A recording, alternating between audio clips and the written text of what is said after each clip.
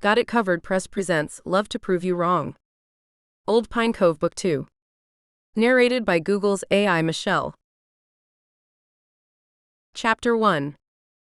There's a duck in the lobby. A living, quacking duck. Oh. Not this again. Diane's panicked voice reached the reception area of the Old Pine Cove Inn moments before she came bursting in. I plastered on my biggest smile and waited for the rest of her tirade. She threw her hands in the air while pinning Carter and me down with an ominous look. Well, you heard me. Don't just stand there like idiots. Do something. There's no need to panic. It's a duck, not a lion, Carter said, not looking up from the list of guest reservations he was checking. Diane rubbed her temples with her well-manicured fingers. A big sigh escaped her mouth as she shook her head. It reminded me of the kind of sigh my cousin utters when her toddler insists on having his sandwich cut into squares, then refuses to eat it. I don't care what it is. Animals don't belong inside an inn. It's unsanitary. If this duck doesn't get removed from the premises soon, I can't have Asher's wedding here. What if everyone contracts some nasty disease? We've got 70 people coming from out of town. 70. I promise you it won't happen again. I apologize, and so does Dakota, I said. I stepped away from the front desk and made my way to the lobby where Dakota was frolicking around like the happy duck she was. It has a name? Diane's raised eyebrow told me how ridiculous she thought it was to name a duck. She sure does, I said and threw her a weak smile. What was wrong with naming an animal? Dogs and cats got named by their owners. There was no reason ducks should be left behind. I crouched down behind one of the lounge chairs to get to Dakota's hiding place. She probably took shelter in the secluded spot after hearing Diane's panicked screams. I couldn't blame Dakota, though. Anyone would be scared of Diane when they heard her throw one of her famous tantrums. In fact, I was scared of her myself from time to time. After a mere 10 seconds of chasing Dakota, I got a hold of her. There. She won't escape anytime soon, I promise. Diane gave me a curt nod before returning her attention to Lillian, the wedding planner. At least now that Dakota was being removed from the lobby, Diane wouldn't have anything to complain about anymore. Addy dear, just a minor remark. Okay, maybe there was something else. I should have known. I turned around to face Diane, the duck getting restless in my hands. Yes. The old lady pointed to the framed photographs of my dad and me that I'd hung above the fireplace. Those pictures will have to go. No one wants to look at someone else's family photos at a wedding. Sure, no problem, I said with a smile, even though I could feel my jaw tightening. I probably shouldn't have let her rearrange the inn's interior, but this wedding was too important to argue over small details. Right on cue, Dakota started quacking. I rushed her outside to put her back in the fenced area I had built for her in the backyard. It was nothing fancy, but it did the trick. Or at least, it was supposed to. I couldn't figure out how she managed to escape every day. When I'd found her near the fountain in the town square a few weeks earlier, I saw her wing was injured. The vet had told me the duck would never be able to fly again, yet somehow, she kept finding a way out of her enclosure. Unfortunately, the commotion after running into Diane had been a bit too much for my sweet duck. As soon as she was back outside, she pooped in my hands. Great, just what I needed. I wiped my hands on a patch of grass. Now listen to me carefully, Dakota. No more escaping. We don't want to lose our best customer, now do we? I said while snapping the lock shut. Gosh, now I was talking to a duck? Maybe I needed to get out more. That was easier said than done, though. Between running the inn and managing employees, there was hardly any time left to go out and mingle. Let alone mingle and find a boyfriend. I got back inside, making a beeline for the employees' bathroom. After a royal amount of soap and water, I got the duck poop and its accompanying smell off my hands. When I joined Carter at the reception desk, I threw him a look. Was it really necessary to tell Diane not to panic? You could have just reassured her that we would take care of the duck. He shrugged. It's a duck, Addy. None of the other guests have complained about having Dakota around. In fact, they all love her. I'm aware of that, but you know what Diane's like. A control freak? Well, yeah. She likes to have it her way. And don't forget that her grandson's wedding is going to bring in a lot of money for the inn. Please stop taunting her like that. Besides, she's right about Dakota. She shouldn't be in here, but I don't know how I can prevent her from escaping all the time. Carter looked up from his paperwork and grinned. If she keeps it up, you might have to start charging her. That won't be necessary, thank goodness. I have high hopes for buying the patch of land next door. As soon as this wedding is over, I'll have all the funds I need to put my name on the title deed. Dakota will be one happy duck when that happens. Ever since Dad left the management of the inn in my hands, I had dreamt of adding a petting zoo to the place. It would have alpacas, rabbits, chickens, goats, and ducks. Maybe even a pig or a pony. I'd already gotten a lot of positive comments from guests when I talked to them about my ideas. All I needed were the funds to buy an extra patch of land. Hosting Asher's wedding here would seal the deal, if we kept his grandmother happy, of course. Diane was known for her strong opinions and high-maintenance behavior, but I knew how to handle her. 4 more weeks of catering to her needs and fulfilling her requests. 4 more weeks of her getting on my nerves. 4 more weeks of her trying to rearrange the interior. I let my gaze wander through the lobby, wondering why Diane wanted to tweak the look of the inn. Almost every review I got online mentioned the charming atmosphere of the place, something I was extremely proud of. The mahogany floors gave the seating area next to the lobby a rustic feel. In the winter months, the fireplace roared daily, and the comfortable armchairs offered guests a cozy place to read a book. The wooden stairs leading to the guest rooms often creaked with every step, but those sounds only added to the charm in my opinion. And I absolutely adored the mountain view our dining room offered. No matter the season, the scenery outside was never short of spectacular. Addy? Carter asked, pulling me out of my thoughts. Yes. He shoved a piece of paper toward me. We received a last-minute reservation request last night. Can I allocate room 3E to this guest, or should we keep that open for emergencies? I shoved the paper back into his direction without giving it a glance. Of course you can. What emergency would we keep it for? The Queen of England coming to visit Old Pine Cove? Carter shrugged. Just wanted to double-check. I don't want to make any mistakes. I love that you do that, but how long have you been working here now? 5 months? I trust you, Carter. You don't have to double-check everything with me. He nodded, then opened the online reservation manager. Kermit the Frog is all confirmed. Who is what now? I asked. Carter pointed to the screen. Kermit the Frog. Says so right here. I raised one of my eyebrows and let out a laugh. Kermit the Frog is going to stay at the Old Pine Cove Inn? Well, I'm assuming that's not his real name. Maybe it's one of those tactics celebrities use to protect their identity. Oh, okay, I said. As long as he's not a serial killer and he has a valid credit card, I'm fine with whatever name this guest uses. I'm going to catch up on some paperwork. Would you mind running to the kitchen and checking up on Alex?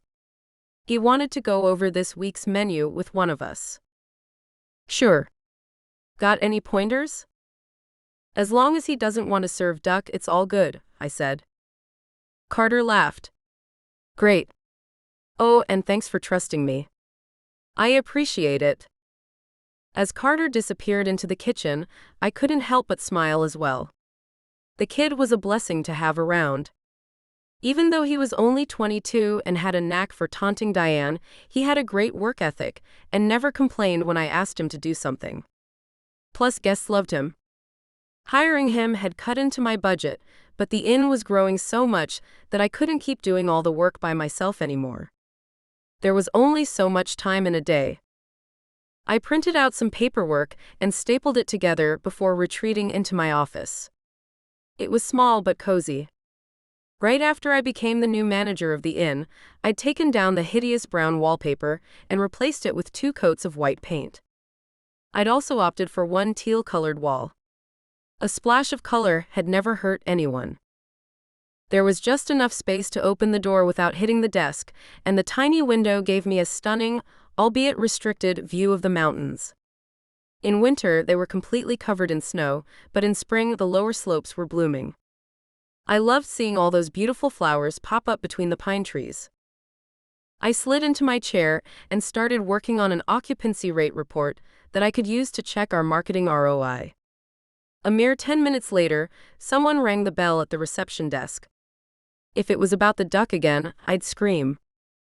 I slid my chair back, but when I got out of my office, there was no one to be seen. "Hello?" I called out. "Just a minute." A man was crouched down on the floor at the reception desk, going through his suitcase. "Here it is." The crouching male got up and slapped his printed reservation on the counter. When his eyes met mine, my breath got stuck in my throat. He narrowed his eyes, as if he wanted to zoom in on my face. Then his eyes grew wide, and a puff of air left his mouth. "Fat. I mean Addy?" he asked. "Oh. My. Did he almost call me Fat Addy?" It had been years since I'd heard that disgusting nickname. A nickname he had made viral in high school after watching that movie Pitch Perfect. I rolled my eyes at him. "Justin Miller. I'd say it's a pleasure, but it really isn't." He cocked an eyebrow and paired his gaze with a smirk I wanted to slap off his face. "Is that how you talk to all of your guests?" "Of course not, only the ones I don't like. You're the first one so far, if you must know." Then it dawned on me. He was staying here. For real. At my inn. I mean, he had a suitcase with him and a printed reservation. It was obvious what his plans were. "Well, are you going to check me in or what?" I crossed my arms over my chest. "We're all out of rooms." "I'm sorry. There was a double reservation." Instead of leaving, he laughed. "I don't think so. The confirmation for this reservation came through this morning." I snatched his reservation from the counter. "Kermit the Frog? Really? I see you haven't changed one bit." "What? I love that guy. And I don't want everyone to know I'm back. At least not yet anyway." A rush of panic coursed through me. He wasn't going to stick around for long, was he? "Back? What are you doing here, Justin? I thought you had moved." "Forever." He grinned at me. "Asher's wedding, of course. What person would let his best friend get married without his oldest friend there to witness the entire thing? Maybe get up to some mischief before he ties the knot?" "The wedding's not until next month," I said. He nodded. "That's right. You're staying here for 4 weeks?" "I am," he said, handing me a Platinum American Express card. "Don't you have to work? And can't you stay with family?" He leaned on the counter. "I'm in between projects. And yes, I could stay with family, but I don't want to." He scrunched his nose, as if I had asked him if he wanted a complimentary platter of duck poop delivered to his room. There was nothing I could do but check him in. If he wanted to stay here, I couldn't exactly refuse to, unless I wanted to get entangled in a nasty lawsuit. I handed him his credit card back, together with the keys to his room. "Your room is located on the 3rd floor. Enjoy your stay." "Oh, I sure will," he said with a smile before walking away. I rolled my eyes again. He hadn't changed one bit. Sure, he looked even hotter than he had back in high school, but what did looks matter if you were rotten inside? Was that Justin Miller, or do I need glasses? Susie, my best friend, whom I met 2 years ago, asked. She was standing right next to the front door, a big box of books in her arms. "Let me help you with those," I said, ignoring her question. I took the box from her and put it in my office. Susie ran the local bookstore and provided guests of the inn with books at great prices. The order forms flew out the door every week.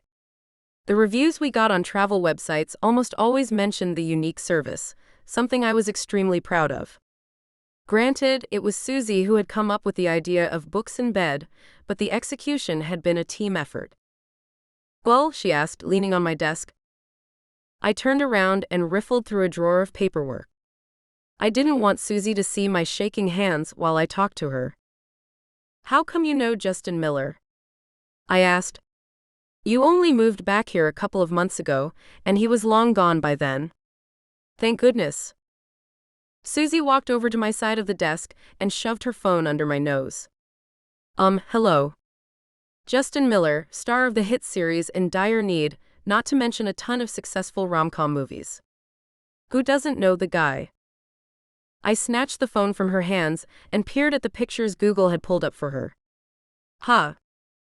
Unfortunately, she didn't stop questioning me.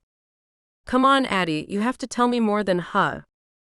I let out a sigh as I closed the door of the office. I wanted no one to hear what I was about to tell Susie. "Remember how I told you about that guy who used to call me Fat Addy in high school? And then everyone started calling me that? Well, he and Justin Miller are the same guy." Susie gasped. "No way." Him laughing at my expense every chance he got drove guys away from me. He was the town stud and everyone looked up to him, even though they didn't always agree with his behavior. "What is he doing here?" Susie asked. "And at the inn of all places?" "He and Asher are best friends. He came back here for the wedding." "I see," she said, then narrowed her eyes. "And Asher? Do we still like him? Or should we hate him as well?" I shook my head. Asher has never been rude to me. He never spurred Justin on, either. If anything, he tried to get Justin to tone it down with the nicknaming. Not that it helped. Susie smiled at me. "Let's just hope he stays out of your hair and that he won't cause any trouble." I laughed. "Justin Miller is trouble, believe me." 3 taps on the door cut our conversation short. I knew it was Carter, as I'd been the one to suggest he use a special knock so that I would immediately know it was him and not some random guest. "Well, duty calls. But I'll see you tomorrow for the spring picnic meeting, right?" I asked. Susie nodded. "Alex and I will be there." I told him he'd have to go home alone, though. "We're still on for that girls' night out we talked about, right?" "Definitely." "Great, I'll see you tomorrow," Susie said. She waved me goodbye, and I joined Carter at the reception desk where a demanding guest had almost brought the guy to tears. After resolving the issue and finishing the occupancy report, I closed the reception desk for the night and headed home. It was a good thing I hadn't run into Justin again. How I was going to cope with him around for an entire month, I had no clue, but I did know I had to find a way to stay as far away from him as possible. As soon as I closed the door of my house behind me, I went into my bedroom and changed into loungewear. My place was located right beside the inn, so I could be there in a matter of minutes if I needed to. It was still secluded enough that I could shut out the world as well. If I didn't, then I'd be catering to guests well into the night. There was always something or someone needing my attention, but I was only human after all. The house only had 1 bedroom, a tiny bathroom, and a small garden, but since I was single, it was perfect for me. I settled myself on the couch with the latest copy of Farm Weekly, but I couldn't stay focused on the article about alpaca grooming, nor the one about the best way to grow your own tomatoes. My thoughts kept wandering after every sentence I read, zooming in on Justin. Why did I care about him being here? And why did his arrival feel like such a shock? High school was a long time ago. I chucked the magazine aside and turned on Netflix, pulling up In Dire Need. If Justin was the star Susie claimed he was, I had to check it out. Of course, I'd heard people talk about In Dire Need before, but I had always assumed it was some stupid show that only aired on one of those obscure channels.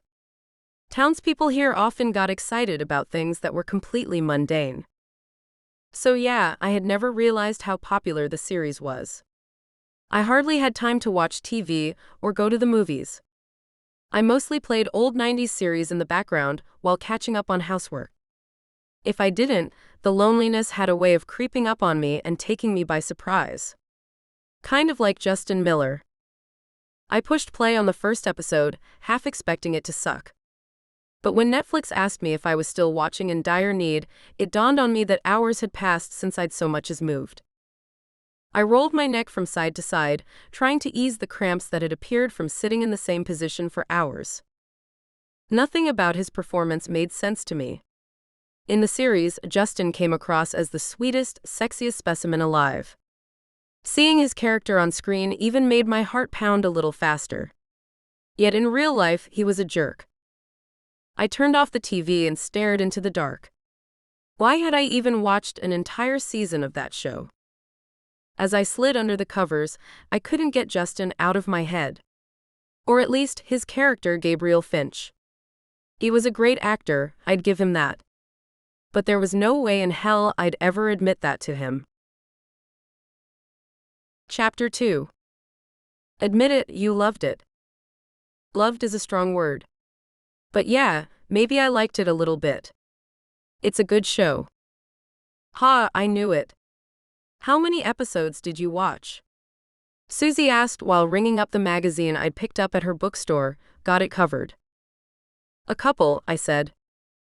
I didn't want to lie to my best friend, but I wasn't planning on admitting I was hooked on Justin's show. I had even eaten my lunch at home just so I could catch an extra episode of In Dire Need. Susie leaned her elbows on the counter, resting her head in her hands. He plays such a dreamy guy, right? I shrugged as if I couldn't care less. It doesn't change my opinion about the real him, though. He might be Gabriel Finch to the world, but to me, he's still Justin Miller, immature and? Susie cocked an eyebrow. And hot. A laugh escaped my mouth. Stop it, Susie. I was going to say that he's immature and a clown. He booked his reservation under Kermit the Frog, for crying out loud. What grown man would do that? Maybe someone exactly like him? You know, a celebrity? I put the magazine under my arm and shook my head. Being the lead in a popular TV series and acting in a few movies doesn't make him a celebrity. Susie put her hand on her hip. Addy, the guy's got 1.5 million followers on Instagram. That's pretty famous in my book. He does? I got my phone out and looked him up. She was right. It was staring me right in the face. Justin Miller. 1.5 million followers. He probably had millions of followers on other platforms as well. Figures. How could I have missed this? I asked, more to myself than anything. I scrolled down to peek at his pictures. In every one of them, he was looking right into the camera, his smile as deep as his dimples. Beach days. Hip restaurant outings. Movie premieres. His world was the opposite of mine. For me, a typical Friday night involved defrosting a pizza while catching up on laundry. His was a mix of Pinterest-worthy parties and fancy food. I couldn't help but laugh at the thought of him being back in Old Pine Cove, where nothing exciting ever happened. What's so funny? Nothing, I said. Justin's in for a culture shock now that he's back. I bet you he'll get bored of this town in a matter of days. Maybe it's a welcome change of scenery for him. Life in LA can get pretty hectic. Trust me, I'm speaking from experience. She really was. Before moving to Old Pine Cove, Susie used to live in Los Angeles. But I was happy and grateful she'd decided to move to Old Pine Cove after reconnecting with Alex, the love of her life. If she hadn't, we'd never have grown so close. I bit my lip. Maybe. But you know what? I shouldn't care about any of it. It's his life. He's just a guest, nothing more. And I'll make sure to treat him that way. You know, like a professional inn owner. Susie smiled at me, a twinkle in her eye. Just a guest, huh? And yet you can't seem to stop talking about him. I waved her remark away. I could stop talking about him if I wanted to. Sure, he'd been the first thing on my mind when I woke up that morning, but that was to be expected. I had binge-watched his show the night before, and he had gotten on my nerves with the whole immature Kermit the Frog thing. That's all it was. It had nothing to do with his dimples or his smile. Absolutely nothing. Are you going to follow him? Susie asked, motioning to my phone. I closed the app. Of course not. I don't care about seeing his pictures in my feed every day. Why would I follow him? He'd be notified of it, and the last thing I wanted was him thinking I was interested in his life. Checking his profile occasionally without actually following him would be a much smarter move. 4 weeks from now, you can forget all about him again, Susie said, throwing me an encouraging smile. And it won't be a moment too soon. As I drove back to the inn, I went over my to-do list in my head. We were opening 10 new rooms at the end of next week, and I still needed to finalize the bedding. Every room was going to have a flower theme and name. Lily, Daisy, Begonia.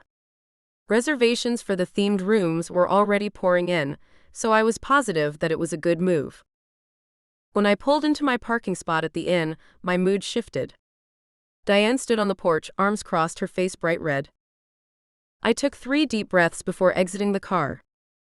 Hi, Diane, I said in the most cheerful voice I could muster.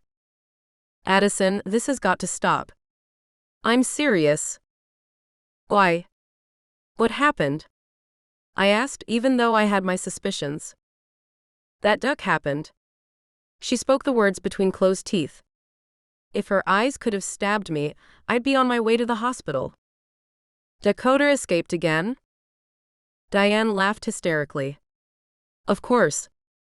And then she did a number 2 on the floor. Do you think that's normal, Addison?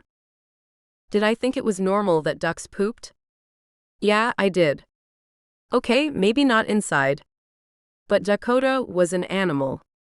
I couldn't exactly send her to her room to think about what she'd done. You know what, I'll take care of it right away, I said. Diane tapped her foot on the ground. You told me yesterday this wouldn't happen again. You promised me. I swallowed down the lump forming in my throat. 4 more weeks, I repeated to myself. 4 long weeks. You're right, I did promise. I'll make sure to take extra precautions this time. And I'd love to offer you a lunch on the house. Alex is making risotto. She hesitated for a moment, then lowered her arms. Fine. I'll accept your offer, but that doesn't mean I'm happy with what happened. Okay, I said with a squeaky voice before rushing inside. I could hear Dakota's quacking coming from behind the reception desk. I took slow, deliberate steps so I wouldn't scare her off. Come here, girl. It's okay. No need to be afraid. Carter appeared next to me, a bucket and sponge in his hands. I cleaned up the mess she made before someone could step in it. You're a lifesaver, thanks. Carter put a hand on my arm. No worries. Things got pretty nasty in here with Diane having one of her drama queen attacks. Not so loud. She might hear you. Carter shifted the weight from his left foot to his right, almost as if he was afraid to speak. You know, you could tell her that you're the boss. I blinked. I am the boss. He threw his hands in the air. Then why do you let Diane get away with acting like she runs the place? No offense, he added. Deep down, I knew he was right, but I needed to keep her happy. No matter how much of a nuisance she could be, she did choose the inn to host a wedding. And the client was king. Or in this case, queen. I agree that she's demanding, I told Carter, but in 4 weeks she'll be out of our hair. I'm sure we can cope with her fits as long as Dakota here stays put. With one swift motion, I got a hold of the duck, then I transported her outside, this time putting a paper cloth between her and my hands. Better safe than sorry. I once again clicked the lock in place, although I had my doubts about its efficiency. 7 times the duck had escaped this week, and it was only Wednesday. You need a higher fence or this will keep happening. I rolled my eyes. Him again. I turned around, hand on my hip. Tell me something new. Justin grinned at me. If you want, I can help you stop this duck from escaping. Help? Why would you suddenly want to help me? If only you had that attitude in high school. It could have made my life a whole lot easier. He ran a hand through his hair, but the thick strands fell right back in front of his eyes. We're not in high school anymore, Addy. When are you going to let it go? It's in the past. I crossed my arms. That's easy for you to say. You were nothing but rude to me, Justin. I had to listen to everyone calling me Fat Addy for 2 years. You're right, I shouldn't have called you that. But in my defense, I was a clueless 16-year-old boy. I mean, being immature and inconsiderate is kind of normal at that age. So you admit it? That you were wrong? He held his hands up in the air. Yes, officer, I do. Don't get cheeky with me, mister. His mouth twitched, and I could tell he was having trouble suppressing a smile. Mister? This might all seem like fun and games to you, but I have a business to run here. I don't have time for your silly comments. Justin took a step forward, closing the distance between us. I took a step back and grabbed a hold of the fence. Why was he standing so close to me that I could see the blue around his irises? Was he doing this on purpose, knowing full well he could use his looks and chiseled body to mislead people? To make them feel all confused? I know this is serious. That's why I want to help you. Let me make that fence for you. Why? What will you get out of it? I asked in a snappy tone. Justin raised one of his eyebrows and laughed. Oh my God, Addy. Nothing, except maybe a friendly word from you. You keep reminding me how bad I was to you when we were teenagers, but you're not so friendly to me now. I pursed my lips. Fine. But only because it'll get Diane off my back. And I'll pay you. You don't have to pay me. I don't need the money. I leveled him with a stare. I am paying you or the deal's off. I don't want to owe you anything. And I don't want any favors either. He licked his lips. Wow. Why did he have to have such a soft-looking mouth? Deal. But you'll have to stop checking me out, he said with a grin. The guy made my blood boil. I pushed him away, which in hindsight was a bad move. Touching his muscled chest only made me weaker in the knees. I would never check you out, Justin Miller. And I don't care that you're famous or rich. It doesn't change my opinion about you. Maybe your 1.5 million followers think you're the bomb, but I know better. I know the real you. He pinned me in place with a grin. Oh, do you now? You can't stand me, but you know exactly how many followers I have? That's not contradictory at all. One might even say that you're obsessed with me. I narrowed my eyes. I hate you, Justin. He chuckled. Whatever you say, Addy. Then he turned on his heel, leaving me alone with Dakota. My heart was racing as I watched him walk away. Hating him would have been so much easier if he wasn't so freaking sexy. Chapter 3. I only just made it in time to attend the town meeting at the community center. I had left Carter in charge of the inn and hoped he wouldn't run into trouble, especially not with Dakota. I pushed the door to the community center open and stood on my tiptoes to scan the crowd until I spotted Susie. She waved me over and I took a seat next to her and Alex. Sorry, I couldn't be here earlier. I have so much going on, it's a miracle I got here on time, I said. No worries, we'll catch up after, right? Susie asked. I nodded. Definitely. A night out with my best friend was exactly what I needed. Organizing the spring event, not so much, but as a local business owner, I had no choice. People expected everyone who was someone in this town to commit to helping with the organization of seasonal events, including this one. The spring picnic was a classic. It was a ton of fun, although I wished I could have skipped my commitment to it for a year. I had enough on my plate with Asher's wedding and Diane breathing down my neck. Millie, who owned the local bedding store, walked onto the stage at the front of the room and tapped the microphone. The crowd grew silent and all heads turned to face her. "Good evening, everyone. I'm excited to see so many faces here tonight," she said. "I would like to." The screeching sound of the double doors opening cut her speech short. A couple of gasps went through the room, and people started whispering amongst themselves. I shook my head. It didn't surprise me that Justin had to come in late, making a show of his arrival. "Carry on," he said with a grin. He walked right up to my row and took the empty seat next to me. "What are you doing here, Justin?" I whispered. He shrugged. "It's a town meeting, right? I'm in town, so technically I'm entitled to be here." "You don't even live here." "Shush, Millie's talking." I stared him down. "Did you just shush me?" A smirk stretched across his face. "What?" "It's inappropriate to talk when someone is addressing a crowd." It came as no surprise that someone like Justin would enjoy trying to get under my skin. The worst part was that he was succeeding in his intentions.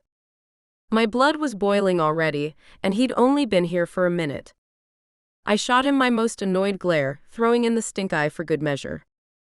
"Shut up, Justin." He glared at me. "You shut up." "Is there a problem?" Millie asked. It took me a few moments and some elbowing from Susie to realize Millie was talking to me. 50 heads turned in my direction, making me cringe in my seat. The whispering of other townies didn't bode well either. The fact that Justin and I had been yapping away during the town meeting would dominate the town's gossip before I could blink.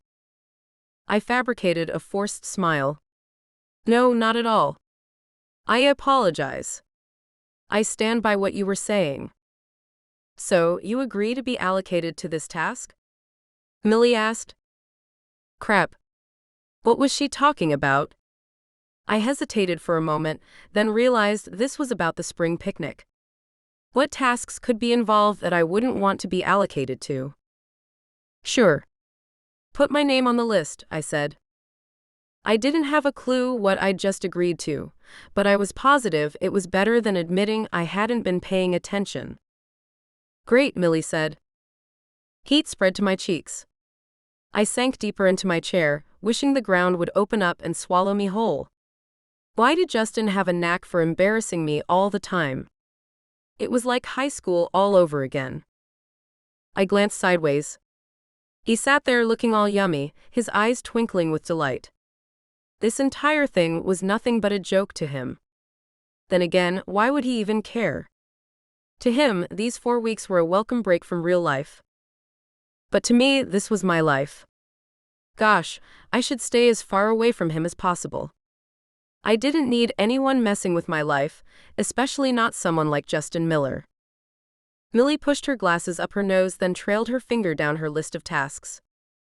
"Who wants to help build the food and drink stands for the open-air cinema? Preferably someone who's good with wood." Justin's hand shot up.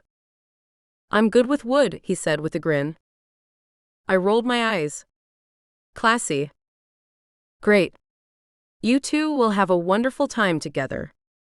Millie smiled at us and looked at her list again, ready to allocate another task. I sat up straighter. "Excuse me, Millie. What do you mean, you two?" She creased her eyebrows. "You are responsible for the food and drinks for the movie night. Justin's responsible for building the stands so you can actually sell the food and drinks. This can only work if you two work together." My throat tightened. I don't know if that's a good idea. Justin doesn't even live here. It was a lame excuse, but I had to try something to get out of this. Manning the food and drink stands was a fun job, just not with Justin there as well. He scoffed. "What? Now you're discriminating because I don't currently live here? I want to help. Plus, I lived here for 18 years. Isn't that what counts?" I crossed my arms over my chest. You sure want to help out a lot these days. What's with this Good Samaritan act? Guys, there's no need to fight over this. I'm sure we can rearrange things if working together makes you uncomfortable, Millie said. I looked up and almost told her that yes, we should rearrange, but Justin cut me short.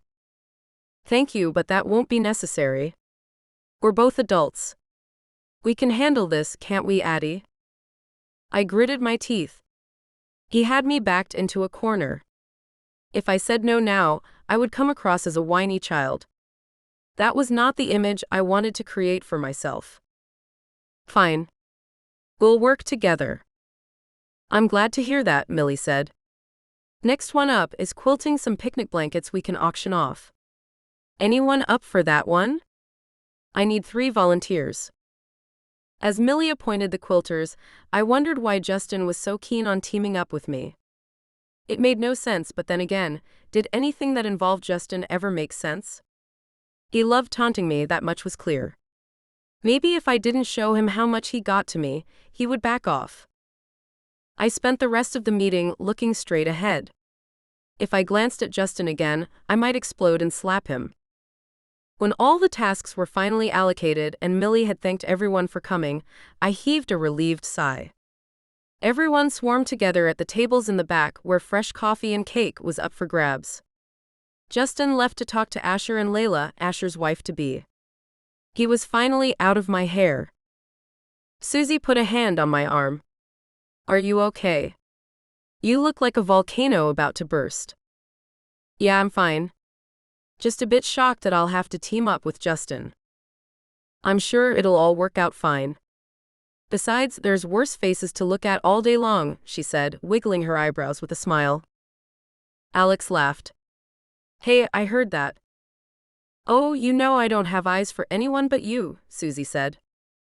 She pulled Alex in for a hug and kissed him. They were so adorable together, I couldn't help but smile, yet I also felt a tiny bit jealous. The love they shared was something I could only dream of.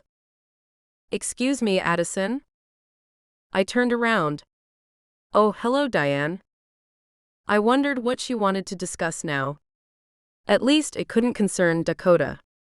For the duck to have traveled all the way from the inn to the community center would have been a miracle. She crossed her arms over her chest. The look on her face terrified me. I didn't know what it was with her, but the woman had a knack for scaring everyone away. That Miller boy being here, is that going to be a problem? For the wedding, I mean? I don't think so, I said. That couldn't be further from the truth of what I was really thinking, but Diane didn't need to know that. It would only make her worry, and a worried Diane was 10 times worse than a normal one.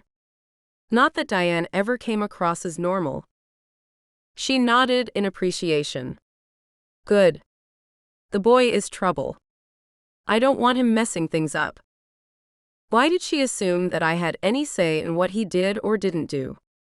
I wasn't his mother. How would he mess things up? I asked cautiously. He's Asher's best friend. I doubt he'll do anything to jeopardize his wedding day. Maybe not on purpose, but the boy has a bad reputation of getting my Asher into less than charming situations. He's staying at the old Pine Cove Inn, and you're the owner, so it's only fair I'm expecting you to keep an eye on him. Before and during the wedding. Sure, because that was a totally reasonable request. I would love to spend my days running around and checking up on what my guests were doing in their free time, especially Justin freaking Miller. Maybe you can talk to him about your concerns, I said. I think he'll be more inclined to listen to you than to me. Diane looked over to the snacks table where Asher and Justin were shoving cake in their mouths, then trying to smile without anything spilling out. The old lady put a hand on her cheek and shook her head in disbelief. That scenario right there. That's what I mean. My Asher is never like this. Whenever he's with that Miller boy, he turns into a teenager again. I see what you mean, I told her. At least we saw eye to eye on the topic of Justin being a complete baby. That still didn't mean I should act like his mother and keep him in check. That was entirely up to Justin himself. Alex appeared by our sides. He gently put his hand on Diane's arm, and her entire face lit up. I'm sorry to interrupt, but would you mind going over the menu for the wedding one more time? I've got a couple of questions about the entrees. I shot him a thankful smile before walking away. If he hadn't intervened, Diane never would have stopped pressing the issue. I lowered my voice as I confided in my best friend. I'm so glad I hired Alex. He's a keeper. Susie beamed. The feeling is definitely mutual. He loves being the new chef at the inn. And such great hours too. He's thrilled that he doesn't have to work past 3 p.m. So am I. Otherwise, we'd never see each other. Plus, now he can still teach yoga. Him getting his chef's degree couldn't have come at a better time. When Rick told me he only wanted to work nights from now on, I panicked at first. Susie put a finger on her lips. What club did he want to be a member of again? I giggled. The official support group for husbands of crochet addicts. I'm 100% sure that's just a fancy name for sharing a couple of beers with other men who want a few hours away from their wives, she said with a chuckle. And it all turned out perfect. Rick's got his membership pass and I have Alex, I said. Although, Diane isn't causing him too much stress, is she? Susie shook her head. You know what she's like when he's around. Diane loves Alex. I glanced over at the pair of them, discussing menu options. I wish she would treat me with the same fondness. You do know you can be stricter with her, right? Susie asked, the tone of her voice careful. I know, but it's Diane. She's hard to please. And I don't want to anger her. Have you seen those long red fingernails on her? Terrifying doesn't even come close to describing them. An actual shudder ran through me as I thought of how Diane liked to prick those fingernails into people's chests. Addy, you've got to set boundaries with her. If you don't, she'll act like she's running the place. Trust me, I speak from experience. When she joined the bookstore's book club last month, she tried to take over. She even wanted to discuss the fact that I serve chocolate cake instead of apple cake. But I made it clear that it's my store and my book club. That means I get to choose which cake is being served, apple, chocolate, or whatever kind of fruit that can go into a dessert. I sighed. I just don't know if something as trivial as which kind of cake will get served is something worth fighting over with her. It might start with cake, but if you don't stop her, it'll end with Diane wanting her name on the lease or something. Besides, I didn't have a fight with her. I'm not that brave. It's still Diane we're talking about. I handled it in a more subtle way. I laughed. Subtle. You asked Alex to talk to her. Yeah, you're right. We're both chicken shits. I rolled my shoulders back and forth to relieve some of the tension that had been building up in them. Between Diane's demands and Justin's silly comments, I'd had enough for one day. What do you say? Shall we get out of here and grab a drink? For sure, Susie said. Let me go talk to Alex for a sec and I'll meet you out front. I put my coat on and strolled outside. Justin was standing near the wall next to the stairs, his hands in his pockets. We hadn't made eye contact yet, which meant I could duck back inside without him seeing me, if I was quick. Couldn't miss me for more than a few minutes, could you? He asked, still looking out at the street. How did he even know it was me? I rolled my eyes in a futile attempt to let him know how annoyed I was. You have eyes on the side of your body now? He turned his head in my direction and grinned. Maybe. So, when are we meeting up to discuss our tasks for the spring picnic? I can't right now. I have plans. He cocked an eyebrow.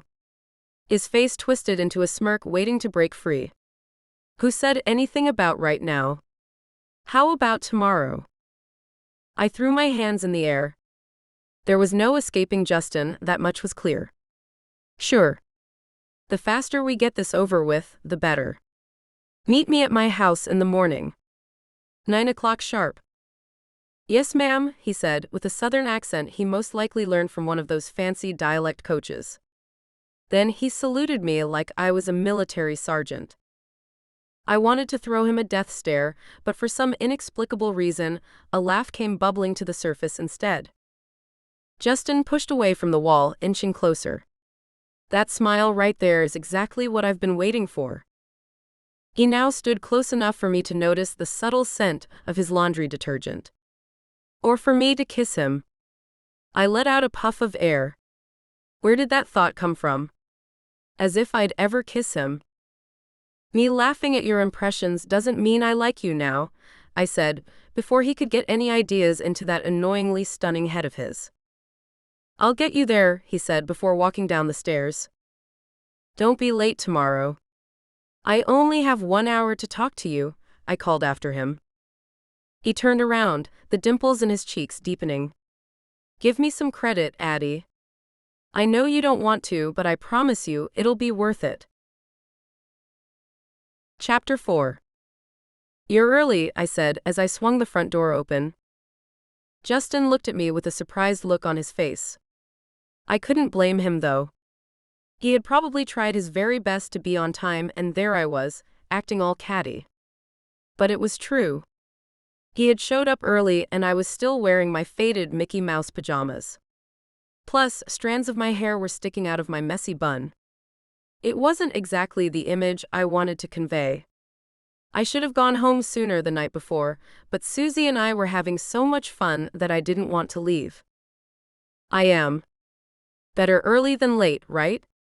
Are you going to let me in, or should I wait outside for half an hour? He asked, amusement written all over his face. I opened the door further so he could step inside. Come in. He squeezed past me. Nice outfit, he said, giving me the once-over. That's what you get for being early. I haven't showered yet. Go ahead, he said. I'll wait. I assessed the state of my living room. Was I really going to leave him alone in here? Not that there was anything suspicious lying around, but it was Justin. He would probably be able to magically make a pair of panties or something equally embarrassing appear from beneath my sofa cushions. Don't give me that look, he said with a smile. What look? He motioned toward my face. The one that says you don't trust me. Well, can I? Trust you? He scoffed with fake disbelief. Duh. Do you mind if I pour myself some coffee while you're in the shower? Sure, go ahead.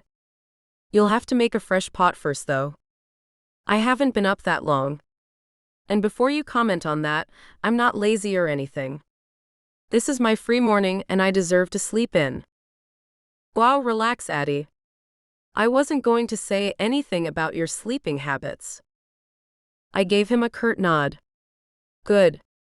Now make sure you behave yourself. He laughed, then opened his mouth to speak, but I stopped him short. Don't say it. Whatever dirty or childish phrase you were about to utter, don't. I left him alone and headed for the bathroom. One look in the mirror confirmed my suspicions. I looked more like a junkie in serious need of a haircut than an attractive woman. I wondered if Susie looked this tired as well after our girls' night out. Then again, why would I care what I looked like in the comfort of my home? It wasn't like I wanted Justin to like me. Or did I? After showering and picking out some proper clothes, I headed to the kitchen in a hurry. I hoped Justin hadn't made a mess of things. Luckily, he hadn't. I spotted a fresh pot of coffee, and Justin was busy wiping down the countertop. So he did have manners. Too bad he hardly showed them. Here, I've made you one too, he said when he saw me standing in the doorway. I walked into the kitchen, and Justin slid a steaming cup of coffee toward me. I put my hands around the cup and smiled. Thanks. He leaned on the small kitchen island with his elbows. So, this is where you live, huh? He let his gaze wander around the room. It's nothing like I imagined it would be, and then again, it totally is. Thanks, I said with some hesitation. I couldn't determine whether he'd given me a compliment or served me an insult. I sipped on my coffee to avoid conversation. Wow. The dark liquid tasted like he'd scooped it from the gutter. I guess you're used to assistants bringing you coffee? I asked, shoving the cup away from me. Why? You don't like my coffee? I even used bottled water to make it, he said, pointing to a water bottle on the counter. My face twisted. No wonder the taste is off. That's rainwater from an old container filled with dirt and leaves. What? Why would you keep a bottle of rainwater on your counter? Justin said, spitting out his coffee. I lifted a shoulder. For my plants, obviously. They prefer rainwater over tap or bottled water. Right, because that's totally normal. I can't get the taste out of my mouth now. He scrunched up his nose and let his tongue run over his lips a couple of times. I put my hand over my mouth and chuckled. I'm sorry, but this is laughable. The fact that you can't even spot the color difference between rainwater and tap water makes me wonder just how much of a privileged life you're living. He snapped his eyes to me. You think you've got me all figured out, don't you? I shrugged. Isn't that how movie stars live? Letting others do the dirty work for them? Now it was Justin who started laughing. Wow. I've never heard so much prejudice and judgment coming out of your mouth. Maybe I should have worded it differently, I said. I really should have. It wasn't fair of me to assume I knew everything about him. Especially not since my ideas about his life as an actor were nothing but regurgitated cliches. I do have a butler who brings me breakfast in bed every morning. My eyes grew wide with surprise. You do? Of course not, I'm just playing with you. You sure are gullible. I wanted to scold him, but there were those dimples again. So instead of telling him off, I filled the coffee maker with fresh tap water and started brewing a new pot. Enough talking about my privileged life, Justin said. You told me you only had 1 hour. Let's make it count. Aha. I couldn't manage to string a sentence together anymore. I was suddenly all too aware of the fact that I had a famous movie star sitting at my kitchen counter. And not just any movie star. No. Justin Miller. The guy they first had hated for years, yet had this magic ability to confuse me. He put thoughts in my head I didn't want to have. Thoughts of him touching me. Of him. Addy? I blinked. Yes. You didn't hear a word I was saying, did you? I'm sorry, I was thinking about something else. I grabbed 2 clean mugs from the cupboard and filled them both with coffee. Then I got a Tupperware container out of the cupboard, put a couple of homemade cookies on a plate, and shoved it in Justin's direction. There. Now we can talk properly. Justin picked up a cookie. We need to decide on a theme first. And what movie we want to show. Millie sent me a list of approved movies. Let me grab it. Justin chuckled. Approved movies? Approved by whom? I scrolled through my phone until I got to Millie's email. I opened the document she had attached and showed it to Justin. I don't know, but I'm pretty sure no movie of yours will be on that list. And there she goes again, Justin said while going through the movies on the list. Don't take it personally, I said. If your movies are as inappropriate as In Dire Need, then they will be way too, for this town. Justin put my phone down and folded his hands. I don't know. Please enlighten me. I can't. I haven't seen any of your movies, but there's this scene I remember from In Dire Need. In the back of that bakery. You know the one. He put his hand on his chin, pretending to think hard and deep. What scene might that be? I seemed to have forgotten. My face turned beetroot. He was doing this on purpose, so I would be forced to spell it out to him. Where are the characters? You know. Do it. I whispered. Justin's mouth twitched into a smile. Then he broke out into laughter, making his chair wobble from the sheer force of it. Why are you even whispering? Who do you think will hear us? He asked, wiping tears of laughter from his eyes. Oh, stop it, Justin. You can be such a baby sometimes. Maybe I should not so accidentally spill my coffee on his shirt as payback. He turned my phone toward him so he could look at the screen better. To be honest, this list sucks. There's nothing decent on here worth watching. All the movies are from before either of us were born. Can't we make some suggestions for more modern movies? You can try. But Diane's on the committee. You'll never get her approval. Why not? I laughed. Because she hates you. I'm sorry to break it to you, but you don't have a good reputation, Justin. Diane thinks you being here will jeopardize Asher's wedding. She even asked me to keep an eye on you. Justin stared at me. She did? What did you say? That you're not my responsibility. It's bad enough that we have to work together for the spring picnic. Bad enough? He laughed. You secretly like me. Just admit it. I snatched the last cookie right before he could. In your dreams, Justin Miller. A look boding trouble crossed his face. There is a way to get Diane off your back, you know. Something that will ensure her that I won't cause any trouble, because you'll be right there to keep me on the right path. Stop talking in riddles, please. He crossed his arms over his chest and looked at me with a mischievous grin. You can be my +1 to the wedding.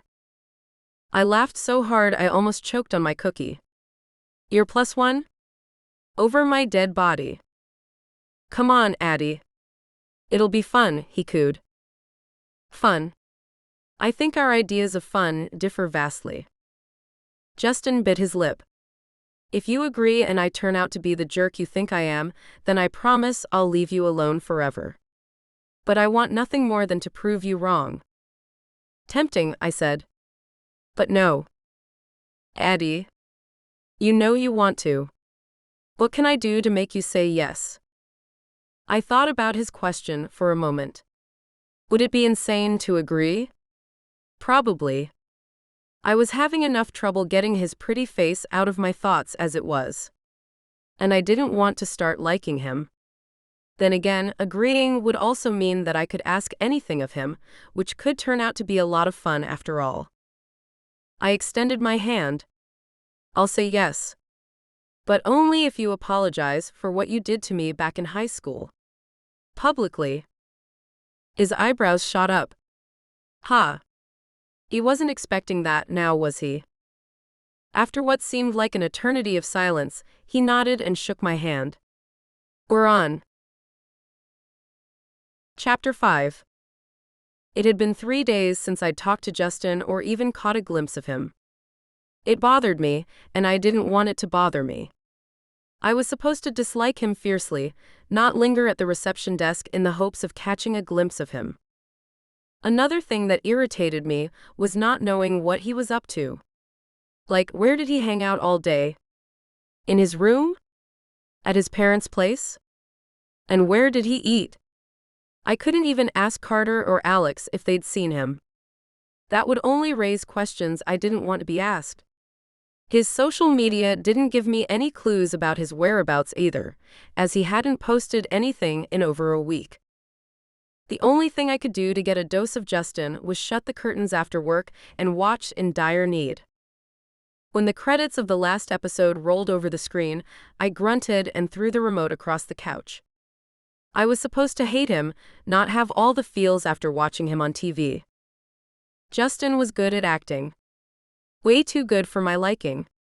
A part of me had hoped he would turn out to be a bad actor, but after 2 seasons of In Dire Need, there was no denying he was fantastic at his job. Not to mention the abs on that guy. Geez Louise, when his shirt came off in the season 2 finale, I screamed into a pillow. Note to self, he could never ever find out he'd made me scream like that. I pulled my knees up to my chin, wondering about the kind of person he'd become. To me, he was still Justin Miller, the jerk who had once tripped me in the cafeteria. My milk carton had exploded, sending white liquid in all directions. He and his friends had burst out laughing, telling everyone how much of a klutz fat Addy was. To make things worse, he'd crashed into me a couple of weeks later when he and his friends were practicing baseball throwing techniques in the parking lot. He ruined the science project I had to present in class that day. The entire school had seen me cry. How could I forget something like that? Abs or no abs, acting talent or not, he had ruined my self-esteem. It had taken me years to come to terms with how I looked. I had lost a lot of weight 2 years ago and had learned to love myself, chubby hips and everything. But the memory of that nickname still lingered in the back of my head whenever I ate an entire box of cookies or gorged down a hamburger meal, something I should be able to do without feeling guilty. It was my body and my life, and I was the only person who had a say in either. A beep indicated I had a new text message. I reached for my phone, thinking it was probably Susie, but the text preview clued me in on the fact that it was some kid who had used a wrong number. Unknown number. Do you have time to work on our assignment tomorrow? I swiped the message app open to type a reply. Me. I'm sorry, I think you've got the wrong number. The time for assignments is long gone for me.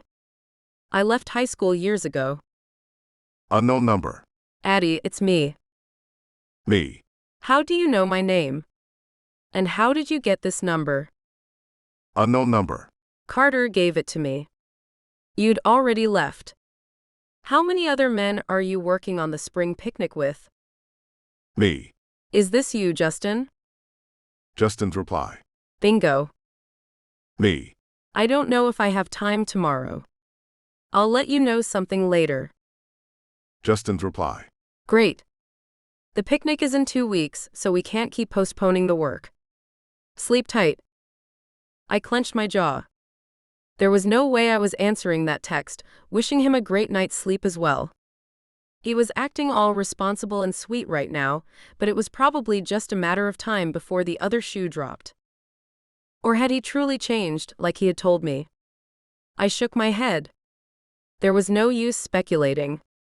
The only way of knowing was to spend time with him, whether I wanted to or not. I woke up early the next day and decided to get a head start on work. By 10 o'clock, I'd handled everything that needed handling. New guests would trickle in after lunch, as our check-in time started at 2 p.m. That gave me a few of hours without any urgent tasks. I fired off a quick text to Justin. Me, I'm ready for our meeting now. I have 4 hours. Justin, wow, you don't give a guy much notice, do you? But okay, now works. I'm getting a head start. Meet you at Jeff's barn? Me, okay. I slid my phone into my purse and joined Carter at the reception desk. I'm going to be out for a bit to work on the spring picnic preparations. I'll be back by 2, but if you run into a problem, don't hesitate to call me. A problem, like Diane? I giggled. Shush. What if she walks in here and hears you? He leaned in closer and leveled me with a stare. It wouldn't hurt her to hear the truth, you know. Don't let her walk all over you.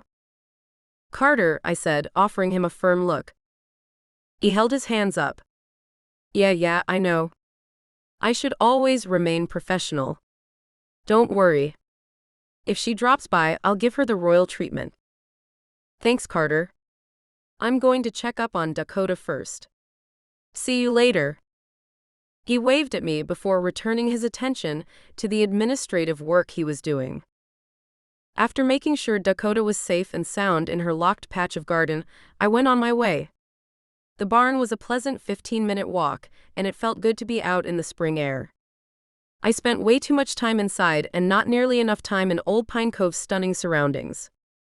Colorful spring flowers bloomed in every patch of grass I came across.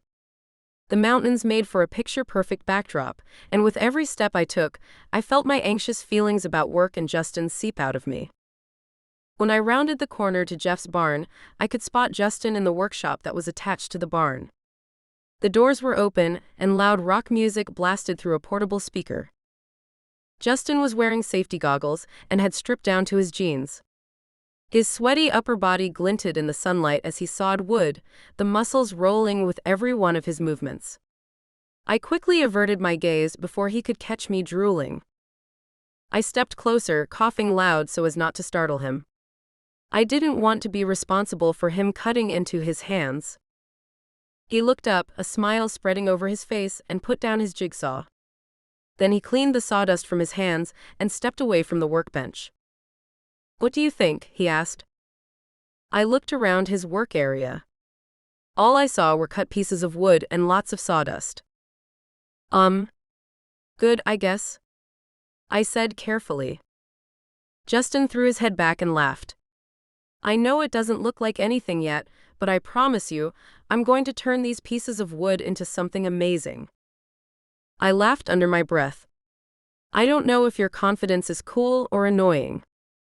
"There's nothing wrong with being proud of what you do, Addy." I picked up a triangle-shaped slat. "What is this supposed to be?" He took the piece of wood from my hand, briefly touching my skin. His touch sent shivers all over me. Man, I hated my body for liking him. "Were you even paying attention the other day?" he asked. "I thought we'd decided to build our own food stands. One for popcorn, one for cake and cookies, and one for pizza. This is going to be a pizza sign." He held the sign next to his head, pretending to gobble it. I nodded. "Oh right. I didn't realize it was going to look this professional." Of course. I wasn't planning to just slap two planks together and be done with it. "Why do you need me here, if you're such a professional?" I don't know the first thing about working with wood. I tried not to sound like a horrible person, but Justin had a way of eliciting snide remarks from me, like a magician who kept pulling rabbits out of a hat. He cocked an eyebrow and grinned. I slapped him on the arm before he could say anything. It was so typical of him to want to turn everything I said into something dirty. "Shut it. You know what I mean. Carpentry. Building wooden food stands." He kept grinning, and his eyes watered up from a suppressed laugh. "So what if you don't know the first thing about wood? I can teach you." I rolled my eyes. "I'm sure this kind of subtext works wonders for you in Hollywood, but this is Old Pine Cove, Justin. Your antics won't fly here." He crossed his arms. "I mean it. In a non-sexual way. I know you're doing the decorations and baking the cakes, but there's no reason why we can't work on building the actual stands together. You could stain the wood. It would save us a ton of time." "So basically, you want me to do your dirty work?" His gaze pinning me in place. "You know what I don't get, Addy? You are such a sweetheart to everyone. In fact, I heard Leanne from Dave's Diner call you an angel yesterday. Your giggles and sweet comments seem to penetrate every part of this town. But whenever you're around me, you seem to turn into a little devil. All you have to offer me are snarky remarks. How much longer are you going to resent me for my past mistakes?" I opened my mouth to bite back but changed my mind. Bickering with Justin was exhausting. Was that really what I wanted? To be even more exhausted than I already was? Maybe it would be better to try a different approach. I bit my lip. "I'll try to be more angel-like in front of you. But don't test your luck. Consider yourself on parole." "See? That wasn't so hard now, was it?" he asked with a smile. I averted my gaze from his. Looking into his eyes for too long made me feel like I didn't know what to do with myself. "Where's the stuff to stain the wood?" I asked. He walked over to a box filled with paintbrushes and cans. Then he put a cut piece of wood on two trestles before opening one of the cans with his screwdriver. I put my hand in front of my nose. "That's a pretty strong scent." "I know. Try putting on a dust mask. It might help with toning it down a bit." He handed me a white dust mask, and I turned it around in my palm. It looked anything but sexy. Not that sexy was necessarily the look I was going for, but still. Ridiculous wasn't a winner either. "I'll manage, but thanks," I said with a smile. Unless there was a sandstorm, there was no way I was covering my face with that thing. I dipped one of the paintbrushes in the can and applied the stain to the wood with thick strokes. Justin returned to his workbench. He started measuring pieces of wood, drawing lines and circles on them with a pencil. We worked in silence for a while. Birds were twittering nearby, and a soft breeze ruffled the fresh tree leaves. I let out a contented sigh. "This is a great work spot, right?" Justin asked. "Quiet, secluded, and beautiful." I nodded. "It is. How come Jeff let you use his shed?" "Our parents are old friends. And you know what it's like in Old Pine Cove. If someone needs something for a town event, nothing is too much trouble." I smiled. "That's true. Don't you miss living here?" He lifted a shoulder. "Sometimes. Old Pine Cove is still home to me. Things hardly change around here. It's good to have a place that feels so familiar." He lifted a fresh piece of wood onto his workbench, and my gaze zoomed in on his bicep. I'd never seen one that big. Especially not one that seemed to be made from stone. I stifled a giggle. "Are you checking me out again?" Justin asked. He didn't even look up from his work, but the laughter in his voice revealed he had caught me looking. I shook my head fiercely. "I am not checking you out. I was concerned you might get a sunburn without your shirt on." "Huh. Let me guess. You want to put sunscreen on my back?" I held my paintbrush in the air, the wood stain dripping off the ends. "I'm already putting this smelly liquid on your wood. I think I'm good." He looked at me with surprise. His mouth twitched and he burst into laughter. "You're something, Addy," he said in between heaves of laughter. I couldn't help but break into a fit of giggles myself, while I felt my cheeks getting redder with every passing second. For the next hour we worked in silence, him cutting wood, me staining it. Surprisingly, the silence wasn't an awkward one. It was the kind of silence that felt comfortable and good. Like two friends watching the sunset together, each caught up in their own thoughts, the other's presence a blissful reminder that no one is ever truly alone. Justin was the first to break the silence between us. "I could use a soda right about now. Want one as well?" I nodded. "That would be nice." He opened the lid to a cooler sitting in the shade and looked inside. "Any preferences? Do you have Pepsi?" The ice clanked together as he rummaged through the contents. Then he closed the cooler and plopped himself down next to me, handing me an ice-cold can. A Pepsi-loving girl is my kind of girl. His kind of girl? Please. What a corny line. He cracked his soda can open and held it in the air, waiting for me to do the same. "To not having argued in well over an hour," he said. Our cans crashed into each other, the dark liquid almost spilling over the sides. "That doesn't count," I said. Justin sipped from his drink. "Why not?" "Because we haven't talked in well over an hour. It's hard to argue when no words are being uttered." His eyes bore into mine. "Whatever works, am I right?" He threw me a playful smirk before taking a swig of Pepsi. And unlike last time, I didn't feel the need to slap that adorably annoying smirk off his face. Chapter 6. "The menu is all set," Lillian said, checking boxes on the list in front of her. "So are the napkin colors." I confirmed the chairs and tables with the rental company. Rachel from Blooming Fun will deliver the flowers, and their colors will match the napkins and tablecloths. I'd say we're ready to go. As Asher and Layla's wedding planner, she had a lot on her plate. I honestly didn't know how she managed to do it all. Catering to everyone's wishes, dealing with vendors, coordinating deliveries, dealing with Diane. I admired her ability to not once lose her calm demeanor. "Everything's set on our end as well," I confirmed. Lillian put her notepad down and took a sip of coffee. "Perfect. 3 more weeks. They're going to fly by." "Definitely," I said with a smile. 3 more weeks until the wedding and until I would get Diane off my back. 3 more weeks until Justin went back west again. Lillian got up. She gathered her things, then extended her hand to me. "It was a pleasure working with you today, as always. If any problems come up, please let me know immediately." "I most certainly will." I saw her out the door, happy that I could continue with my own pile of work. When I agreed to host the wedding at the inn, I never thought it would turn out to be this stressful.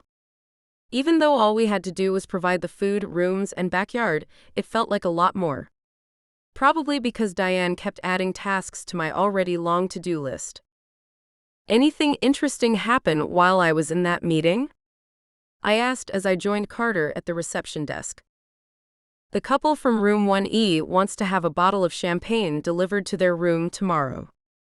And they asked if we could provide some whipped cream as well. I crinkled my nose and tried not to let my imagination run free. What did you tell them? That we can't do it because of health regulations, but that the local supermarket should have a can if need be. I also told them our walls aren't 100% soundproof. I slapped my hand over my mouth and giggled. You didn't? He grinned. Oh, I did. Out of the corner of my eye, I spotted Diane coming through the front door. I quickly looked around to see if Dakota was on the loose again, but couldn't spot her, nor did I hear any quacking. Good.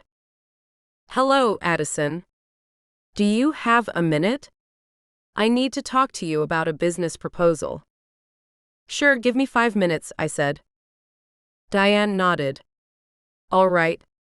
I'll be waiting for you in the lounge area. Oh, and could you be a dear and have Alex make me a cup of coffee? 1.5 tablespoons of milk, no sugar. She spun around without waiting for my answer. Who asks for milk by the tablespoon? Carter asked, eyes wide with disbelief. I laughed. Beats me. Would she really notice if it were 2 full tablespoons instead of 1.5? I'll call the kitchen and ask Alex to enlighten us, Carter said, picking up the phone. I finished sending out 2 booking confirmations before joining Diane in the lobby. I didn't feel comfortable with her thinking it was okay to barge in here and demand I sit down with her, as if I didn't have anything better to do. But telling her to schedule a meeting in advance like a normal person was something I didn't feel like doing either. I'd rather avoid being on the receiving end of Diane's criticism. What did you want to talk about? I asked, seating myself in the chair opposite hers. Diane put down her cup of coffee and folded her hands in her lap. Addison, dear.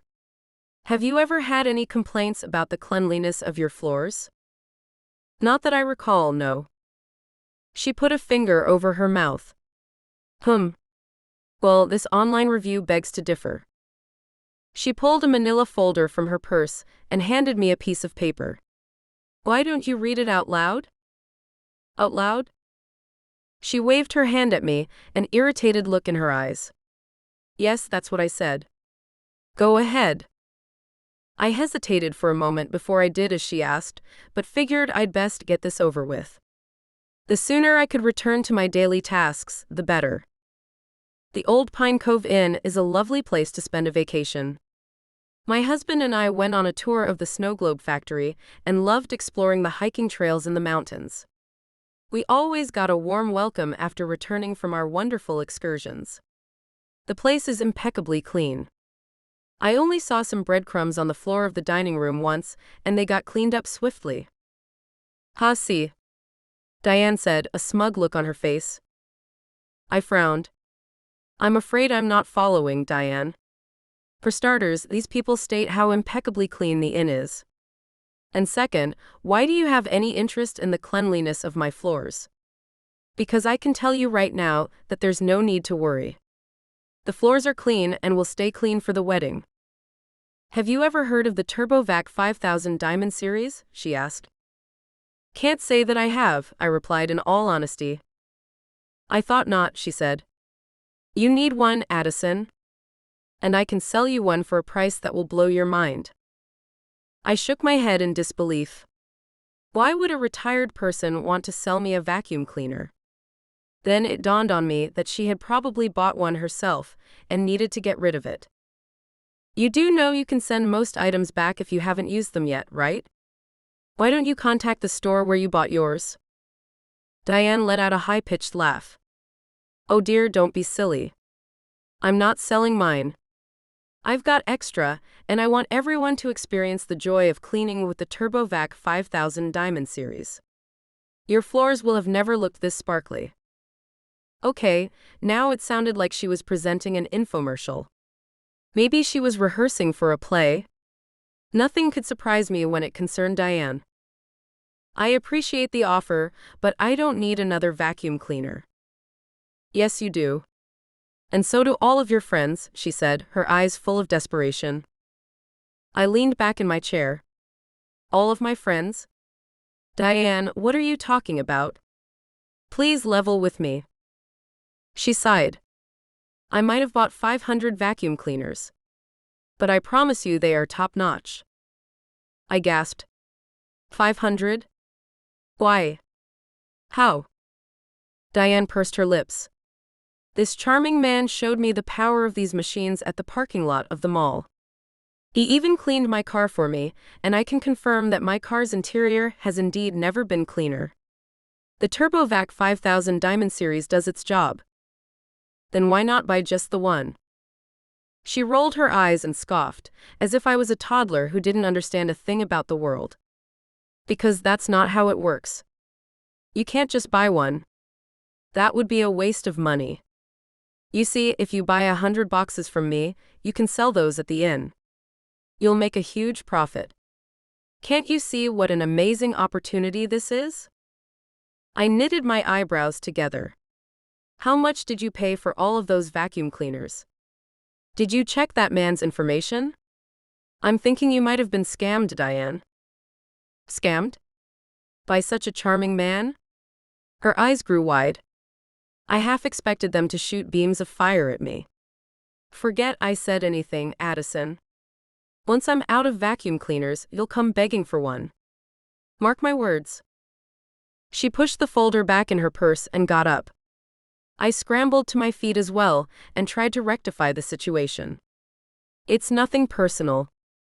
I just want to help. Maybe you could get your money back somehow. But Diane wouldn't hear it. She trotted toward the front door and I ran after her. She was unbelievably fast for an old lady, but then I almost crashed into her when she came to a sudden standstill. A shocked look spread all over her face, and her mouth opened and closed like a fish. I followed her gaze up the stairs and looked right at Justin, who was dressed in nothing but a pair of denim shorts and black socks. A flutter of confusing feelings rushed through me, and I couldn't stop myself from staring at him. Diane cleared her throat and shot me a death stare. I'm starting to have second thoughts about hosting the wedding here, Addison. First, you don't seem to care about the cleanliness of your floors, and then you allow this. She circled her hand in the air to where Justin was standing. I thought this was a decent establishment. Justin crossed his arms over his chest. This is a decent establishment, Diane. There's no need to scold Addy. She's not responsible for her guests' actions, you know. Diane's nostrils flared. Mind your own business, Justin. And put some clothes on. Or what? He asked. I held my breath. How on earth did he find the courage to talk to Diane like that? He hadn't even blinked once during the entire ordeal. You listen to me very carefully, young man, Diane said, her red fingernail pointed at him. I don't tolerate that kind of rudeness. Don't you dare ever talk to me like that again. The vein on Diane's forehead throbbed so hard I was afraid it was going to burst. She stomped away and slammed the front door shut, leaving the two of us speechless. What was that all about? Carter asked, joining Justin and me in the lobby. I think Diane has gotten herself into some kind of pyramid scheme, I said. She tried to sell me a vacuum cleaner. Apparently, she's got 500 of them lying around. Justin laughed but quickly stopped when I shot him an evil look. This is not funny, Miller. What if she takes the wedding elsewhere? Carter put a hand on my arm. She's not going to do that. Where would she find a place to host a wedding on such short notice? Besides, her grandson wouldn't agree. Don't worry. Diane's just trying to get back at you for not buying one of her vacuum cleaners. You think? Carter nodded. Absolutely. And you, I said, turning my attention to Justin again. What about me? Was that really necessary? Why didn't you keep your mouth shut? Justin arched an eyebrow. I don't let anyone tell me what to do. Especially not someone like Diane. I put my hand on my hip. I don't care. You can't jeopardize my business. And would it kill you to put on some clothes? Why? You don't like my body? The way he wiggled his eyebrows while asking that question made me want to slap him. The arrogance of the guy was unbelievable. Every time I thought he wasn't as bad as I gave him credit for, he found a way to blow it. I scoffed. Get a life, Justin. Not everyone is interested in your looks. I let my gaze wander to his naked chest for a moment, immediately regretting it. Seeing him like this made my body react in ways that were inappropriate to have about someone you hate. I'll put a shirt on if you go out with me tomorrow, he said. My eyes grew wide. You want to go on a date with me? Not in a million years. Who said anything about going on a date? I need to get out and have some fun, but not alone. Being alone is boring. Consider it a favor, not a date. This is the second favor you've asked of me, and they've both entailed me spending time with you. Don't you have any friends you could ask? Or let me guess, they're all tired of you and you need new friends. He casually shrugged his shoulders as if I hadn't just insulted him. All of my friends live in LA except for Asher, but he's too busy planning his wedding. Oh, I see. I'm the only person you can ask. Nice one. Justin rolled his eyes. It's not like that. I could ask anyone, but I want it to be you, okay? I bit my lip, trying to wrap my head around all of this. Why was Justin so set on going out with me when I obviously hated him? The guy sure loved torturing himself. I let out a dramatic sigh. Fine. I'll accompany you. He smiled, showing off those damn dimples again. Great. It's a favor. It's a favor, I said before he could finish his sentence. Chapter 7. I was ready to go 15 minutes before Justin was due to pick me up at my house. I'd spent an entire hour debating what to wear before settling on a pair of high-waisted jeans with a white tank top tucked in. I combined the outfit with my favorite pair of suede shoes and a long teal-colored cardigan. I wanted to look nice. Not for him, for me. And maybe also as revenge. If Justin saw how good I looked, he'd realize how wrong he had been calling me stupid names in high school. I knew it was ridiculous to keep thinking about that. It was a long time ago, and I should leave it where it belonged, in the past. Yet I felt the need to prove to him just how blind he'd been back then. For years, I'd been afraid to talk to guys, all because I felt I would never live up to their expectations of what a woman should look like. No more. People would have to accept me for who I was and what I looked like. I no longer cared if I fit their idea of the perfect woman or not. I flopped down on the couch with my phone and scrolled through Instagram while waiting for Justin. The first picture to stare me in the face was one of him, a selfie he had taken while cutting wood at Jeff's barn the other day. It was captioned, "One of my favorite places in the world." And in the background, there I was, staining wood with a look of concentration on my face. Huh. Why hadn't he posted one without me in it? I didn't know what to make of that. The picture had 500,000 likes and thousands of comments.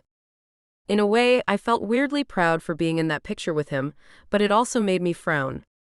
The least he could have done was ask me if I was okay with having my picture posted online. Then again, it didn't matter. I was nothing but a nameless small-town girl to the world. No one knew who I was, and no one cared. A honking sound made me stop thinking about what all of this meant. I tucked my phone away and hurried outside to Justin's car, which turned out to be a sleek black Tesla. Figures. A more down-to-earth vehicle probably wasn't special enough for a star like him. Hey. Nice rental, I said as I got in. He was silent for a beat while looking at me. Nice outfit. Thanks. I wish I could say the same about you. He shook his head, amusement written all over his face. The cap and hoodie might be a bit too much, but the last thing I want is to be recognized. That's the whole point of this outing. I want to kick back and have fun, without whispering crowds of people around, trying to snap a picture of me eating a slice of pizza. It must feel like torture being famous and successful, I said while clicking my seatbelt into place. Justin picked up speed as we turned onto the main road, ready to leave Old Pine Cove. I'm not kidding. I once had someone come up to me at a restaurant, asking if they could take my leftovers home with them. It's creepy. And I can never fully be myself. If I drink some beers, there will be pictures and rumors about me being an alcoholic. If I go to the movies with a friend who happens to be a girl, I suddenly have a girlfriend and a diamond ring in my pocket. I can never live up to people's expectations. I always have to be polite. Do you know what it's like to not have the luxury of having a bad day? I'll tell you, it's exhausting. Well, if you put it that way, it does sound like torture, I said. Told you so. He turned the car onto the highway, and I glanced over at him. Even though I'd made fun of his outfit, he looked incredibly sexy. His hair spilled out from under his cap, which was barely visible because of the hoodie he had put over it. It was like double protection. I let out a giggle. He threw me a questioning look, but I didn't give him the satisfaction of admitting what I'd been thinking about. Where are you taking me? I asked instead. Rogers. It's a place in the city I used to go to every week when Asher and I both still lived in Old Pine Cove. They serve the best burgers you've ever tasted. And they have themed nights. Should be fun. What if someone recognizes you there? It hardly sounds like a low-key place. I doubt anyone will. The lights will be dimmed, and I have this, he said, pointing to the cap and hoodie pulled over his head. Besides, we're not in some big city. I doubt people here watch my show. I shook my head. Geez, Justin. What, you think people here don't have TV or Netflix subscriptions? Just because this is a small community doesn't mean we're dumb. He rolled his eyes. I never said people here are dumb. Why do you always need to twist my words like that? Okay, maybe you didn't say it. You implied it. A grin traveled to the corners of his mouth. I did not. Let's not play that game, I said. So burgers, themed nights and dimmed lighting, huh? I'm not sure it's going to be my scene. You'll love it, trust me. He put a hand on my leg and gave it a small squeeze. I stiffened. All I could do was look down at his hand burning into my leg. I could feel his touch all the way to my toes. Then, just as suddenly as he had put his hand there, he pulled it away again. Half an hour later, we arrived at Rogers. We asked for a table at the back in the hopes that no one would bother us in a dark corner like that. I still don't know why I'm here with you, I said as I slid into my seat. We're not even friends. Justin leaned back in his chair, a lopsided grin on his face.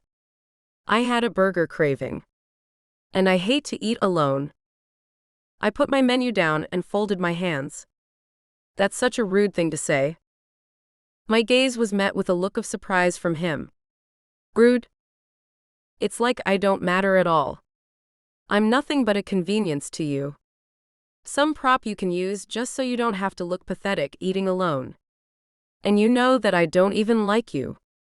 Why would you want to have a burger with someone who hates you? Justin let out a puff of air, his features softening. You don't hate me. Who are you to say what I am feeling? He leaned forward, our hands inches from touching.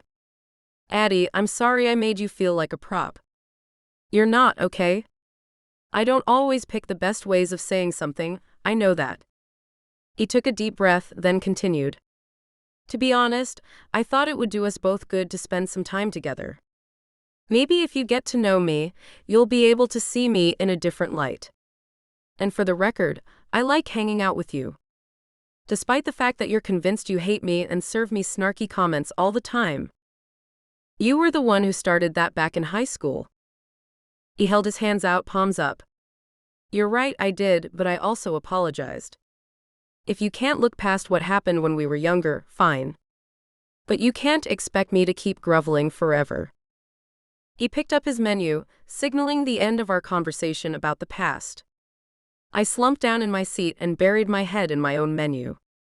If I were completely honest with myself, I had to admit Justin did seem like a changed man. I wanted so bad to give him some credit, but at the same time, I was terrified of him hurting me again. Placing the menu back on the table, I let my gaze wander to his face. It was a pleasure to look at. I just hoped what went on behind those gorgeous eyes of his was equally pleasant. I slowly exhaled my breath. Let's call it a truce. For tonight. Then we'll see. He laughed and held out his hand. I'll take tonight to start with. Shake on it, woman. Smiling, I pumped his hand up and down with mine. The warmth in his eyes was almost as electrifying as his touch. Then I pulled back, not wanting to give this moment more weight than it deserved, and nodded toward the menu. Have you decided yet? Burger with extra cheese, onion rings, large Coke, and a large portion of fries. Wow, you're hungry, I said, signaling one of the waitresses to our table. I love to splurge occasionally. My agent has me on a strict diet, but she's not here. I figure I'm allowed the occasional treat. That sounds like a nightmare to me. I love to bake, and someone has to eat all of those cookies and cakes I make, I said. Not that I do that every day. I try to be conscious about what I put in my mouth. Justin's brow arched up and he bit his lip to keep from smiling. I rolled my eyes at him, my cheeks flushed. Don't make everything dirty. I don't know what you're talking about, he said. I for one don't care what you put in your mouth. A cough made us tear our eyes away from each other. Have you guys decided what you want to eat? A waitress asked. I wondered how much she'd heard of our conversation. I hoped none of it, but feared the real answer was all of it. I slid down a bit in my seat. I'll have a burger and onion rings. And some water, I added. Water? Come on, Addy, live a little, Justin said. I thought you didn't care what I put in my mouth, I said in hushed tones. His eyes sparkled with amusement. You're right, I don't. Water it is. He smiled at the waitress and placed his order.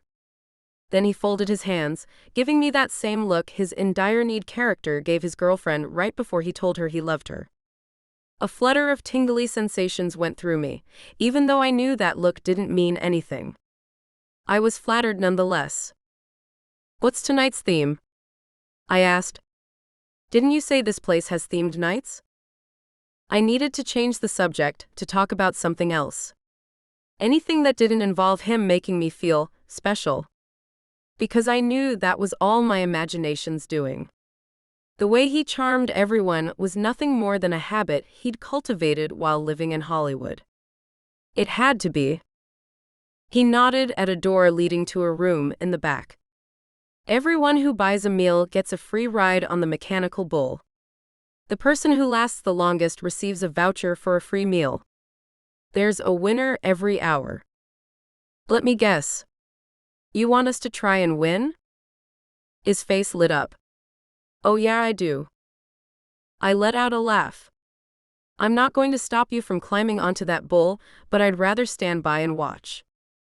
I thought he was going to push it further, nag me to join him on the bull, but all he did was shrug. Sure. You don't know what you're missing though.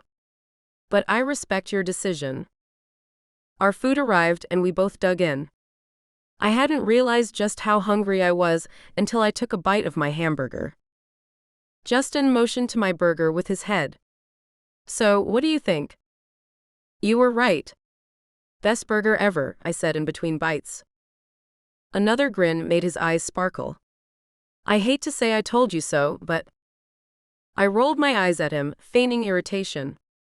His comments had started to feel familiar and safe instead of insulting or arrogant. I couldn't even remember why I'd made such a big deal of going out with him. This wasn't so bad. We were both enjoying ourselves, and the burgers were delicious. In the background, some indie rock blasted through the speakers, making me bob my head. Well? Is it working? Justin asked. Is what working? He popped an onion ring in his mouth and chewed it before answering. This. Are you having fun? Yes, I'm enjoying myself. It was true. I spent so much time holed up in the inn and my own little world that it felt good to go out and enjoy an outing like this. Good. You needed it, Justin said. What makes you say that? I asked. You've done nothing but work your ass off these last couple of weeks. For Asher's wedding, your inn customers, the spring picnic. I figured you might want to forget about your responsibilities for one night. And judging by the smile on your face, I was right. Nothing beats helping the girl who loves helping others, does it? Justin put his hamburger down and folded his hands. It's not as if I get a kick out of it. I think you might be working too hard. It's not healthy to push yourself like this. You were the same in high school. Always putting everyone's needs before yours. Studying hard to get straight A's and keep your GPA average above 4.2. I laughed. How can you even pretend to know what my GPA was, let alone what I got up to after school? You hardly talked to me in high school, Justin. And when you did open your mouth to speak to me, nothing great came out. He stared me down, that look in his eyes sending goosebumps all over my body. That doesn't mean I didn't have my eye on you the whole time, Addy. His words took me by surprise. I wanted to ask him if he was joking, but before I could speak, a group of giggling girls appeared at our table. Justin Miller? Oh my God, I can't believe it's really you. Will you sign something for me? One of the girls asked. She was about to flash her boobs to Justin, but her friend stopped her just in time. Good. This wasn't a brothel, and Justin was having dinner. I was positive they would come to their senses and leave us be any minute now. Can I take a picture? Another girl asked, shoving her phone in Justin's face without waiting for his reply. And can you sign something for me as well? Another girl pushed to the table, almost knocking my glass of water over. Oh, will you follow me on Instagram? So maybe these girls didn't have manners at all. They certainly didn't look like they were planning on leaving us alone soon. Justin threw me an apologetic look, then slipped into his role of Hollywood star to please his excited fans. And just like that, the magical moment we had shared was gone. Chapter 8. I'm so sorry about that, Justin said as he slammed the door of his car shut. After those girls had approached him at our table, word had spread, and we had to flee Rogers after an hour of being constantly interrupted. I didn't even get the chance to watch Justin make a fool of himself on the mechanical bull, nor could I taste the strawberry cheesecake that was supposed to be exquisite, according to the waitress. I didn't mind leaving, though. While Justin got showered with attention, I just sat there, watching the entire thing. No one cared that I was sitting at the same table. They only had eyes for him. Which, in a way, I had to admit was understandable. He was the famous actor, whereas I was an unknown small-town girl. Kudos to Justin, though. He was a master of staying friendly and patient, signing autographs, posing for selfies. How it didn't drive him crazy, I had no clue. I wedged my purse between my feet and clicked my seatbelt into place. It almost felt like a zombie apocalypse in there, the way those girls came at you in a never-ending stream of swoons and screams. I didn't think people would recognize me around here, he said. He looked genuinely confused, even though I couldn't figure out why. Surely he must realize how famous he was. You might want to start the car, I said, nodding toward a new group of women. Their star-thirsty eyes scanned the parking lot, no doubt hoping to catch a glimpse of Justin and turn his car over or something. He gripped the steering wheel tight and gunned it back to Old Pine Cove. But instead of dropping me off at the inn, he continued driving. Where are you taking me? I asked. I know a place where no one will be able to find us. Unless they're Old Pine Cove townies, which those women certainly aren't. Okay, I said, shifting in my seat. He eyed me and threw me an encouraging smile. Don't worry, it's nothing creepy. Now I am truly worried, I said. He laughed, keeping his eyes on the road. He took a left at the snow globe factory, heading for a place I'd heard of when I was in high school, but had never visited. The narrow road snaked up the east side of the mountain, but the car had no problem keeping a steady grip. Pine trees lined the mountainside, standing tall and unmoving in the moonlight. We were enveloped in a bubble of silence. The car was electric, so there were no roaring engine sounds, and Justin had stopped talking as well. It didn't feel awkward or weird to sit beside him in complete silence. It was almost as if the air between us grew more relaxed, yet more electrified the further up the mountain we went. When Justin pulled into a clearing overlooking the town I called home, I swallowed. You brought me to the Pine Lookout. The spot was well known amongst old Pine Cove teens, as most of them had lost their virginity there. Not me, of course. No one had ever taken me up there before. I only knew the place existed because my friends used to talk about it. Relax, Addy. I'm not trying to get into your pants, Justin said, letting out a hearty laugh. I crossed my arms in front of my chest. First of all, you say it like you're repulsed by the idea of getting into my pants. And second, I wouldn't let you in even if you wanted to. Justin turned off the engine and turned to me. Whoa. Repulsed? I never said that. No, but your tone indicated it. He pinched his brows together. My tone indicated nothing, Addy. All I wanted to accomplish was you feeling safe around me. I need to ask, do you hate all men or just me? The sound of Justin's phone saved me from having to answer. He looked at the screen and let out an irritated sigh. I'll be right back. He slammed the car door shut and walked away. I couldn't hear what he was saying, but he didn't look amused. He kept shaking his head and gesticulating wildly. I gazed around the car's interior, taking in the expensive leather seats with bespoke stitching and the control panel with the smooth design. I couldn't help but laugh. How did this happen? Me, sitting in an expensive car belonging to Justin Miller, the guy they first couldn't stand. Then again, was that still the truth? Things were shifting inside of me. Melting. As if every gesture and smile of his made the hateful feelings I harbored for him thaw. I even had to admit, I wouldn't mind if he kept chipping away the icy barrier I erected for him. Another part of me was terrified to let him in, though. It would mean forgiving him for every past mistake, and I wasn't ready for that. Justin got back in the car, slamming the door with a loud thud. I want to apologize for leaving you to take that phone call, but I feel as if this entire night has been nothing but a string of apologies. No worries, I said. Everything okay? I searched his face for answers, but he was good at hiding them. He was an actor, after all. He locked his jaw and smiled. It's all good, nothing to worry about, he said. Yet I couldn't shake the feeling that he wasn't being entirely honest with me.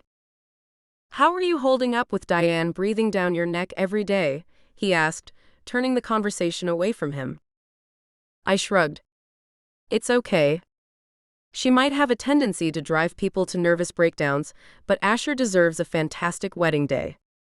Besides, Diane means well. She's stressed, that's all. Justin shifted in his seat, angling his body toward me. That might be true, but don't let her call all the shots. You're still the boss. I know, but I need the money. She's paying us a generous amount, and I don't want to jeopardize that. Plus, I do like being a part of this wedding. Are you having money troubles? He asked. I shook my head. No, it's nothing like that. You've what? I pulled my eyes away from his face and stared out the window. Nothing, you'll think it's silly. I won't, he said, his voice soft. You can tell me. His honest-sounding words made me turn my head back in his direction, and I took a deep breath. I've got my eye on the patch of land next to the inn. I'd like to buy it and turn it into a petting zoo, but the bank won't give me a loan unless I can pay at least 20% of the price up front. A big smile spread across Justin's face. If this works out, you have to buy an alpaca. They're such funny creatures. Do you have any idea how much alpacas cost? Some are being sold for $10,000, I said. Each. Maybe you should consider jumping into Diane's pyramid scheme then. Didn't she say you could make a big profit off those vacuum cleaners? You know, the ones someone sold her at a parking lot. Because that's not shady at all, am I right? I laughed while shaking my head. We shouldn't make fun of her like that. Why not? She's not afraid of being blunt with you. Come on, Addy, you don't have to be nice to everyone all the time. What do you want to say about Diane that might offend her? I shouldn't. He gave my shoulder a playful push. The sensation felt oddly fantastic. She can't hear you. And I won't tell her. Just let it out. I bit my lip. Okay. Her perfume smells like she's been using the same bottle for the last 30 years, I said. There, that wasn't so bad now, was it? Justin grinned at me, his smile thawing another icy layer. I shook my head. You bring out the worst in me, Justin Miller. Aw, you love that about me. I'm the only person you feel comfortable enough showing your inner bad girl to. Don't flatter yourself. People have seen my bad girl side before, I said, trying to sound cool. He threw me a look that called me out on my bullshit. Sure. Fine, you're right, I said. Other people don't know that part of me. But the fact that you do, that I get snappy with you sometimes, that's because you're not the nicest guy. You can be so full of yourself sometimes. Who else would I be full of if not myself? He asked.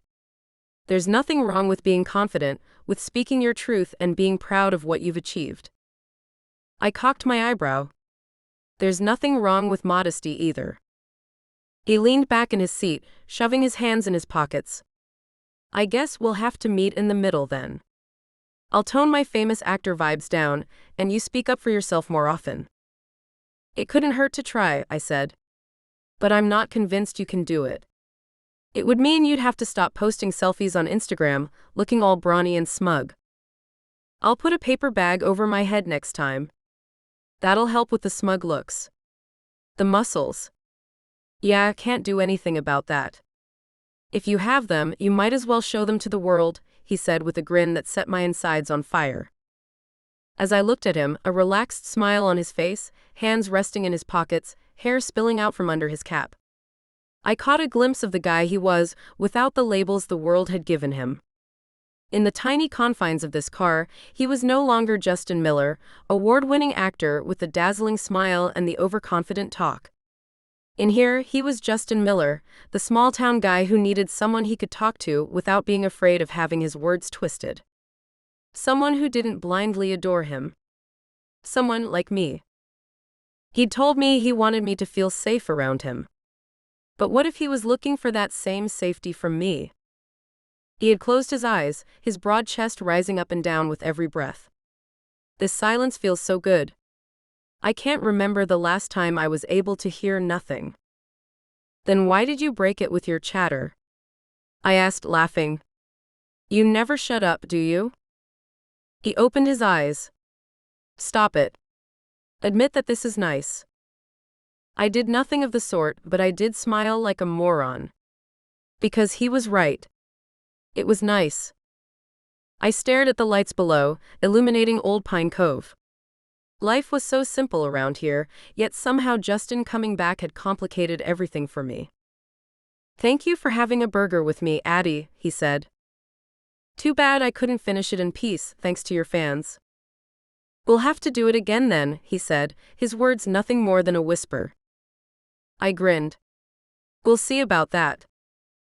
In the distance, two headlights crept up the road toward us. Justin and I exchanged a look. I think that's our cue to get out of here, I said. You're right. I don't know who's in that car and what kind of activities they've got planned, but let's not hang around to find out, Justin said. He started the car and pulled away from the clearing. I got my phone out of my bag, pretending to read a message. Instead, I slid it on silent and opened the camera app. I angled the phone so that I had a perfect shot of Justin and snapped a pic. Okay, 5 pics. I wanted to remember this night before the clock struck 12, and I'd be back to hating him. Chapter 9. I didn't have a lot of time to think about my outing to Rogers and the Pine Lookout with Justin the next day, as we were officially opening our new flower-themed rooms to the public. All 10 of them had been booked, and I couldn't have been happier. It was exhilarating to see the inn grow, thanks to the hard work my team and I had put in the last couple of years. Since it was a big deal for us to expand the inn, I'd hoped Dad would travel to Old Pine Cove for the occasion, but he claimed he couldn't leave Florida. He was the head judge of an orange peeling tournament, and forsaking his commitments didn't feel right to him. Even though I had frowned when he told me, I did understand. I too found it difficult to let people down or not keep my promises. At 10 a.m. on the dot, Rachel from Blooming Fun parked her delivery van in front of the inn. I'd ordered fresh bouquets to put in the new rooms, each flower arrangement matching the room's name. Would you mind helping Rachel unload? I asked Carter. I want to go over my to-do list one last time and make sure I'm not missing anything important. On it, boss, he said, heading out the door and down the porch stairs to the parking lot. Once all the flowers were in place and I'd done a last checkup, I was able to breathe freely again. I was just sprucing the pillows in the lobby one last time when I felt a presence behind me. Got a minute? I turned around. Well, if it isn't Kermit the Frog. Holding a duck, I said as I let my gaze travel from Justin's face to his arms. He shot me a firm look.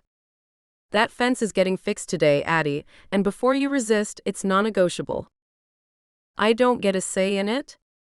I asked in a tone that sounded harsher than I intended. The stress of opening these new rooms was getting to me. I appreciate it, but we have a grand opening today. Distractions are the last thing I need. He held out Dakota as if she was an exhibit in a crime case. If you don't get this duck a proper habitat, she'll keep escaping.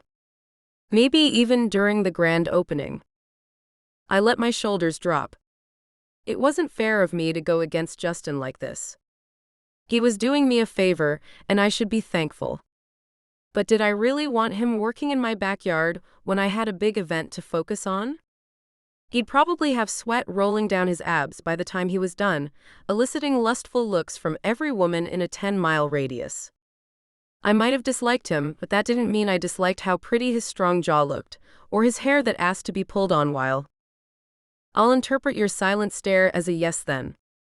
Justin's words pulled me from my thoughts. I was pretty sure my eyes had glazed over. It took me a moment to remember we were standing in the lobby of the inn, with people scurrying past to put the finishing touches on the new rooms. Pulling on Justin's hair and getting all warm and fuzzy about it weren't the thoughts that should be crossing my mind at a moment like this. Yes, go ahead, I said. And thanks. I made a quick exit, blabbing something about having to check upstairs one last time, even though I knew that the rooms didn't need any additional checks from me. I closed the door to the begonia room behind me and slid into one of the desk chairs. What had come over me? Why did visions of Justin's abs and bedroom hair dance before my eyes? I was supposed to hate him for what exactly? Making fun of me all those years ago? Making me doubt myself? Ruining my science project? Or did I hate him because he was nothing like I remembered? I shook my head and stood up again. If I allowed those thoughts to go any further, I'd be lost. I couldn't do that to myself, especially not on such an important day. As I descended the stairs, I spotted Rachel at the front desk. She was arranging bright yellow sunflowers in a large vase, working fast and focused. That looks amazing, I said.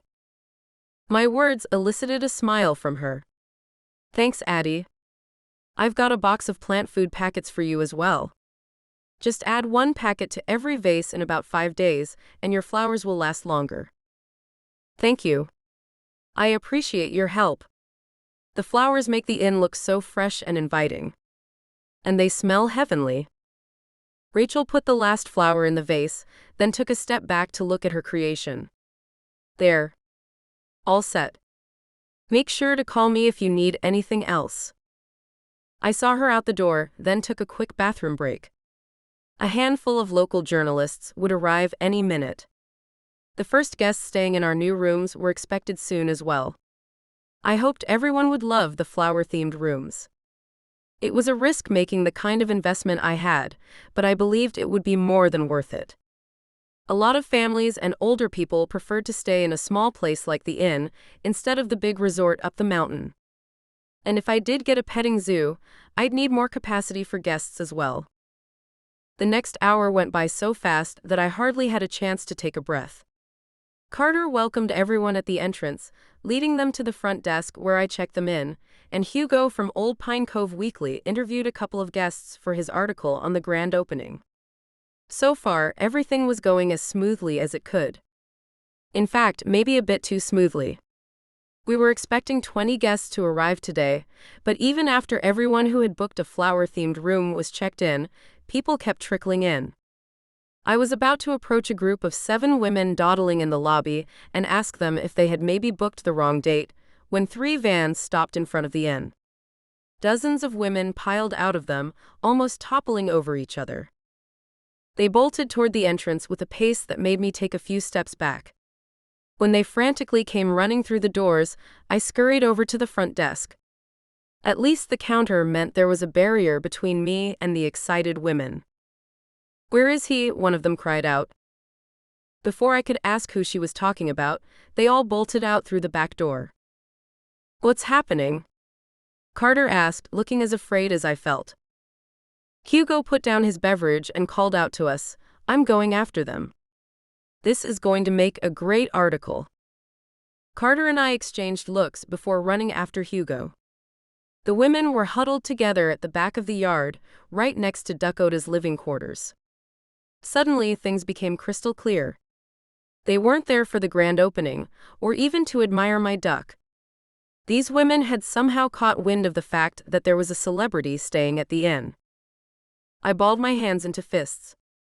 There was no way in hell I was okay with this. Today was about my inn, not Justin freaking Miller. He always did this. He always needed to steal people's thunder. "This is pure gold," Hugo said, his face beaming while he took photographs. At least one of us was elated about this situation. I narrowed my eyes and zoomed in on my target. Justin was not going to know what hit him.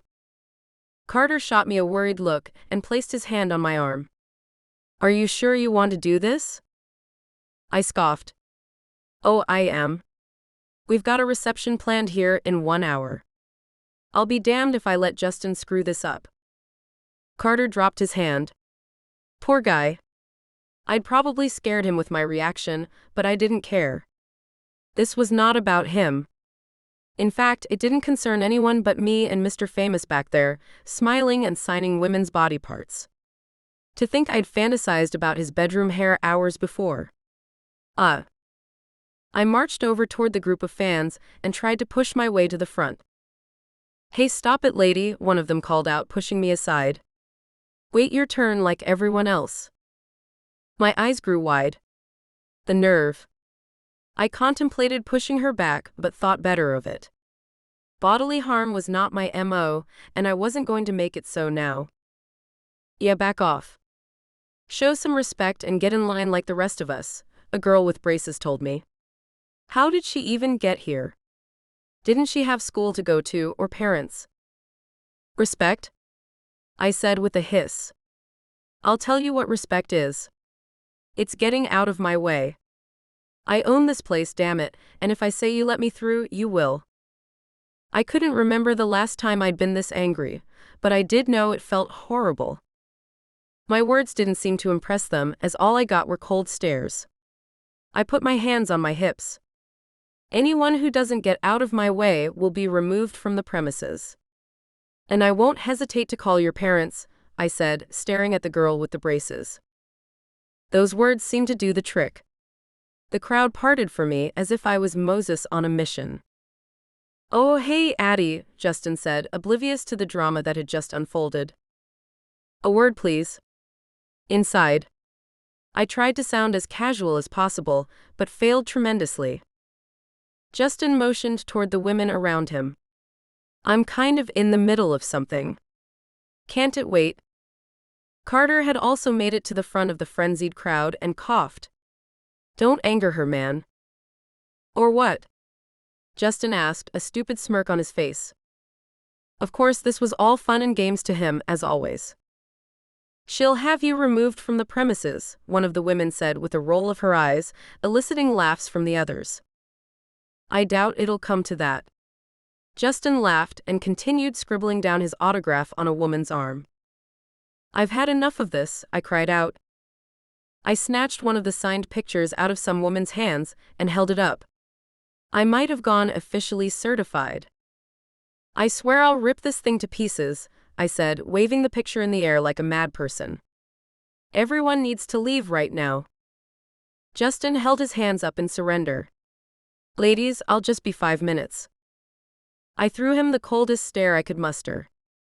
Or could be 10, he quickly added, then followed me into the kitchen at a leisurely pace.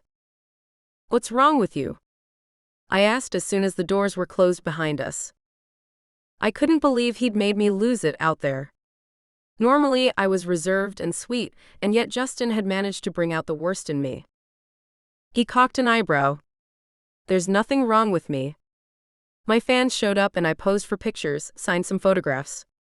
What on earth could you have against that?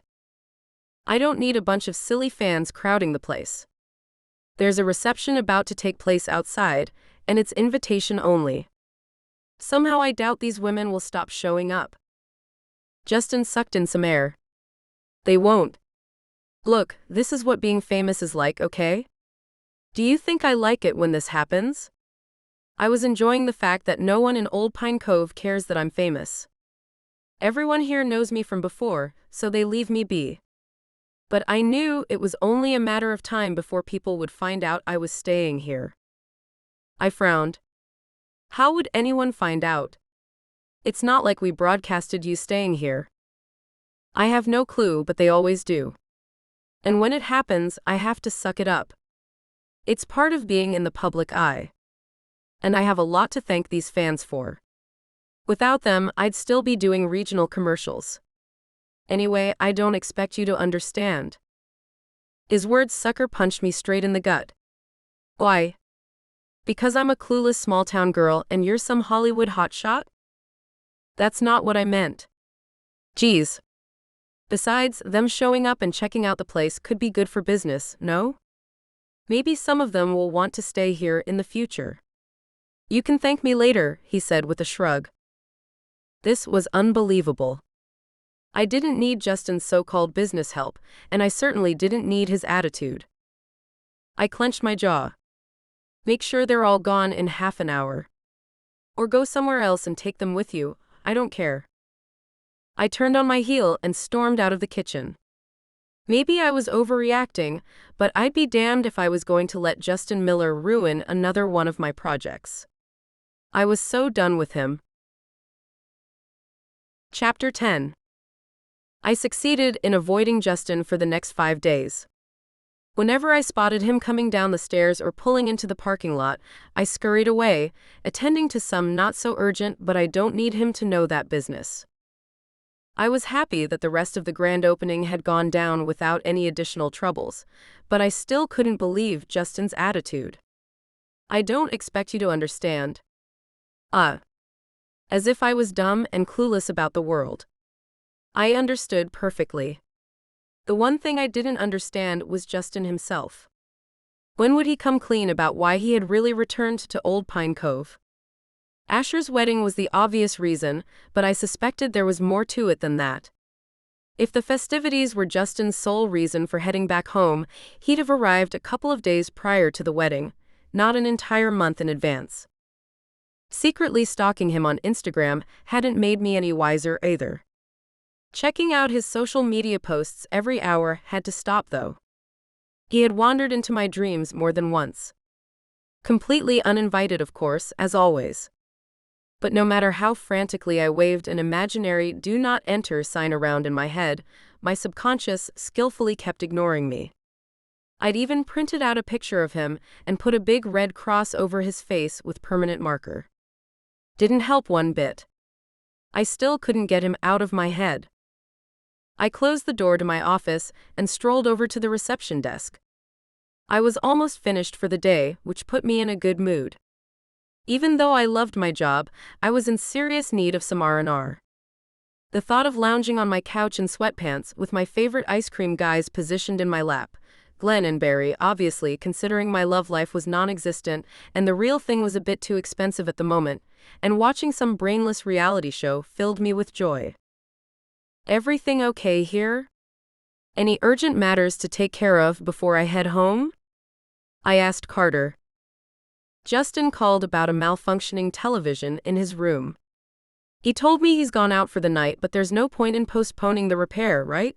He said in a careful tone. He looked at me as if the mere mention of Justin's name would make me spontaneously combust. No need to call someone. I'll go check on it myself, I said, a bit too eagerly. Damn you, brain. We're trying to avoid the guy, not barge into his room and mess his television up even further. Oh, who was I kidding? I was dying to go up there and inspect every nook and cranny of his sleeping quarters.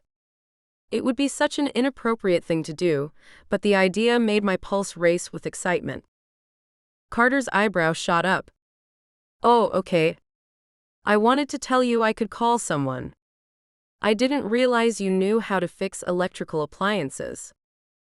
I waved my hand at him as if he'd said something silly and I had everything under control. Well, you know. I picked up some knowledge here and there. As long as Carter didn't ask me to fix anything for him as well, I'd be good. I sucked at anything remotely technical, even with a user manual right there next to me. I walked up the stairs to Justin's room and knocked on the door. Good, no answer. The coast was clear. I pushed the door open and tiptoed inside. The television was mounted to the wall at the opposite side of the bed. I glanced at it, then decided I wasn't going to touch the thing. I'd just tell Carter that the problem was so severe we'd have to call someone after all. It was better than risk getting electrocuted. As I looked around the room, my ears worked overtime, trying to catch every sound. The last thing I wanted was Justin walking in on me. I traipsed around the room, not even sure why or what I hoped to find in there. On his desk was a script for Season 3 of In Dire Need. I reached to open it, but right before my fingers got a hold of the stack of papers, I let my arm go limp next to my body. This was wrong on so many levels. I shouldn't be snooping, no matter how curious I was. If Justin found me in his room, he could probably even sue me. The basket with snacks that the inn provided to guests stood untouched on the desk. I rummaged through it and took a packet of peanuts out. It wasn't technically stealing if I replaced it first thing tomorrow, right? I walked over to the bed and sat myself down on the edge. It was getting dark outside, and I wondered what Justin was doing right now. Probably being chased by a fresh horde of women and flashing his gorgeous smile in their direction. I kicked off my shoes and carefully swung my legs onto the bed, tearing open the peanuts. After propping up one of the pillows, I let my head rest against it, taking stock of the room.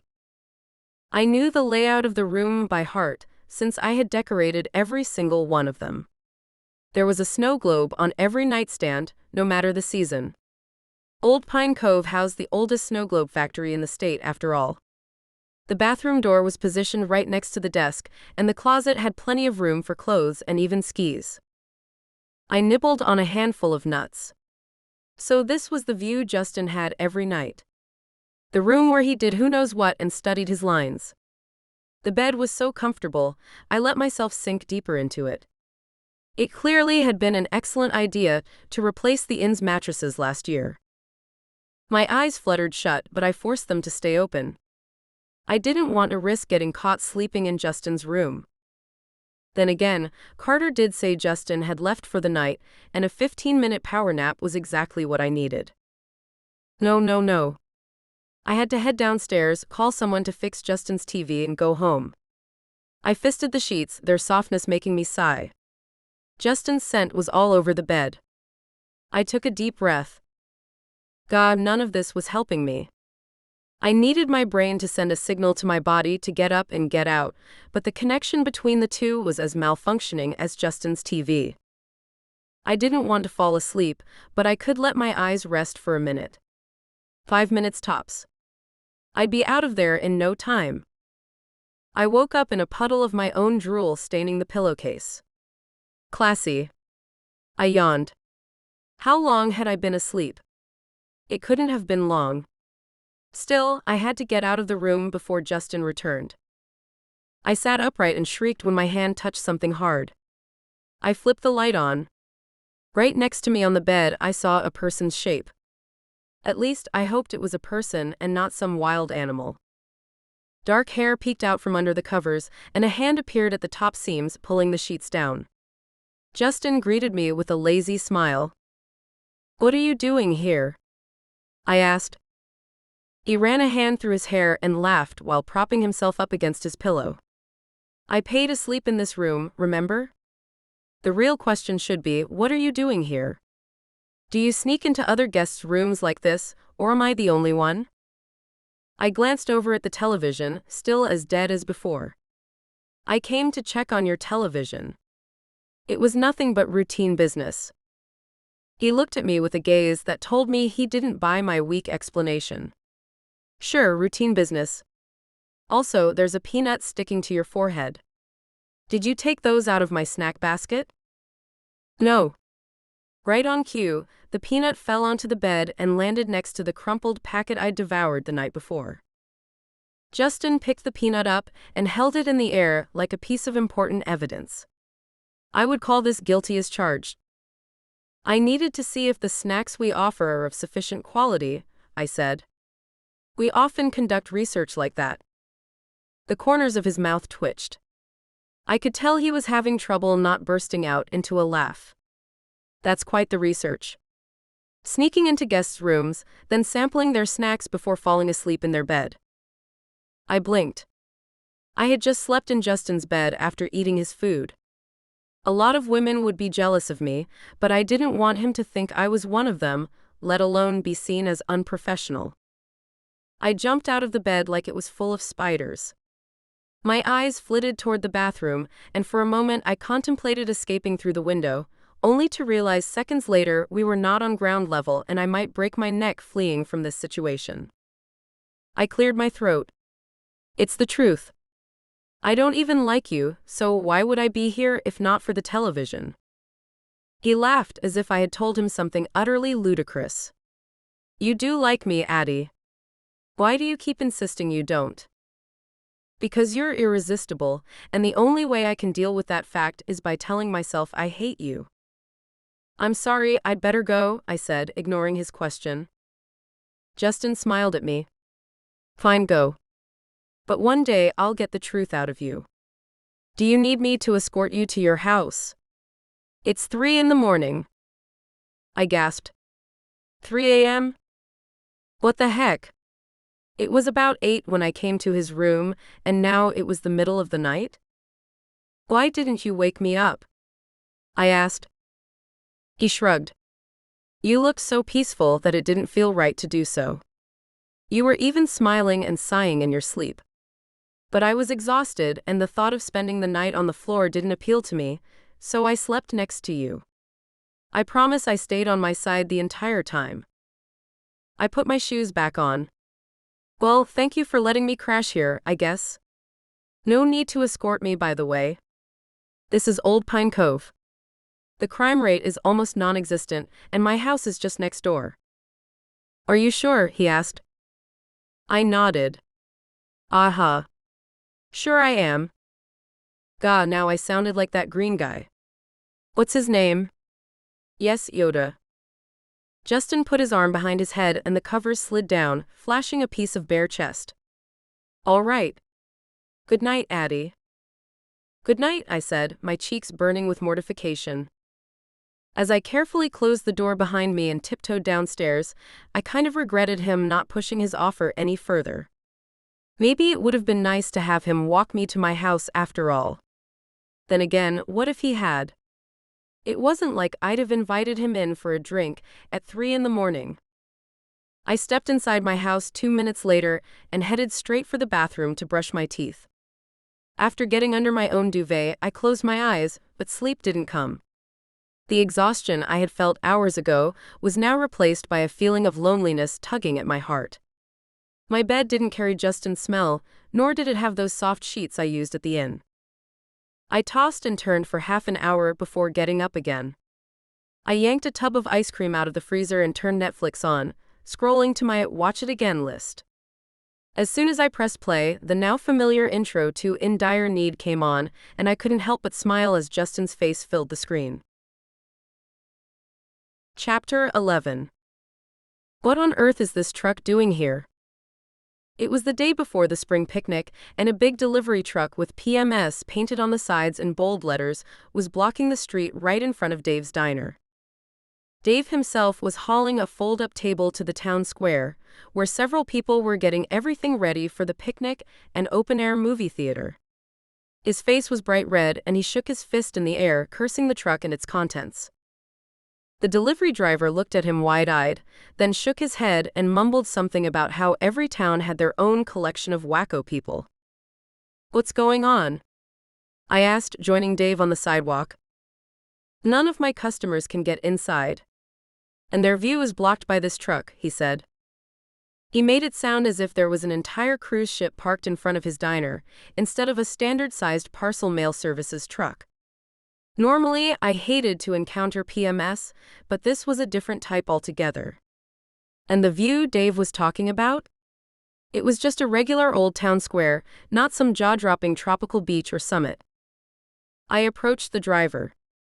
Someone had to take it upon themselves to find out what was going on. "Are you delivering stuff for the spring picnic?" I asked in my friendliest voice. "I honestly don't know," the guy said, shaking his head. "All I've got is an order form for 500 vacuum cleaners with clear instructions to drop them off at the town square. That's all the information I can share, sorry." I watched in horror as the guy kept stacking all 500 boxes of vacuum cleaners on the grass. A small crowd of people gathered on the pavement around me. 15 minutes later, news of the enormous delivery had spread, and Diane came rushing toward the town square. Diane and Dave were on good terms with each other, but judging by Dave's glaring eyes, their camaraderie might be pushed to the background, at least for now. "Good, they've arrived," Diane said. She gave the boxes an approving look. "Good?" Dave asked, seething. "These boxes take up half the town square. It's like you've taken it upon yourself to build a replica of the Great Wall of China in our small town." "Dave," Diane said, swiping some imaginary speck of dust off her cream-colored sweater. "No need to get angry with me. I can't help it that I've got such great business opportunities coming my way. Besides, the mayor has given me his explicit approval." Dave scoffed. "Of course he has." As the mayor's mother, it came as no surprise that Diane had gotten some privileges. But her acting like she was the mayor might have gone a bit too far. Old Pine Cove thrived on a sense of community. Angering Dave was not a good move, unless Diane wanted her next sandwich to contain something gross. "Tell you what, to make things right, I'll give everyone who buys a TurboVac 5000 Diamond Series a 10% discount." The crowd went silent, none of them wanting to break the news to Diane that these vacuum cleaners were not a top priority to them, especially not at the price she was selling them for.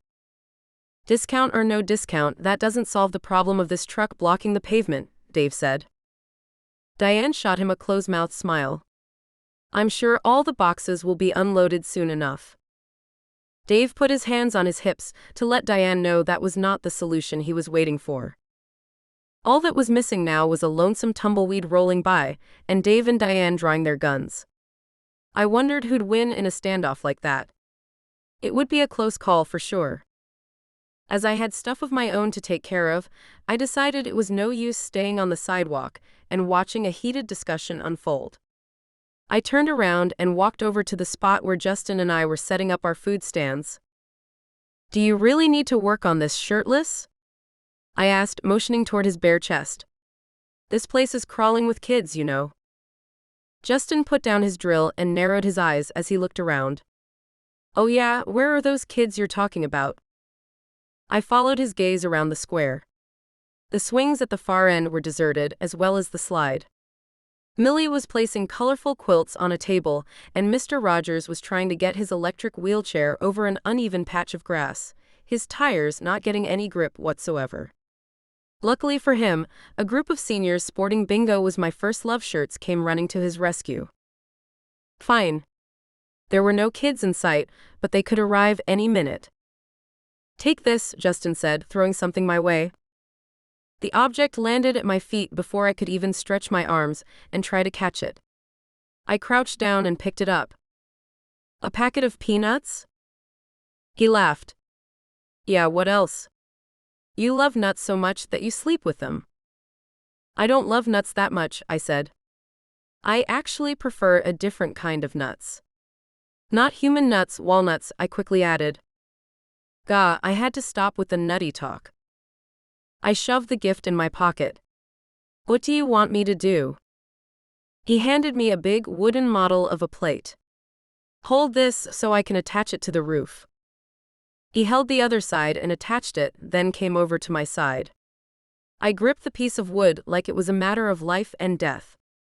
He was standing so close to me that I almost got pushed into his chest hair. I turned my face, but that didn't help matters either. Now my other cheek was pressed against his bare chest. I squeezed my eyes shut and tried to think of anything but him and how good his skin felt on mine. It was no use, as I was still inhaling his ridiculously awesome scent. Even his armpit smelled nice, all manly and intoxicating. It wasn't fair that Justin had everything going for him. Good looks, a great job, lots of money, and a non-smelly armpit. No wonder he often came across as arrogant. You can let go now, he said, drilling the last screw into place. I pulled my face away from his chest and let out a long breath. He wiped some wood dust off his jeans and took a step back to admire his creation. Not too shabby, right? I had to give it to him.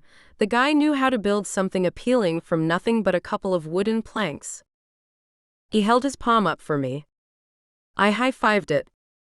I was still feeling confused and flustered from being smashed into his body, though. Okay, I knew that it didn't mean anything. Not anything romantic anyway. There simply was no other way to attach the plates to the roof of the food stand without him standing close to me. Oh look, it's Susie, I said, spotting my friend passing the Great Wall of China and heading our way. Any excuse to step away from Justin would do. I didn't know if he felt the tension between us as well, but to me, it was making the air so heavy that I was afraid I'd get crushed. This is looking good. Great job, Justin, Susie said. Her eyes twinkled when looking at him. Thanks, he said before walking over to the other side of the stand. I slapped her on the arm and pulled her out of hearing distance from Justin. Stop doing that. Doing what? Checking him out with that look, I whispered. She let out a laugh. Oh, come on. I love Alex fiercely, but this is Justin Miller. As in famous and gorgeous actor. Any woman would have a peek if they were standing so close to him. It doesn't mean anything. You, on the other hand. Me what? She leaned in closer. I think you secretly adore the guy. I scoffed. I do not. Do I hate him less than I did last week? Sure. But there's a long stretch of feelings between hating someone and adoring them. I won't bring it up again. Not today anyway, she said. Are you all set for the spring picnic tomorrow? I nodded. I need to bake some more cookies, but everything else is going according to plan.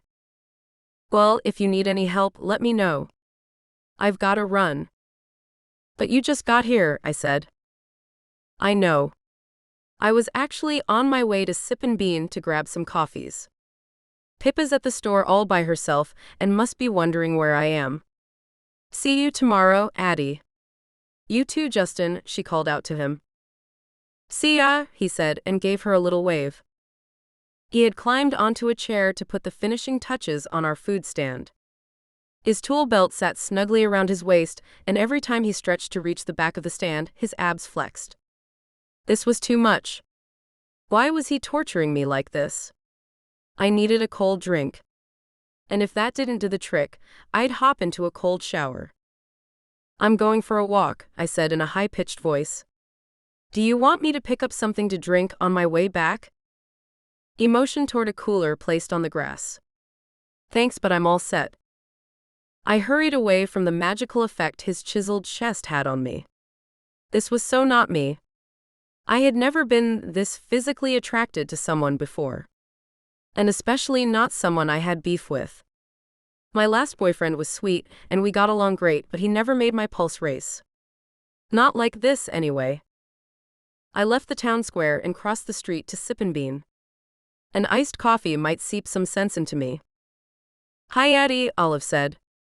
She was the most upbeat barista I'd ever met. What can I get you today? I smiled at her and got a couple of dollar bills out of my purse. A caramel iced coffee, please. Coming right up. How are things at the inn? She asked while prepping my drink. Really good, thank you. I heard you're thinking of opening a petting zoo. That's so exciting. I grinned. I know, right?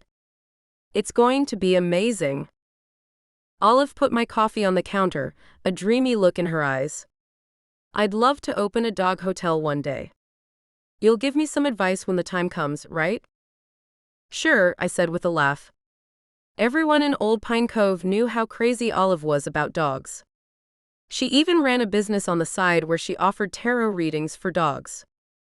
I grabbed my drink and waved her goodbye before settling myself on the terrace outside. The May sun was giving her best effort. I love days like these. Winter was nice too, as Old Pine Cove was the best place to spend those months, but there was nothing like the allure of clear spring nights, and the days getting longer and longer as time passed. Asher and Layla's wedding would take place only 10 days from now. It meant that a busy period would come to an end for me, but it also meant Justin would be leaving soon. Not that I wanted him to stay, per se. I doubted he would want to stick around here longer than intended. His life in Hollywood was probably an exhilarating one, with new adventures every day. Sometimes I wondered if I would have stayed in Old Pine Cove myself if it hadn't been for the inn. When my dad left for Florida after gushing about golf carts and oranges, he kind of assumed I'd take over the inn. I did, because I loved working with people and making sure all their holiday needs were met. But I'd never traveled far outside of my hometown. It was ironic, really. I spent all this time catering to people who were taking a well-deserved vacation, yet I never went on one myself. I got my phone out of my pocket, my fingers automatically heading for the Instagram app. Oops, now the app was open, and I couldn't stop myself from scrolling. I looked up pictures Justin had posted himself, pictures he was tagged in by others, and pictures of his friends. His life seemed alien to me. Here I was, surrounded by beautiful mountains and people I'd known all my life, while he led a completely different life out there, chilling in the shadow of palm trees, frolicking on the beach, and attending parties in the Hollywood Hills. A tiny part of me was intrigued by a life lived outside of the cove, but I knew it would always be a fantasy, at least for me. I had responsibilities here. Plus, I still had dozens of cookies to bake for the spring picnic, which meant I didn't have time to sit around and think about things that would never happen. I had to get back to work. I got up, my chair scraping across the concrete. The package of nuts Justin had given me earlier fell out of my shorts pocket. I picked it up and tucked it back in safely. Justin might be leaving in a couple of weeks, but at least I still had his nuts. Chapter 12. The next day, I arrived at the town square early. The picnic wouldn't be starting for another hour, but I wanted to be the first one at our stand. We weren't technically expected to man the food stand, but Millie had asked me weeks ago, and I couldn't let her down. Justin agreeing to help as well was a bit unusual, but I wasn't going to argue with him about it. After all, I'd arrive first, smile all day long, help everyone who needed help, and I'd sell the most popcorn. Excuse me, the best popcorn. Why? Because I was planning on adding an extra scoop of popcorn to every serving I made, so that Justin seemed like the cheap one.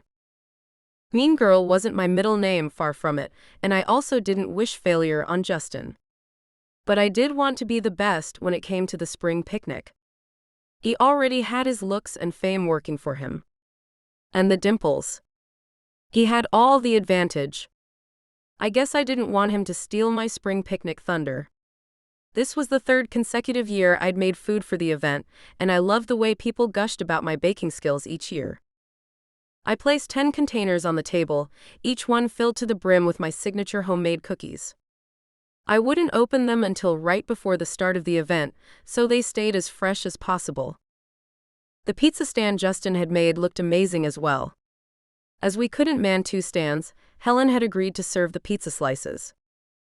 I pulled one of the folding chairs closer to the table and sat myself down. Since there was still an hour to kill, I used the time to read a book. With the upcoming wedding, duck odor escaping, and the spring picnic, I hadn't been able to sit down with a book in I didn't even know how long. At least Dakota hadn't escaped, since Justin had put a bigger fence around her piece of the yard. I let out a blissful sigh and opened my book. It was part of a feel-good series that took place on a cruise ship. As I'd never had the chance to take a cruise before, I lived vicariously through these characters. Just when the main character was about to go water rafting with a handsome guy, a voice yanked me out of my blissful experience. "Are those homemade cookies?" 5 minutes. Really? That's all I'd gotten? 5 minutes of peace?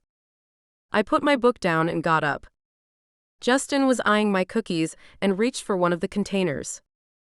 "Stop, no touching my cookies," I yelled. His hand hovered midair. "Why not?" "Because they're for paying customers," I said, shoving the containers away from his greedy hands. "Okay, how much for one of those chocolate chip cookies?" he asked.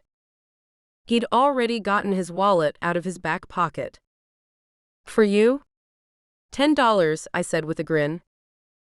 I didn't mean it, of course. No one in their right mind would pay $10 for one cookie, but Justin handed me 2 fivers, grabbed one, and took a bite. Then he started making sounds that could only be described as bedroom noises.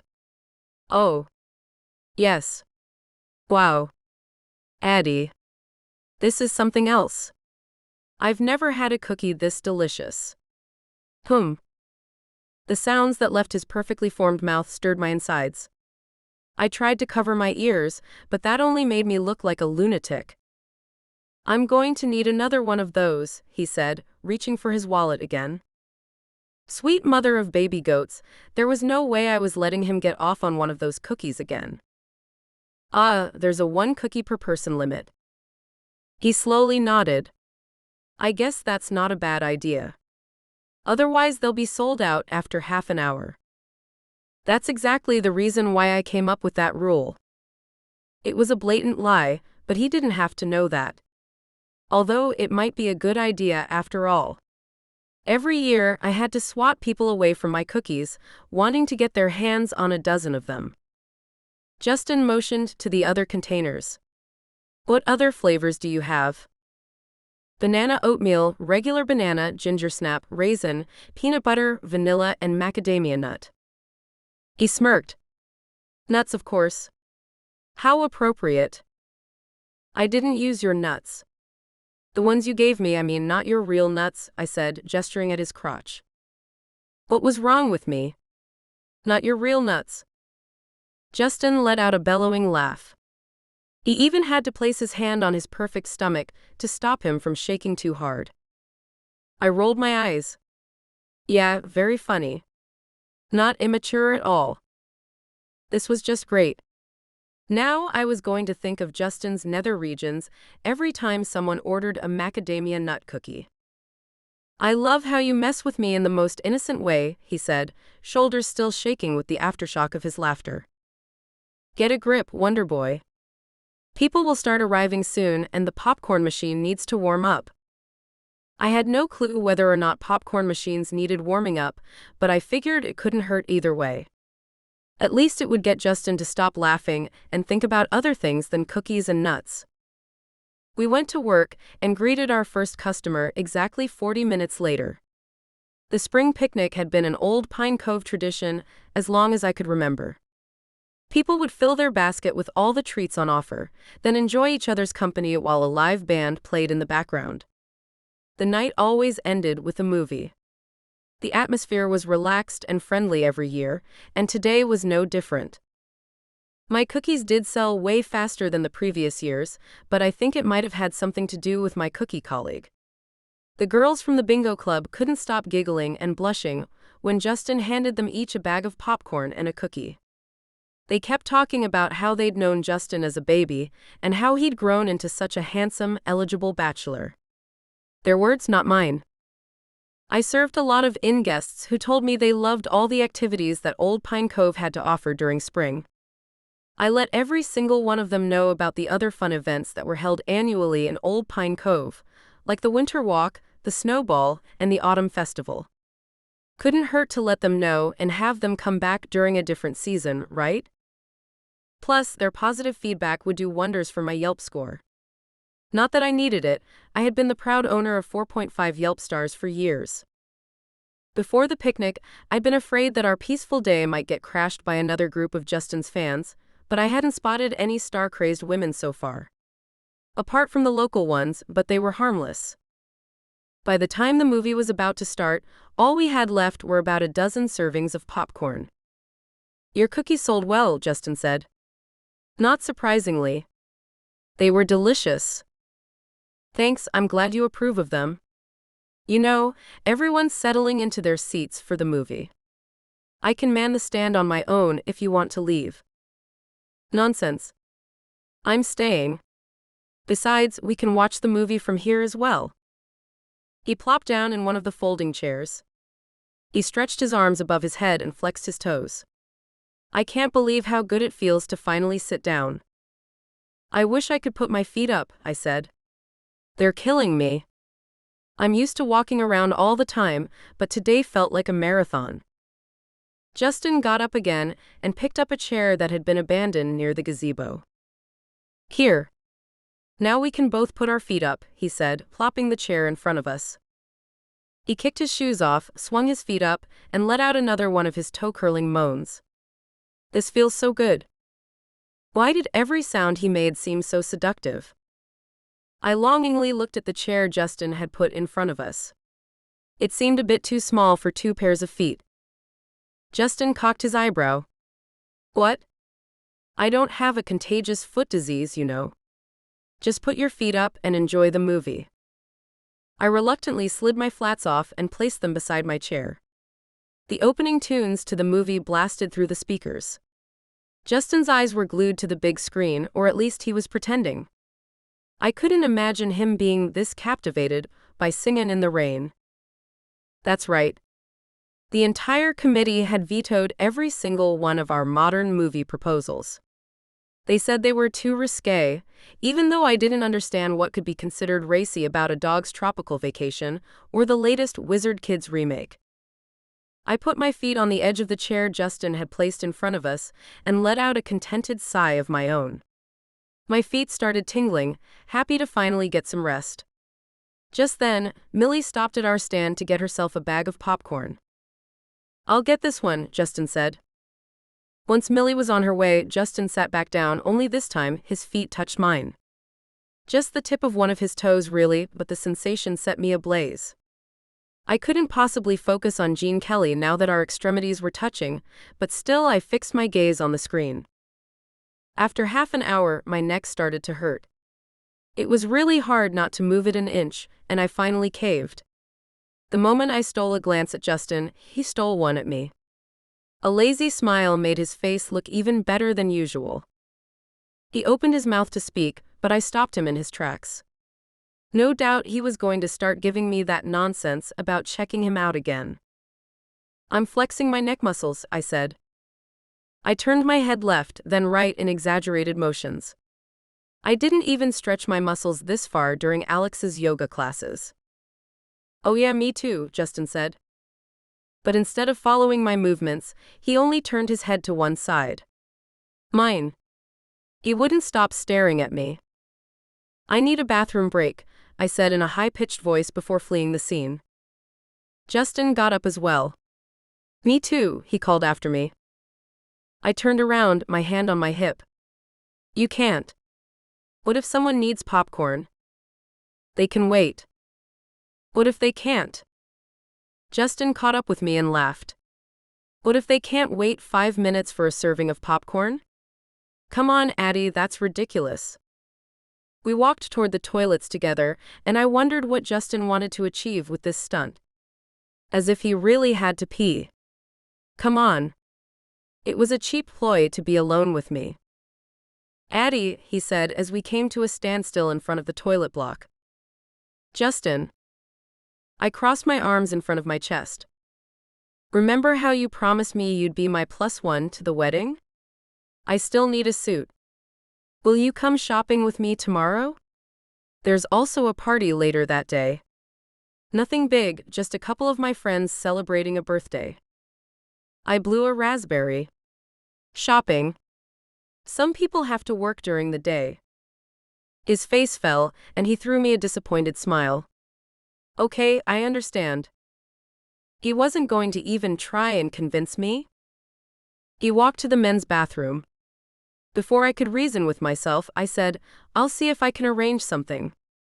But I won't know until tomorrow, so no promises.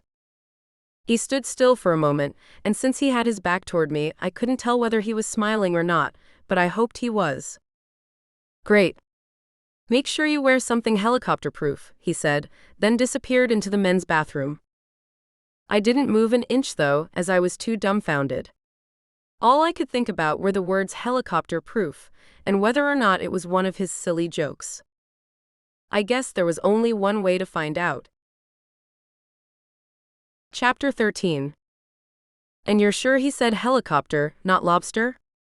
Susie asked, riffling through the pile of clothes on my bed. I had called her first thing in the morning, asking her to come over to help me with an emergency. The emergency being me needing an outfit to go shopping and partying with Justin. Lobster? I asked. What would lobster-proof even mean? I'm 100% positive that he said helicopter-proof. Susie shrugged. Maybe he wants you to wear one of those lobster bibs they hand out at seafood restaurants. I laughed. I'm not wearing a bib to meet Justin. You're right. Maybe put one in your purse just in case, she said. I'll run next door and ask Alex to give me one. I held out a dress for her to assess. The bib can wait. What do you think of this dress? She tapped her chin. Put it in the maybe pile. I threw the dress down and went through my other clothes. So, are you excited Justin asked you to go with him? Susie asked. I shrugged. It's nice. It's nice? Come on, Addy. One of the world's hottest movie stars has asked you on a date, and all you have to say about it is nice? I sat down on the bed. To be honest, I don't know what to feel. Am I attracted to him? I think so. Yesterday, during the movie screening, his toe touched mine and I almost exploded. The real question is, do I like him? I know you two share an unpleasant history, but even I can see that he's fond of you, Susie said. Are you afraid he'll hurt you again? I bit my lip. Maybe. I can't even think about that. My last relationship was messy, and I don't want to put myself through something like that again. Susie smiled at me. Addy, you once told me to take a risk and follow my heart, remember? And look how that turned out. I have the most amazing husband I could have ever wished for. I'm sure his yoga experience comes as a great plus in other areas as well, I said with a giggle. She grinned. Can't argue with that. But enough about me. We've only got an hour before Justin is picking you up. Do you still have that dress you bought for the snowball 2 years ago? I went through the pile of clothes on my bed. I do. Why don't you wear that one? I unzipped the garment bag. I don't know. It's way too fancy. It's even got tiny rhinestones and a sash. That's not the kind of thing you'd wear for a helicopter flight. Yeah, and also not for a lobster dinner. Although, the bib you're forcing me to take would cover most of it anyway, I said with a laugh. In the end, I settled for a knee-length dress with a lace overlay and paired it with a pair of blue pumps. It was a purely practical decision. Justin probably bought his suits at one of those fancy stores that had a strict no denim and sneakers policy.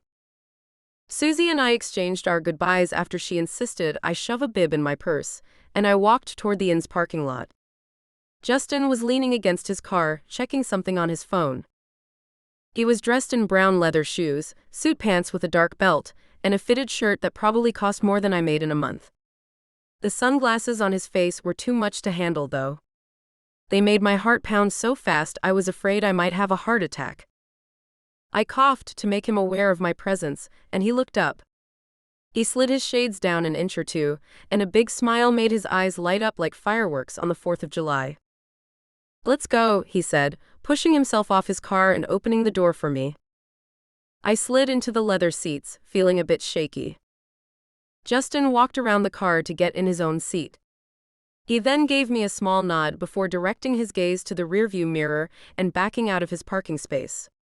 "You look great." "You too," I said. Great was kind of an understatement. Scorching hot was more like it. "Make yourself comfortable," he said. "It's going to be a while before we get there." "Oh?" I asked. He grinned. "Unfortunately, Old Pine Cove doesn't have a suit store yet. At least not the kind I usually shop at." We spent the hour-long ride to the suit store talking about mundane things, yet the tension between us was unmistakably there the entire time. Like when he put his hand on the gear shift and accidentally brushed my leg. Or when I caught him looking at me for a beat too long and I had to snap him out of it before we hit a tree. I told him about my love for animals, how a petting zoo helped lower people's stress levels, and how I hoped the patch of land next to the inn would be mine soon. He talked about his favorite baseball team and how he'd met one of his idols last year. We happily chatted away, all the while filling the car with sexual tension. It was getting to a point where I needed to crack a window just to let some of it escape. Unfortunately, that didn't help one bit. By the time Justin pulled into the parking lot of Suits You Well, I was almost panting, desperate to escape the confines of his Tesla. A big guy in a suit greeted us at the entrance. I'd never had someone greet me at a store before. At least, not someone dressed in fancy evening wear. I had been greeted by a guy in a clown suit once, but that wasn't the kind of suit I was referring to. "Welcome to Suits You Well, madam," another employee said as we entered the store. "Do you care for a glass of champagne?" "Why, yes, I do," I said. I didn't know why I sounded like a British septuagenarian all of a sudden. It was most likely the vibes the store sent out. Everything was so classy and expensive. It was hard to wrap my head around the fact that people actually shopped here. "Do you come here often?" I asked Justin in hushed tones. "Not here specifically. They have stores all over the country." The man offering us champagne, who was called Ray according to his name tag, led us to a seating area that looked more like a mansion's living room than part of a store. A crystal chandelier adorned the roof above our heads, and the leather sofas seemed to be hand-stitched. I let my hand run over the fabric. It probably cost more than all of the furniture in my house. I was relieved that I had decided on wearing a dress, instead of my usual jeans and shirt outfit. A woman placed 2 glasses of champagne on the marble coffee table in front of us. I thanked her before she click-clacked away on her high heels. "What are your current suit needs, sir?" Ray asked. Justin and Ray got talking about cuffs, lapels, and colors. Who knew there were so many options when it came to suits? Justin disappeared into the dressing room to try on one of the suits, handpicked by Ray himself. He opened the curtain a few minutes later. "What do you think, Addy?" he asked. My ability to think up a sentence had flown right out of the window. Justin's face fell. "You don't like it, do you?"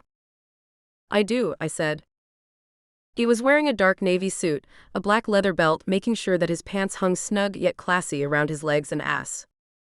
Justin in normal clothes looked amazing, but Justin in a suit? I now completely understood why he always had hordes of women chasing after him, trying to touch him, or even so much as elicit a smile from him. "Are you sure?" he asked. "You look a bit shocked." I gulped half of my champagne down. "I am 100% positive. Your nuts look amazing." "You. I mean you." Wow, I had to stop talking about his nuts. A hint of anger flared up inside of me. It was like Justin made me act in a bad way when I was a good girl. Why did he keep doing that? Or maybe I wasn't as innocent as I believed? What if, deep down, I had a bad side that no other guy had ever been able to trigger? Justin laughed. "At least you're being honest. I like this one too. Let's try on a couple of others and compare," he said to Ray. With every suit he put on, I got weaker and dizzier. Looking that good in a suit should be prosecutable. Maybe I should take matters into my own hands and call the FBI to report him. Surely looking irresistible and causing someone to have heart palpitations could technically be considered a crime. Justin and I picked out 2 suits, the navy one and a black one, and they altered them for him right then and there. I had never known this kind of service existed, but then again, money could buy you anything. Or so I'd heard people say. After we were all set, we followed Ray to the register. Justin asked him to deliver the suits to the inn, then got his credit card out of his wallet. "That'll be $11,000.55, Ray said without blinking. I almost fainted, feeling even dizzier than before. $11,000? I cried out. "It's no big deal," Justin said. "They're quality and they are comfortable." Comfortable. My most comfortable outfit was a unicorn onesie that I'd bought for $20 during a sale. Our worlds were clearly miles apart, maybe even planets apart. We left the store in silence. I was still too shocked by the amount of money Justin had just forked over to string together a conversation. "Is everything okay?" he asked as soon as we were in his sexual tension-filled car again. I nodded. "Everything's okay." I gave him a thumbs up. "Good. I'm not used to you being this quiet." I turned in my seat to face him. "Justin, I've got to ask. Are we going to get into a helicopter, or are we having a lobster dinner?" I did plan on taking a helicopter to that party I told you about, yes. The lobster dinner? I don't know. I guess there will be lobster, but I'm not sure. Why? My heart did a double take, and I pushed the lobster bib deeper into my purse. I was going to fly in a helicopter. A real one, not the ones they have at amusement parks. "No reason," I said, beaming. "What kind of party is this anyway?" I said yes before you even shared the details. He followed the highway signs leading to the airport. "It's a small get-together with some of my colleagues." "Your colleagues? As in dire need colleagues?" He nodded. "That's right. It's Alicia's birthday." I gasped. "Alicia Bright is having a birthday party, and I'm invited?" Justin laughed. "Yes. She's at her house in Boston at the moment. It's only a couple of hours by helicopter. You're not going to act all funny around these people, are you? Or steal their snacks?"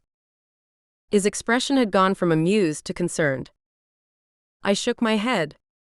No, no, no. I'm going to act absolutely normal, and I'll only eat what is served. I won't rummage through their cabinets. Granted, my current behavior didn't bode well for Justin, but come on. I was going to Alicia Bright's birthday party. In a helicopter. If I didn't know any better, I'd think Ray had drugged me with that glass of champagne. I got my phone out and texted Susie to tell her that I wasn't going to attend a lobster dinner after all, but a celebrity birthday party. Not to mention going on an actual helicopter ride. She immediately texted me back. "What? Is this a joke, Addy?" I assured her it wasn't a joke and I'd send pictures later. Then I made a quick call to Carter. I needed to know if he had everything under control at the inn, or I wouldn't be able to enjoy myself, no matter how over the top this evening was going to be. Thankfully, everything was okay at the inn. When Justin stopped the car at the airport, I couldn't believe my eyes. A shiny black helicopter towered before us, the blades whizzing away. Some guy in a suit approached us and held the car door open. "Are you ready for this?" Justin asked with a grin. "You bet I am," I said. We got out of the car and walked toward the helicopter, me with a spring in my step. This was going to be such a fun ride. Chapter 14. The main landscape fell away behind us as we set a course for Boston for Alicia's birthday party. I had to pinch myself a couple of times to make sure I wasn't dreaming. Justin, on the other hand, was as relaxed as could be. This was probably not his first time in a helicopter. I was a tad nervous, though, and hoped that disaster wouldn't strike. I tried to steer my thoughts away from plummeting to my death and redirected them to the party. It hit me that I didn't have a gift. How rude was that? Then again, I didn't even know it was a celebrity's birthday party up until half an hour ago. Who was I kidding? There was no excuse for not bringing a birthday present to a party, not in my book anyway. "We didn't bring a gift," I said into my headset. Justin turned toward me and casually put a hand on my leg. "Don't worry, I've got it covered." I stared at his hand, trying to figure out what it was doing there. Then I reminded myself of all the reasons I hated him, but hardly any came to mind. All I knew was he made my heart skip a beat whenever he was around me, and at night in my dreams. He followed my gaze and pulled his hand away. "I'm sorry, I know you don't like that." He peered out of the window again. His suit pants touched the bare skin of my leg, and my brain flooded with confusing thoughts.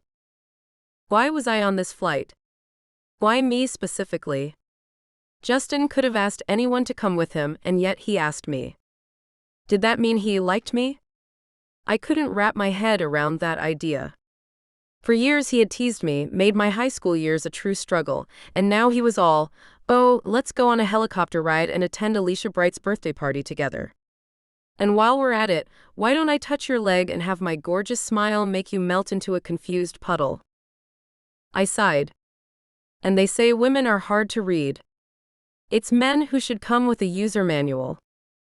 Relief washed over me when we finally touched solid ground again. It had been an amazing experience, but I needed to put a tiny bit of space between the two of us. That helicopter was way too small to contain me and my feelings for Justin. We stepped into the evening air, a soft breeze playing with the hem of my dress. Justin put his hand on the small of my back and led me to a sleek sports car that had been waiting for us. The driver opened the door, and we both slid into the leather seats. "So, you got Alicia something from the both of us?" I asked as the car whizzed through traffic. "I did. We won't show up empty-handed, so stop worrying." I threw him a look. "What?" he asked. "I can't know what we're giving her," I asked, raising an eyebrow. He laughed. "That's not what I said. You asked me if I had bought her something, not what it was that I'd bought." I sighed dramatically. Stuff like this is exactly why I go back and forth between liking and hating you. He grinned and his eyes started twinkling. "You like me. I told you I'd prove you wrong." I said like and hate. That's not the same as full-on liking you. The jury is still out on that one. I can guarantee you the scale will tip back to full-on hating if you keep acting this silly. He handed me a cream-colored envelope. "If you must know, I got her a voucher to go bungee jumping." I let out a laugh. "That's it?" He ran a hand through his hair. "Yes." "Why?" "No reason," I said with a shrug, and handed him the envelope back. "It just seems a bit cheap. Especially after spending $11,000 on a suit." 2 suits. And for the record, just because we're actors doesn't mean we go buying private islands for each other's birthdays. We're all still normal people. I grinned at him. I wouldn't call you normal, but okay. He turned toward me, his arms crossed over his chest. What do you think I should have gotten her? Ah. Such a good question, yet I didn't have a satisfying answer. I don't hang out with celebrities, I said. I don't know what they like. 1,000 bottles of expensive champagne, maybe? Justin cocked an eyebrow, then burst out laughing. What would someone even do with 1,000 bottles of champagne? I don't want to give her alcohol poisoning. I felt my cheeks burn and turned my head to look out of the window. Duh. Drink them. Share them with friends. Like I said, I don't know. Hey, don't be mad, he said, his voice softer than before. I appreciate you putting in your 2 cents. We could stop and get her a bottle of champagne if that would make you happy. I uncrossed my arms and sighed. That's okay. I think I'm nervous. I want to make a good impression. He threw me a warm smile. You'll make a great impression. Thanks. The taxi pulled into a broad driveway, and Alicia's enormous house came into view. I expected her to live in some fancy villa, but I hadn't imagined something this huge. Sweet mother of cookie dough, I said, pushing my face against the car window to get an even better view and soak up every detail. My own house could fit into hers 20 times over and then some. The driveway was filled with shiny, expensive cars, and the path leading to the front door was adorned with gold and pink balloon arrangements. Justin thanked our driver, then hurried around the car to open my door. With every step we took toward the house, the music and laughter coming from inside grew louder, and so did the nervous beating of my heart. Didn't Justin say this was going to be a small birthday party? It sure didn't sound like it. The door swung open before Justin could even lift his finger off the doorbell. Standing before us was Alicia Bright in the flesh. Or, well, in a bohemian dress that looked more like a large fitted shirt. The garment barely reached to her thighs. On me it would have looked ridiculous, but it looked gorgeous on her. Leather sandals with straps made of colorful beads wrapped all around her ankles. A big smile spread across her face, and she pulled Justin in for a hug. Jussie. You made it. Jussie? I had to stifle a laugh. And who is this pretty girl? She asked, her eyes sparkling with delight. He smiled at me. This is Addy. We've known each other for years. She hugged me with the same beaming smile she had given Justin. Welcome, Addy. I hope you don't mind me bringing someone along, Justin said. Alicia waved his remark away. Nonsense, Addy is more than welcome here. I think it's great you finally brought a date to one of my parties. Now come on, don't just stand there on the doorstep. The party's this way. We followed her inside. Justin didn't even try to correct her when she said I was his date. Did that mean this was indeed a date? I thought it was me doing him a favor, because he didn't want to go alone. I stole a glance at him, but nothing gave away that he was freaked out about this being a date. I decided to concentrate on other things like, tiny appetizers. A waiter carrying a tray of shrimp and mango sauce offered me one, and I gladly accepted. I hadn't eaten anything for hours. Justin weaved through the crowd until we got to the bar that was set up on the patio. Pink inflatable flamingos and a bunch of imported palm trees gave the backyard a tropical feel. I could get used to parties like these. Miller, you're here, someone with a familiar voice said. I turned around and had to do my best to contain myself. Russell Gray, Oscar-nominated actor, fist-bumped Justin.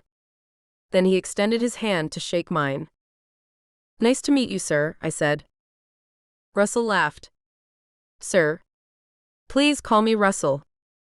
I almost asked him for a selfie with me. The words were on the tip of my tongue, but I held it together and swallowed them back down. I didn't want to be known as a star-crazed girl, and I was positive everyone here was glad to get away from the attention for once. How do you and Justin know each other? He asked, popping an olive in his mouth. We grew up in the same town, Justin said. She pretends to hate me, but she's nuts about me. Actually, she's also nuts about nuts. Don't flatter yourself, Kermit, I said, then turned to Russell. This one made sure my high school years were quite hellish. He went out of his way to make fun of me every chance he got. Justin crossed his arms. Did not. I turned back to Russell. He did. Also, I'm hardly nuts about Jessie over here. I tolerate him. She'll like me after she sees what I've got planned, Justin told Russell, ignoring me. Russell grinned. Man, this is going to be such an interesting night. The two of them started talking about work, call times, and scripts. Meanwhile, the cogs in my head kept turning. Justin had planned something, and I didn't like it one bit. What if me coming here was all some ploy to make fun of me? I still wasn't 100% sure about trusting him. I pushed my worries aside. All I'd been doing lately was worry. Tonight was about having a good time. So what if Justin had planned something stupid? I was here to party with celebs. Nothing could ruin that experience. I ordered myself a glass of champagne and plucked another appetizer from a passing tray. The food at this party was next level. Alicia probably had a private chef that catered to her every need. It was quite an accomplishment that she was able to stay so thin. If I had a private chef, I'd never stop eating. As I sipped my drink and munched on my food, I let my gaze wander around the room. It was weird seeing all these people I knew from TV in real life. They looked exactly like they did on the small screen, yet completely different at the same time. Then Justin put his hand on the small of my back, guiding me inside. Alicia's about to make a speech, he said. Aha. His hand didn't leave its spot, and I felt my face go beetroot. Relax, I told myself. Breathe. Alicia grabbed a microphone and thanked everyone for coming. She said some other things as well, but I didn't hear one word of it. Justin's hand was still on my back, turning my extremities into jello. The applause that went around the room snapped me out of the blubbering state I was in. Justin leaned closer, his lips brushing against my ear. Every hair on my body shot up when he whispered, "You think you hate me? I'm going to prove you wrong, Addy. You long for me and you know it." Then he let go. He walked over to Alicia with confident strides and took the microphone from her. A grin unfurled across his mouth as he slung a guitar around his body. I know this guitar belongs to the band who's going to perform later, but they were nice enough to let me borrow it. I've got something special prepared for tonight, friends. His gaze zoomed in on me and he winked. He rolled his sleeves up to his elbows, and the sight of his strong forearms made me gasp. I needed another drink. My throat had become as dry as a desert. I wrote this one myself, so please bear with me. It's far from perfect, but I hope it'll do the trick. Justin strummed the guitar, eliciting cheers from the crowd. My eyes were transfixed on his mouth, his fingers forming the chords, his expression nothing but lust-inducing. I put a hand over my mouth, nearly hyperventilating. "Let me melt your icy heart," he sang, his voice reverberating through the room. "I know you love to hate me, and it's driving me insane." He looked at me, and I could feel everyone else's eyes on me as well. This made zero sense. Was he doing this for me? Why? I backed away and ran. I couldn't bear to hear what he was going to sing about next. I pushed through the crowd and opened the first door I could find. I knew that running away was lame and that I'd have to stop doing it sooner or later, but for now, I figured later would do the trick. As long as I kept pushing the truth away, it wouldn't be real, would it? Oh, who was I kidding? The truth was undeniable. It was right there in my sweaty palms, my pounding heart, and elevated body temperature. I needed something to fan myself with, or I'd faint. I let my gaze wander to find something useful, but apparently I had stumbled into a pantry. Still, I wasn't going to let someone find me unconscious at Alicia Bright's birthday party. I ripped open a package of lasagna sheets and fanned myself with one of them. There were footsteps outside and someone rattled the doorknob. Justin came bursting in, his forearms still bare, taunting my insides to light on fire. He stared at the lasagna sheet in my hand. It was enough to make his scowl disappear. "What are you doing?" I swallowed. I needed some air. He closed the door behind him, taking a cautious step toward me. I didn't back away this time. You didn't like the song? His voice came out low and hoarse. I did. It was good, I said, barely audible. He was now so close that our faces were only inches apart. His blue eyes were about to swallow me whole, and his manly scent filled the entire pantry. Then why did you run away? Oh my God. Someone must have spiked my drink. This was one of those things you read about in magazines. There simply wasn't any other explanation, because I wanted to push Justin against a wall and kiss him in a way that would make him forget he'd ever kissed another girl. Addy? I blinked. What? He shook his head. What's a guy got to do, Addy? Besides building a fence for your duck, taking you on helicopter rides, and performing a song at a party. What? I don't know what you're talking about. Still locking eyes with me, he let his fingers travel down my arm and grabbed my hand. The lasagna sheet clattered to the ground. You know exactly what I'm talking about, Addison Grant. Chapter 15. My inner voice screamed at me to tell him I liked him, but I couldn't form any words. Justin stopped speaking as well. Now we were two silent people locked in a pantry, staring at each other, breathing way too loud and fast. This was getting dangerous. Any more of this and the scale would tip. I couldn't let that happen, or I'd be a goner. I guess I started. Yes. I let my tongue run over my lips as I searched for the appropriate words. I'm waiting for the other shoe to drop. His brow furrowed. What other shoe? There are no shoes and none of them are going to drop. How can I be sure? I asked. He shook his head and balled his free hand into a fist. I've had enough of playing games. When you're ready, come and find me. He let go of my hand, turned around and walked out. This was the part where I was supposed to go after him, no? Instead, I was frozen in place. My hands were shaking so badly I had to grab a shelf to steady myself. The realization that maybe I did like him, way more than I wanted to admit to myself, had shocked me to my core. Now what? I couldn't hide in this pantry forever, but I couldn't go out there and mingle either. Justin was the only person I really knew at this party. I decided to wait half an hour before showing my face again. Since I was still hungry, I cracked open a bag of tortilla chips and a jar of dip. I slid to the floor and put a chip into the cheese dip. This was pathetic. There was a party on the other side of that door, with shrimp, puffy pastries, and grilled salmon. Not to mention famous people.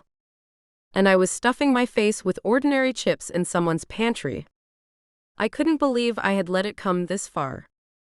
A tear fell down my face, and I got my phone out of my purse to text Susie. I like him. I need help, I typed, then erased the message again. There was no use sending my feelings out into the world like that. What would Susie be able to do about it? This was all on me. There was only one thing I could do, and that was talk to Justin. Running away from the most romantic thing anyone had ever done for me had been a major mistake. It wasn't fair to Justin at all, but his trying to sweep me off my feet had come completely out of the blue.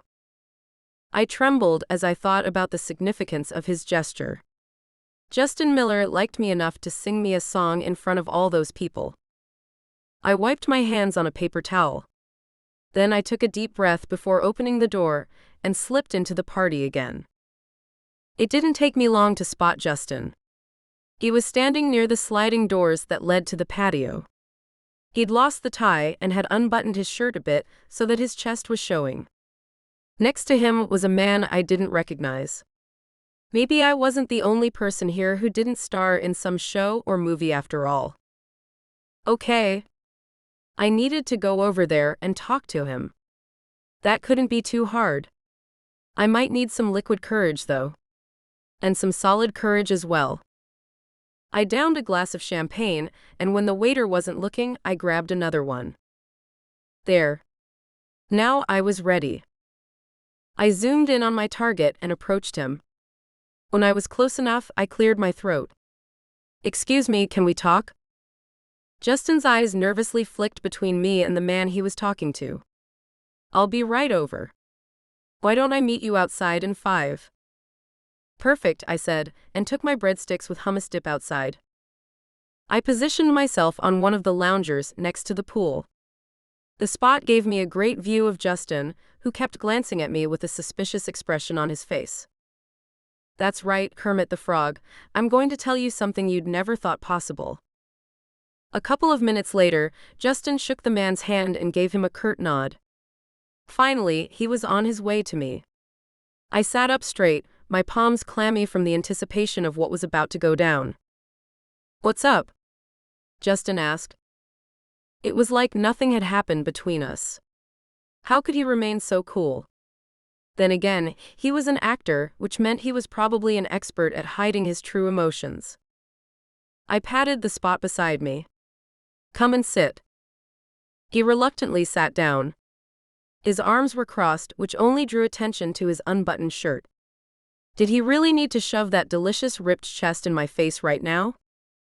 "Jussie, is this a date?" I asked. Instead of answering, he countered with a question. "Are you drunk?" I blew out a puff of air and pointed a breadstick at him.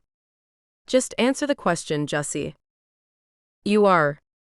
You're drunk. When did this happen?" I frowned. I wasn't intoxicated. Maybe a bit, yes, but not drunk. "I am. Not." "Well, I can't tell for sure. And that means that I can't have this conversation with you. Not when you might say things you'll regret later." This was ludicrous. First, he was mad because I ran and hid inside a pantry, and now he didn't want to talk to me when I made it crystal clear that I finally wanted to. Men. Unbelievable. My nostrils flared at this unfairness. "Fine. We won't talk." "Maybe we should go home," he said. "This entire night has been a disaster from start to finish. But we haven't even had cake yet. You can't do this to me. I'm sure Alicia will have ordered the best cake ever." "Cake? That's what you're concerned about?" I got up, ready to run, but then realized I had nowhere to run to. Unlike Justin, I didn't have a helicopter on standby that I could summon whenever I wanted to. I plopped back down into my seat. "Whatever. We can't go. It's rude to leave a party this early, and I hate rudeness. You should know that by now." "Fine." He turned his head away, his gaze anywhere except on me. "Maybe we should do something that doesn't involve any talking," I said. "I heard someone mention a foosball table in the entertainment room. Can you believe Alicia's got an entertainment room? My living room is hardly big enough to fit a television, and she's got an entire space dedicated to—" Justin spun his head back in my direction. "You're babbling. I thought we weren't going to talk." I got up and threw him an expectant look. "Shall we go find that foosball table?" He got up as well, so slow that he looked like a 90-year-old man with knee and back problems. His mouth was a hard line. Had I broken his playfulness? I didn't like his change in behavior, even though I couldn't blame him. I owed him an apology for sure, but I also needed time to process my thoughts and feelings. The entertainment room was located in the basement. A fancy one, not the "someone's going to get murdered here" type of basement. The room was light and airy, and a comfortable-looking couch sat on a shag carpet. A giant subwoofer and different game consoles were set up against one of the walls. "Are we playing, or are you going to keep drooling over those game consoles?" Justin asked. I took my place at the other side of the foosball table, and we let our miniature players kick the ball without either of us uttering a word. On the outside, I looked normal. I hoped. But on the inside, I couldn't catch up. How had I gone from being in a suit store to having feelings for this gorgeous guy who was now kicking a tiny ball with such force that I was scared he'd break the entire table? Did I really have feelings for him? After all, there was a thin line between love and hate. It was true that I was warming up to him, and that he set my skin ablaze whenever he touched me, but that didn't mean I wanted to marry him and have his babies. Justin let out a low groan when the ball whizzed right past his goalkeeper. I tallied up the numbers. "I'm winning," I said. I felt oddly proud of that achievement. "I thought we weren't going to talk." He stared me down. Again. How many more times was he going to do that? "Why not? I feel it's time to talk." He opened his mouth and I leaned in. I needed to hear what he was about to say. He furrowed his brows and sighed. "Do you mind?" he said, turning his head toward the door where Russell had materialized. "Talk about having impeccable timing." "Sorry to interrupt," Russell said. "Alicia's about to cut the cake, and she wants everyone there." Justin turned to me again, a smirk on his face. "Well, seems like you won't miss the cake after all." He joined Russell by the door, and the three of us walked back to the living room. Justin left me alone, greeting some more people. Whatever. I didn't need him to have fun. I focused my attention on the enormous flamingo cake that was on a table. It had 6 layers, all pink and golden. On top of the cake was a marzipan flamingo that looked too cute to eat. Still, I'd put it in my mouth first chance.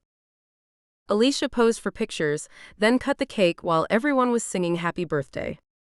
I snapped a couple of pictures myself and sent them to Susie. Since Justin was nowhere to be seen, I took my slice of cake outside. A waiter stopped by my side and offered me another glass of champagne. He probably felt sorry for me, eating all by myself. I thanked him but declined. I didn't need any more alcohol. What I needed was clarity. I found a secluded spot at the back of the yard and sat down in the grass, my back against a tree and my legs stretched out in front of me. I kicked off my shoes and took a bite of the cake, not even bothering to use a fork. I gobbled down the entire slice in only 5 bites. Yes, it was very unladylike, but come on. This was no ordinary cake. It must have been laced with flavor-enhancing bits. Or made by some famous chef. I closed my eyes, trying to fight off the confusing thoughts I had about Justin. It was all too exhausting to deal with right now. Sleep might help. I could forget about everything and just let some weird dream take over my thoughts. I had almost drifted off into a blissful nap when a small object landed in my lap. I jumped to my feet, afraid of finding a giant spider or some other creepy creature. "Why do I always find you asleep with some type of food attached to you?" Justin was standing a couple of feet away from me, looking all amused. "Did you just throw something at me?" He picked up a small packet from the grass and handed it to me. "What's this?" I asked, even though it was clear that Justin had thrown a packet of peanuts into my lap as if I was a circus monkey. "Food for the flight back home. You should eat, or you'll get nauseous on the helicopter." I cocked an eyebrow. "I thought you told me not to steal anything at this party?" "Well, Alicia's my friend. She won't mind that I took some nuts to help my drunk friend. First of all, I'm not drunk. And second, are we? Friends, I mean." My hands started shaking simply from asking that question. Justin took a step closer. "We might have a weird way of interacting with each other, but I'd say we are friends. That does mean you have to stop pretending to hate me. I know it's all an act. You can't fool me by saying you don't feel the tension between us." "Tension?" I asked. "Like before in the car," he said. My heart was about to leap out of my throat. I hadn't imagined it. He had felt it too. He leaned in and let his fingers brush against mine. "Or when I do this." I closed my eyes. To hell with all my rules and the fact that Justin had hurt me years ago. He stepped on stage for me in front of his friends and colleagues. I wanted to kiss him so badly, but at the same time, fear crept up on me. What if he wasn't being genuine? And if he was, then how would I ever be good enough for him? He lived this amazing celebrity lifestyle, and I was just a small-town girl. I had to start taking chances.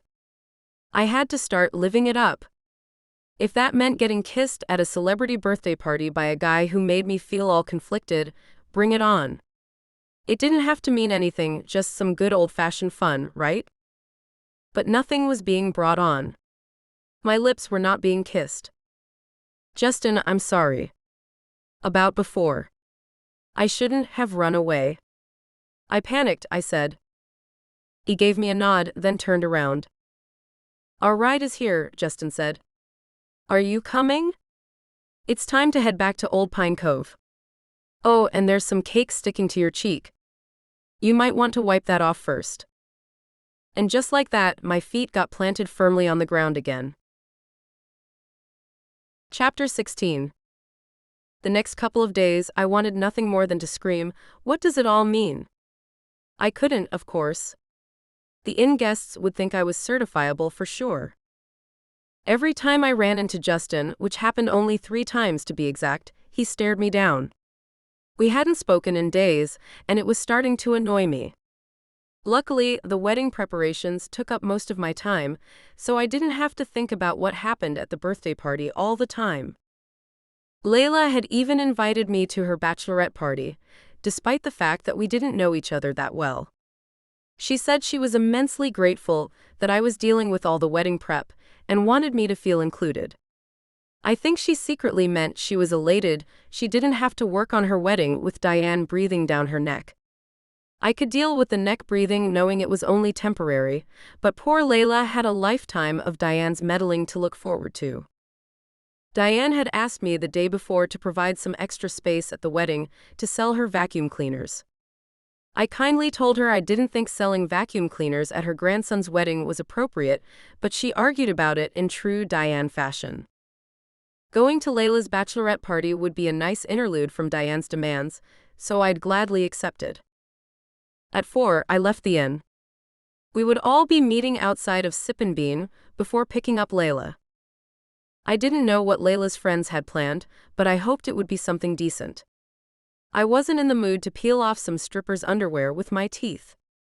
Not that I was ever in the mood to do that, mind you. I had my hand on the doorknob of the coffee shop when I saw a girl running toward me. Am I too late? My boss wouldn't let me go 1 minute earlier. She put her hands on her knees, out of breath. Frankly, she looked as if she'd run from a city office all the way to Old Pine Cove. I don't think you're late. It's only 4:15, I said. I'm Addy, by the way. Stella, the girl said in between breaths. Nice to meet you. The door swung open and 4 other girls spilled out of the building. The limo should be here any minute, one of them said. We decided to wait outside. Is everyone here? A short brunette asked, looking around the group of girls. I caught a glimpse of Susie and gladly joined her.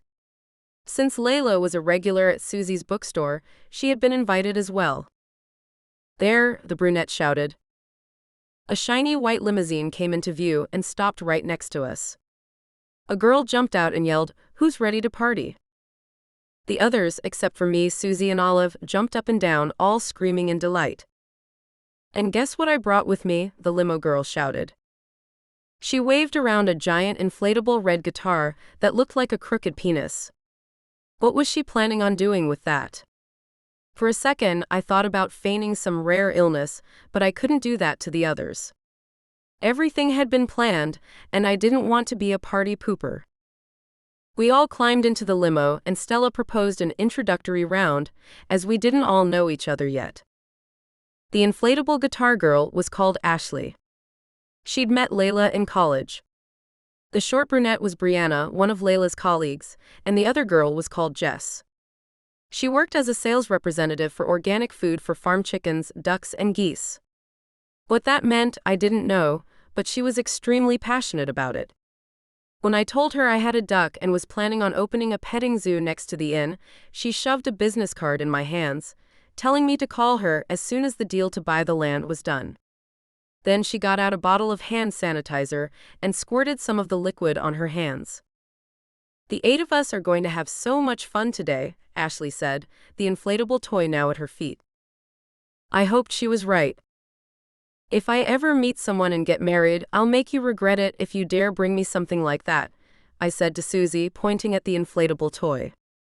It looks like a faulty penis. You have to admit it's a bit funny, Susie whispered. I giggled. Maybe a little bit, yes. As long as I don't have to touch it, I'm good. The limo stopped once again, this time to pick up Layla. The girls ordered her to strap the penis guitar around her body and popped a bottle of champagne. Oh boy. At least Layla didn't look uncomfortable, or she was good at pretending. There was no way to tell. So, where are we headed first? Olive asked. Or is that a secret? Ashley wiggled her eyebrows suggestively. You'll see. But I can promise you girls, it's something good. The limo exited Old Pine Cove, and my thoughts swiveled back to that night when Justin and I left town. I felt dizzy thinking about the look he had given me when he played me that song. Damn, why hadn't I stayed and listened to it? Addy over here partied with celebs a few days ago, Olive said. What? Brianna called out. Who? Do you have pictures? Tell us everything. She grabbed my shoulders and pleaded with me as if I was a drug dealer and she was running low on heroin. It was just a birthday party, I said. I didn't feel like sharing details about my night with Justin. It was something between him and me, and now the world knew about it. Well, maybe not the world, but several other girls. Everyone knew that meant it was only a matter of time before word spread far and wide. We need more details than that, Ashley said. Layla shot me a smile. You went with Justin, right? I nodded. That's right. He's an old friend. I almost forgot you guys share a hometown with Justin Miller, Ashley said. He's so gorgeous. Is he going to be at the wedding? He's Asher's best man, Layla said, adjusting the inflatable instrument that was strapped around her body. The others got all dreamy-eyed. Ashley even had to fan herself. I wonder if he's still single. I would kill to go out with a guy like that. Then she turned to me. Addy, since Justin's an old friend, why don't you introduce us? She wanted me to do what now? I don't know. We're not that close. Brianna frowned. But you went to a party with him? Thank goodness Susie cut in. It's complicated. Anyway, this day isn't about Addy or Justin Miller, right? How about a small clue as to where we're headed? Ashley took the bait, and I threw Susie a grateful smile for directing the conversation somewhere else. I peered at Ashley, feeling not so fond of her. Who did she think she was, wanting me to set her up with Justin? She didn't even know him, apart from how ridiculously high his score on the hotness meter was. I didn't want to act all jealous, and I knew Justin wasn't mine. I just couldn't help myself. I spent the rest of the ride trying to take part in the conversation, but it was hard to focus on anything when I knew that others had their arrows pointed at Justin. 45 minutes later, the limo pulled into the parking lot of a fancy-looking building. A big sign read Cloverleaf Spa and Wellness. We got out of the limo, and Ashley took the lead. She walked to the entrance with confident strides, as opposed to Layla, who was trying to hide the fact that she had a giant penis-looking toy strapped around her body. We all stepped through the sliding doors, entering a haven of tranquility. A small fountain surrounded by all kinds of jungle plants stood in the center of the lobby. Soft ambient music consisting of nature sounds drifted out of the speakers, and sunlight poured in through the giant glass roof. Ashley spun on her heel and clapped her hands. We're going to get manicures, pedicures, and a makeover, she said with a squeal. We want to look all pretty for the rougher activity I have planned later today. The group fell silent at the mention of a rougher activity. I couldn't blame them for feeling anxious about what that meant, but then again, how bad could it be? Even swimming would be considered an activity rougher than getting manicures. A lady dressed in white welcomed us to the spa, handing us all a glass of cucumber water. If you would follow me, she said, leading us to a changing room decked out with plush sofas and personalized slippers. Before the manicures, we've got a mud bath prepared for you, the lady said. You will have to take off that thing though, she said, glancing at the red penis guitar. Not a problem.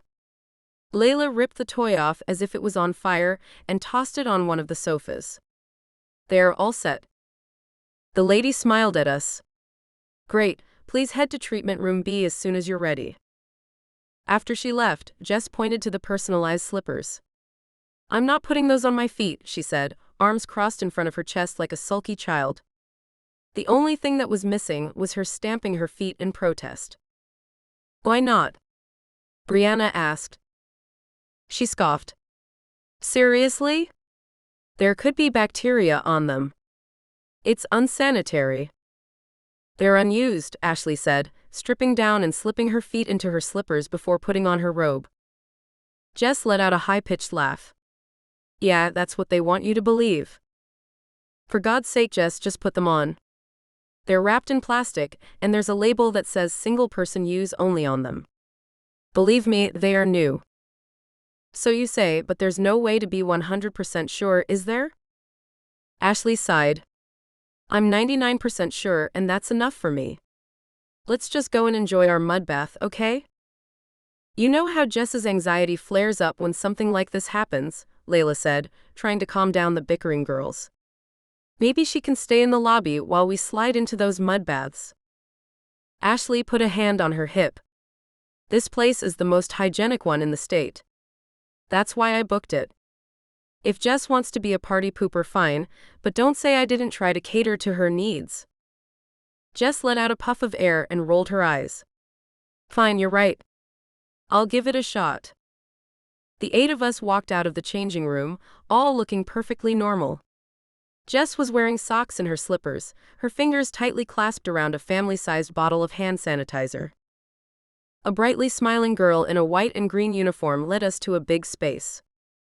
Marble tubs filled to the brim with volcanic mud were placed in the center of the room, separated from each other by a wooden end table where a glass of champagne was awaiting each of us. The mud bath is about 100 degrees, so you'll be nice and comfortable, the girl said. After she told us what to expect from this treatment, I took off my robe, sat myself on the edge, and flung myself in, feet first. Instead of sinking into the mud, as I had thought would happen, I lay on top of it and was suddenly very aware of how exposed I was.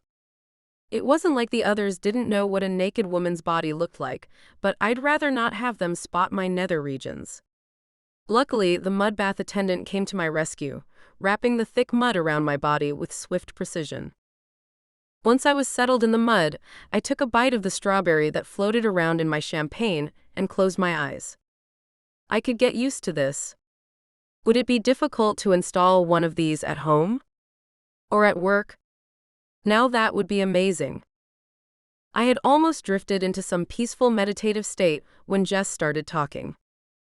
This can't be normal. Is this normal? Hello, she called out.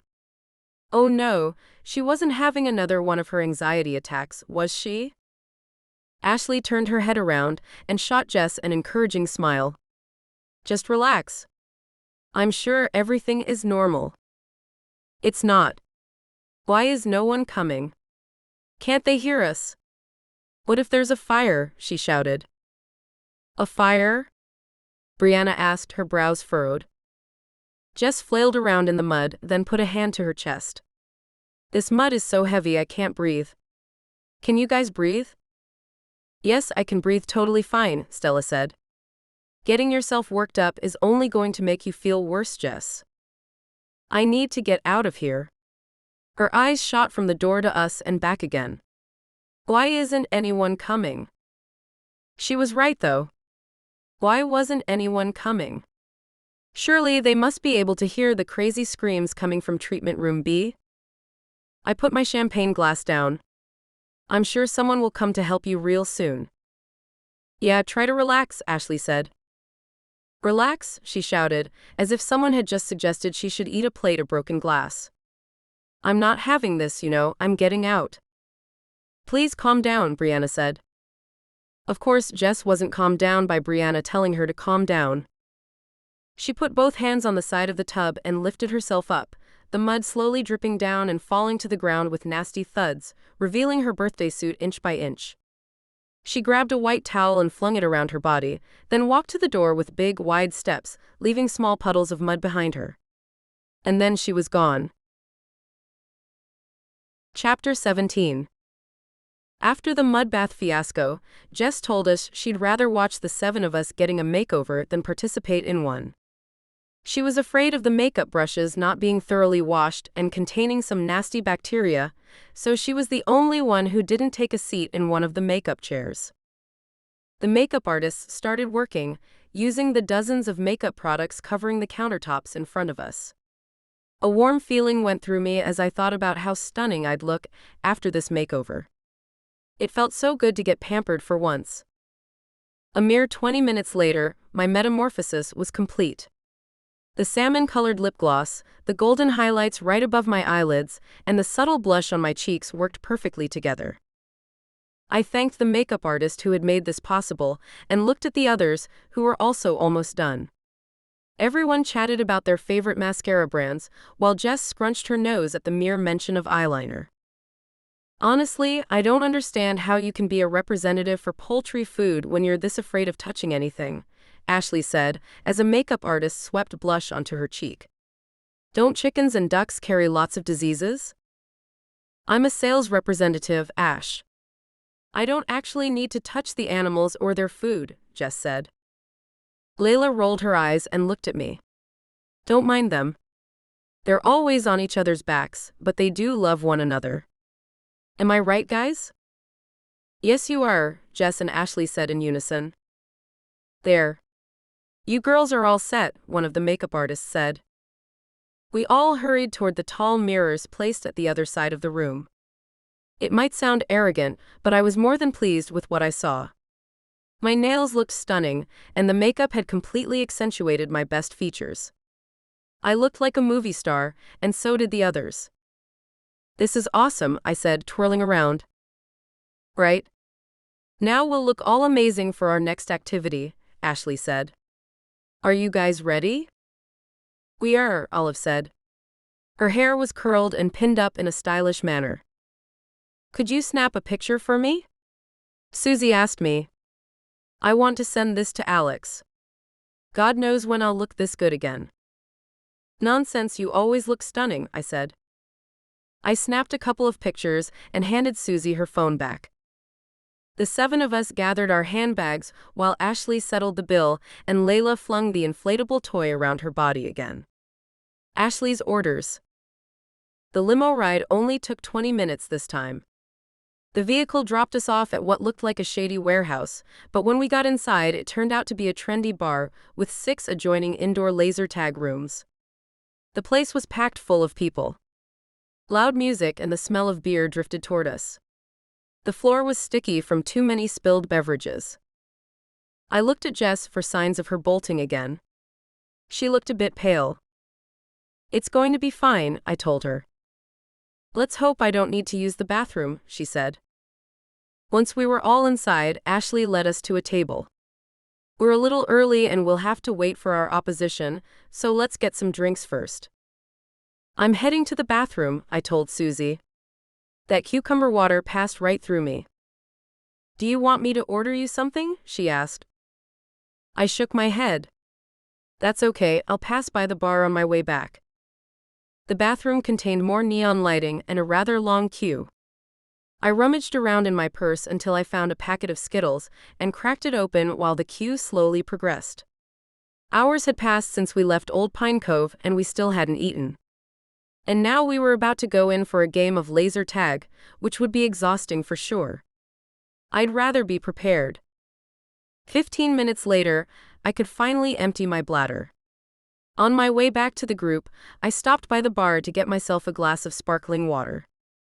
I didn't want to drink any alcohol without having eaten a meal or I'd end up injuring myself during the game.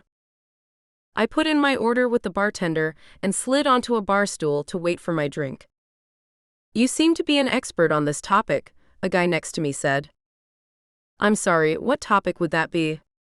Sparkling water? I didn't understand what he was hinting at. He grinned. At being sexy? Oh my word, seriously? Maybe that makeover hadn't been a great idea after all, if it meant attracting weirdos.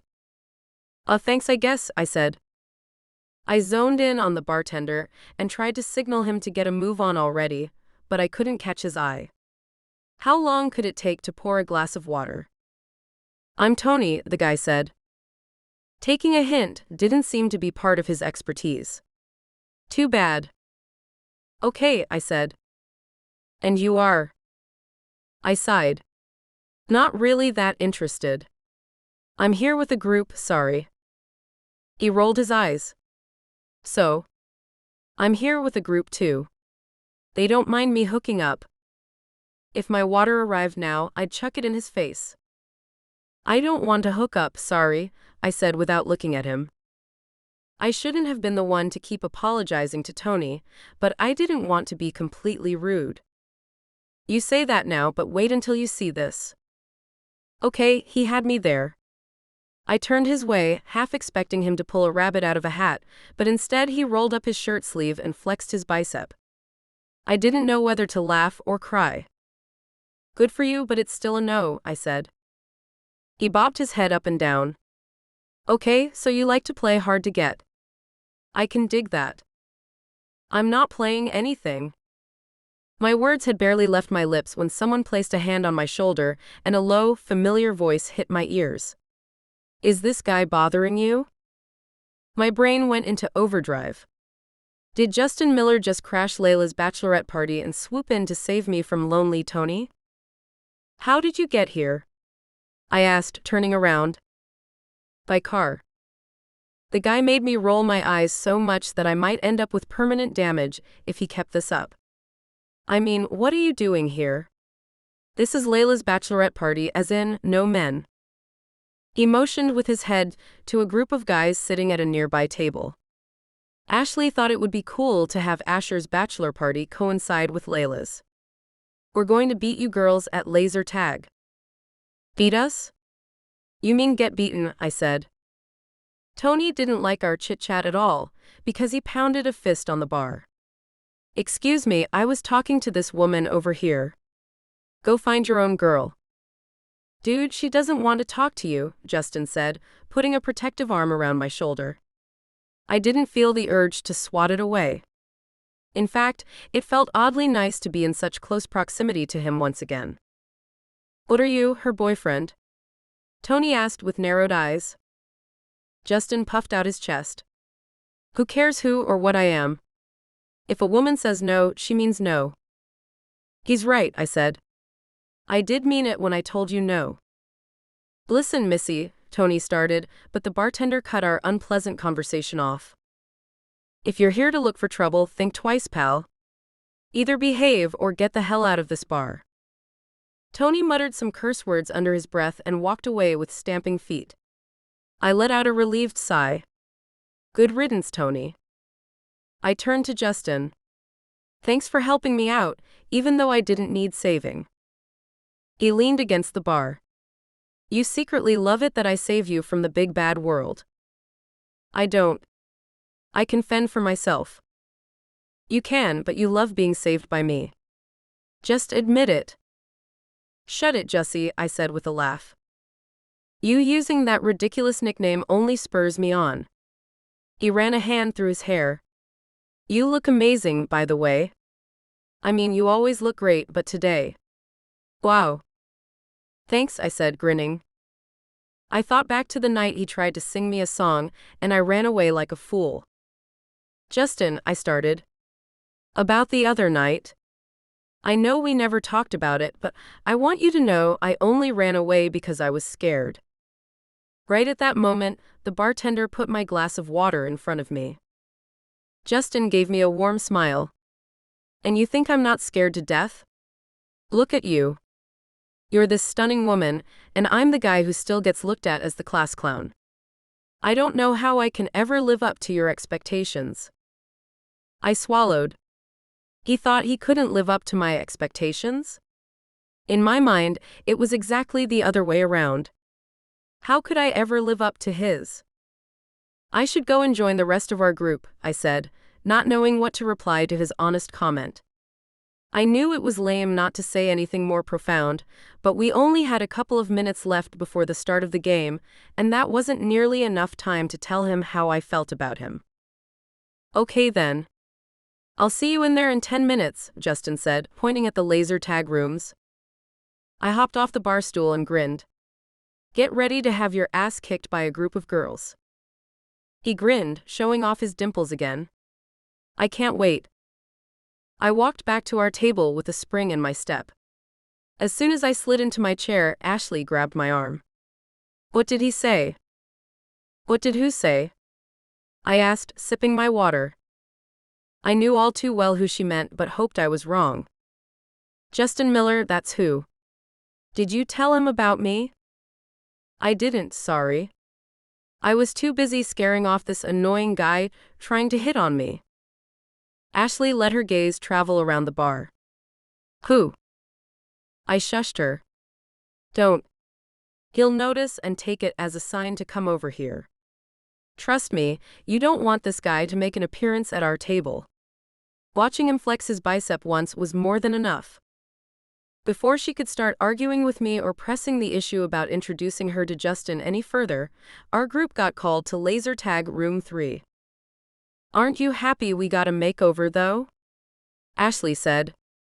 I knew the guys would be here and figured we might as well look stunning. Yeah, thanks, I said. Was I the only one who thought it was weird to get a makeover to play a game in a dark room? Maybe all the pampering had been a ploy for Ashley to get her hands on Justin. A fearful grip tightened around my heart. There was no denying Ashley looked way prettier than I did. Justin would probably notice as well. I glanced over my shoulder. Asher, Justin, and their friends got up, ready to follow us in there. My heart fluttered and I forced myself to take 3 deep breaths. I needed to get a grip. We were here to play an innocent game of laser tag, nothing more. A staff member handed us all a special vest with sensors and a laser gun. Jess wiped hers down with a big blob of hand sanitizer before touching it. At least she didn't chicken out this time. I had to applaud her for her bravery. The girls here will be Team Green, the guys Team Red, the staff member announced.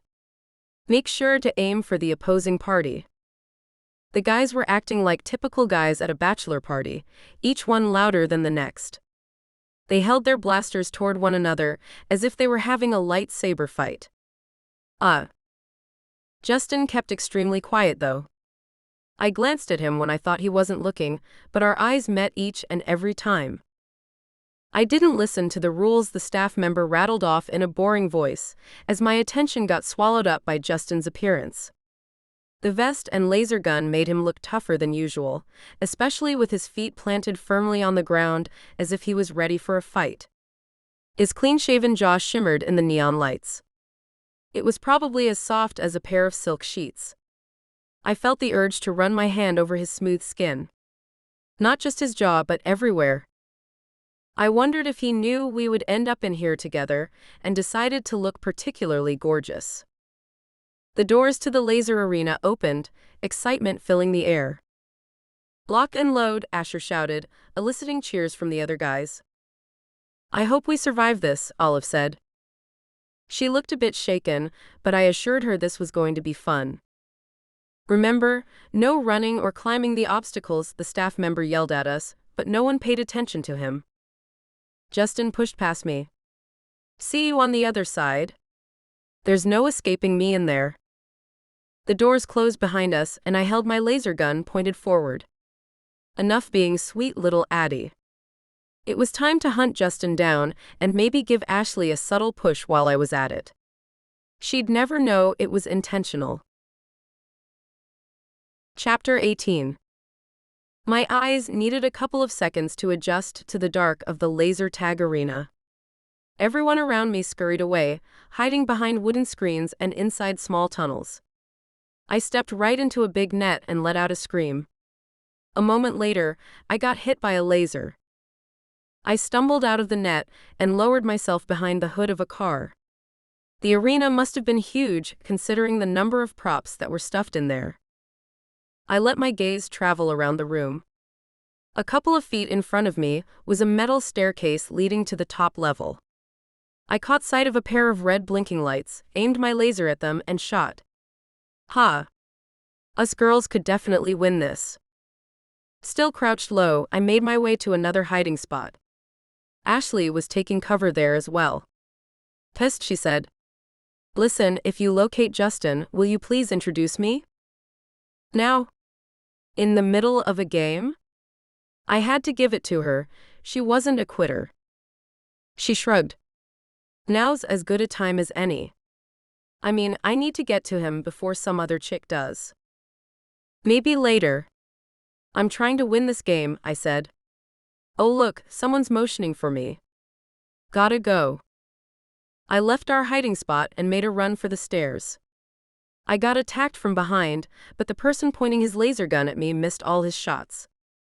When I was in the clear again, I located Ashley and aimed at her, which wasn't hard to do, since she was strolling toward the back corner of the arena as if she didn't mind being so exposed. I ducked down as soon as I hit her with my laser. It was lame, but she was being lame too. Okay, maybe she was only trying to get what tickled her fancy, and I couldn't blame her for trying.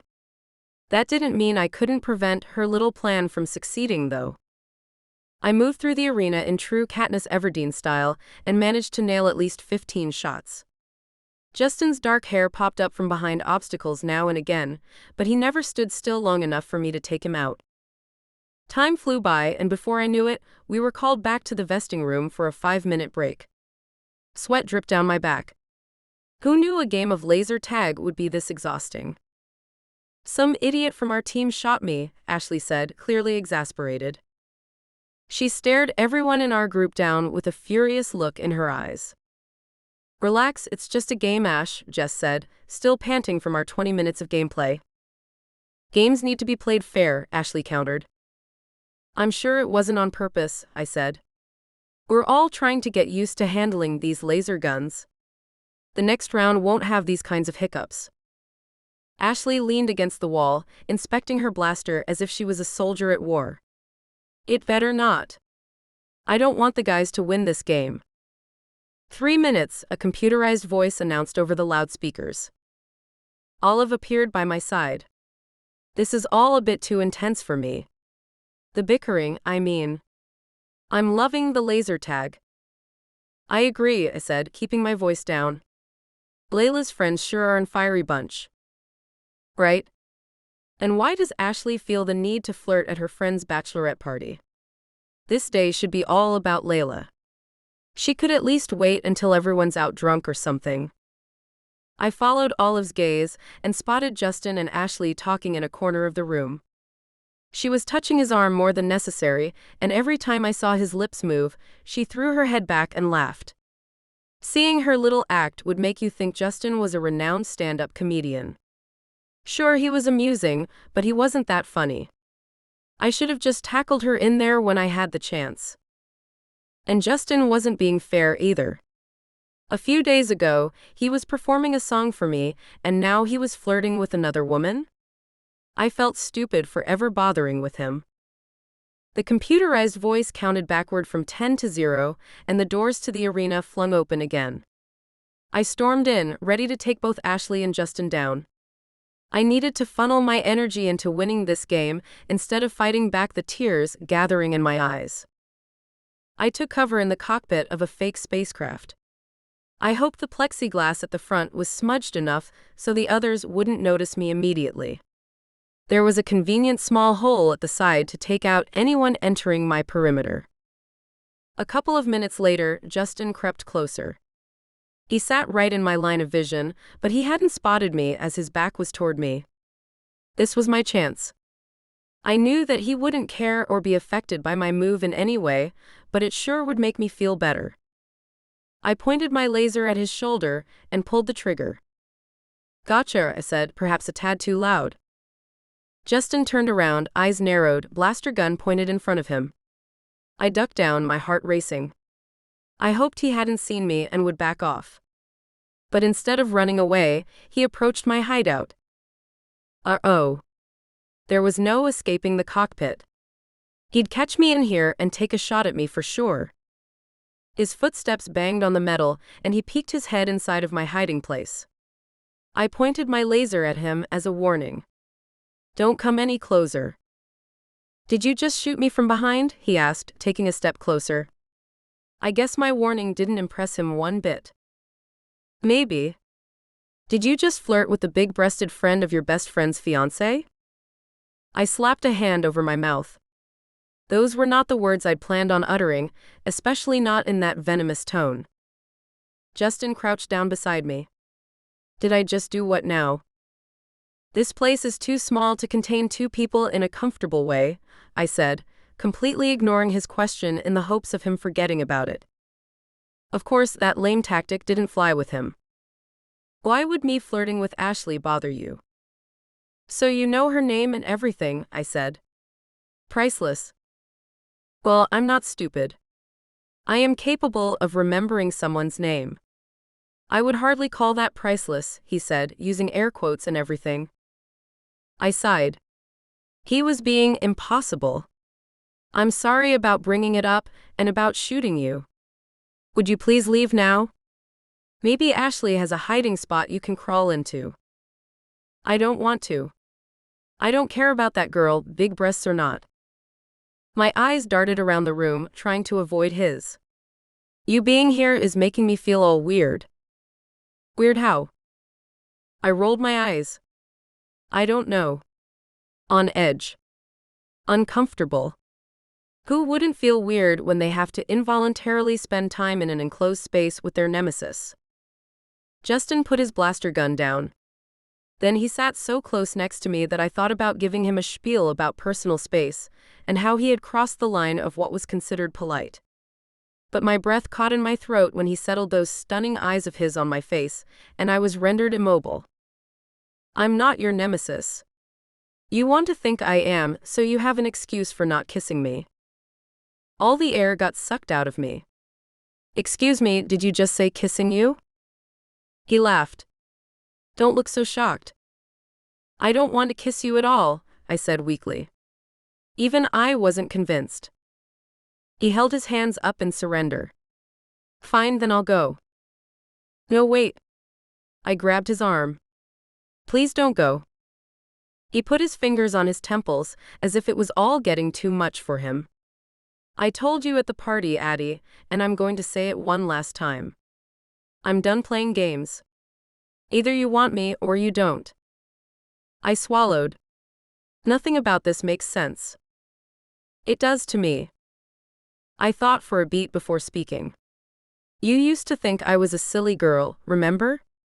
That's why you made jokes at my expense, spread that stupid nickname around, and ruined my science project. Why would you want me after all these years, huh? Why do you even care? Forget about that stupid science project already. Did it ever occur to you that I was a dick to you in high school because I had a crush on you, and I didn't know how to go about it? Besides, I never once called you a silly girl. That all happened in your imagination." My eyebrows shot up, and a mix of confusion and elation scrambled my brains into mush. His comment reminded me of that evening at Rogers, when he told me he had his eye on me in high school. So, he was saying he used to make my life miserable because he liked me? "Has anyone ever told you you talk with your face?" he asked. "Oh yeah? What is my face telling you?"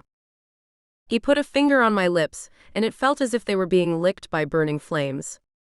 "Shish. Enough with the endless talking. I know you want me to kiss you. If you don't, you'll have to stop me. If you stay quiet, I'll take that as proof that you want me just as much as I want you." He let his finger slide to the corner of my mouth and pulled my bottom lip down, stroking it left to right. Then he put his palm on my cheek. He looked at me as if I was a yummy treat he just needed to have. My breath came out in shorter, louder pants. Justin licked his lips and leaned in, his nose barely touching mine. Wow. He sure liked to take his time. My arms hung limp against my body. I couldn't move. I couldn't talk. All I could do was think about how I was about to kiss this gorgeous guy in the cockpit of a fake spacecraft, wearing a vest with blinking lights on it. If my heart wasn't racing, that thought would have undoubtedly made me crack up laughing. Our mouths were only millimeters apart, and I closed my eyes. His lips crashed into mine. I let out a moan. All the feelings I had locked away for so long exploded inside of me. Now that his hungry mouth had found mine, I couldn't deny it any longer. I wanted to kiss Justin more than anything. I put my shaking hands on the nape of his neck and let my fingers run through his hair. Now it was him who was letting out a low moan. He let his tongue run against mine and bit my lip, slowly tugging it. Fire shot to every nerve ending in my body. His hands were on my face, my neck, my back. "Are you trying to kill me?" I said in between breaths. "You're one to talk." His words came out all hoarse and urgent, just like his kisses. The automated voice sounded over the loudspeakers again, announcing 1 more minute of gameplay. We both came up for air and locked eyes. "You're going to be the death of me, Addison Grant." I grinned. "The same goes for you, Justin Miller." We found each other's mouths again and kissed like I'd never been kissed in my entire life. Then the lights came on, and the chattering voices of our friends drifted inside the cockpit. "What if they see us together?" I whispered, my fingers intertwined with his. "I'll go first." I peered outside of the plexiglass. "Okay. I'm right behind you." He grabbed his blaster gun and crawled out of our little love cave. I raked my fingers through my hair, hoping it looked semi-okay. I didn't want to raise any suspicion. I picked up my gun and walked out of the arena as if I hadn't just experienced the most mind-blowing makeout session ever. Chapter 19. How does one act normal and composed when one of the hottest, most popular movie stars of the year just kissed you and made you moan with pleasure? Exactly. It can't be done. When Ashley excitedly announced that we would have dinner with the boys before parting ways again, I felt more anxious than Jess during that mud bath. There was no way I'd be able to eat and make conversation with Justin right there. I made a deal with myself to sit at the opposite end of the table so I could avoid him altogether. We could always catch up later, after everyone had gone home and we could be alone.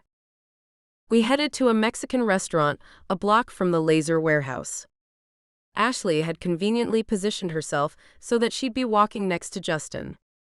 We were barely out of the door when she was laughing and touching him again. Only this time it didn't bother me like it had before, because it was my lips he'd kissed, not hers. "How are you doing?" Susie asked, catching up with me. "It seems like we've hardly had any time to properly talk today." "Everything is great.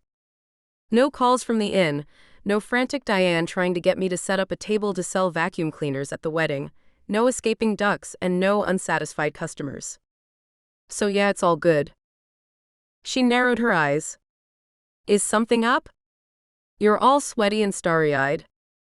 It was intense in there. I did a lot of running, hence the red face. "I'll be feeling it tomorrow for sure," I said. Then I stretched my arms above my head for good measure. Susie didn't look entirely convinced by my rendition of McSporty Girl, but didn't press the issue.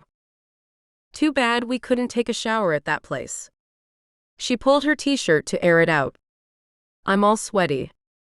"It's a good thing we won, though." "We did?" I asked. "Addy, you can't keep fooling me.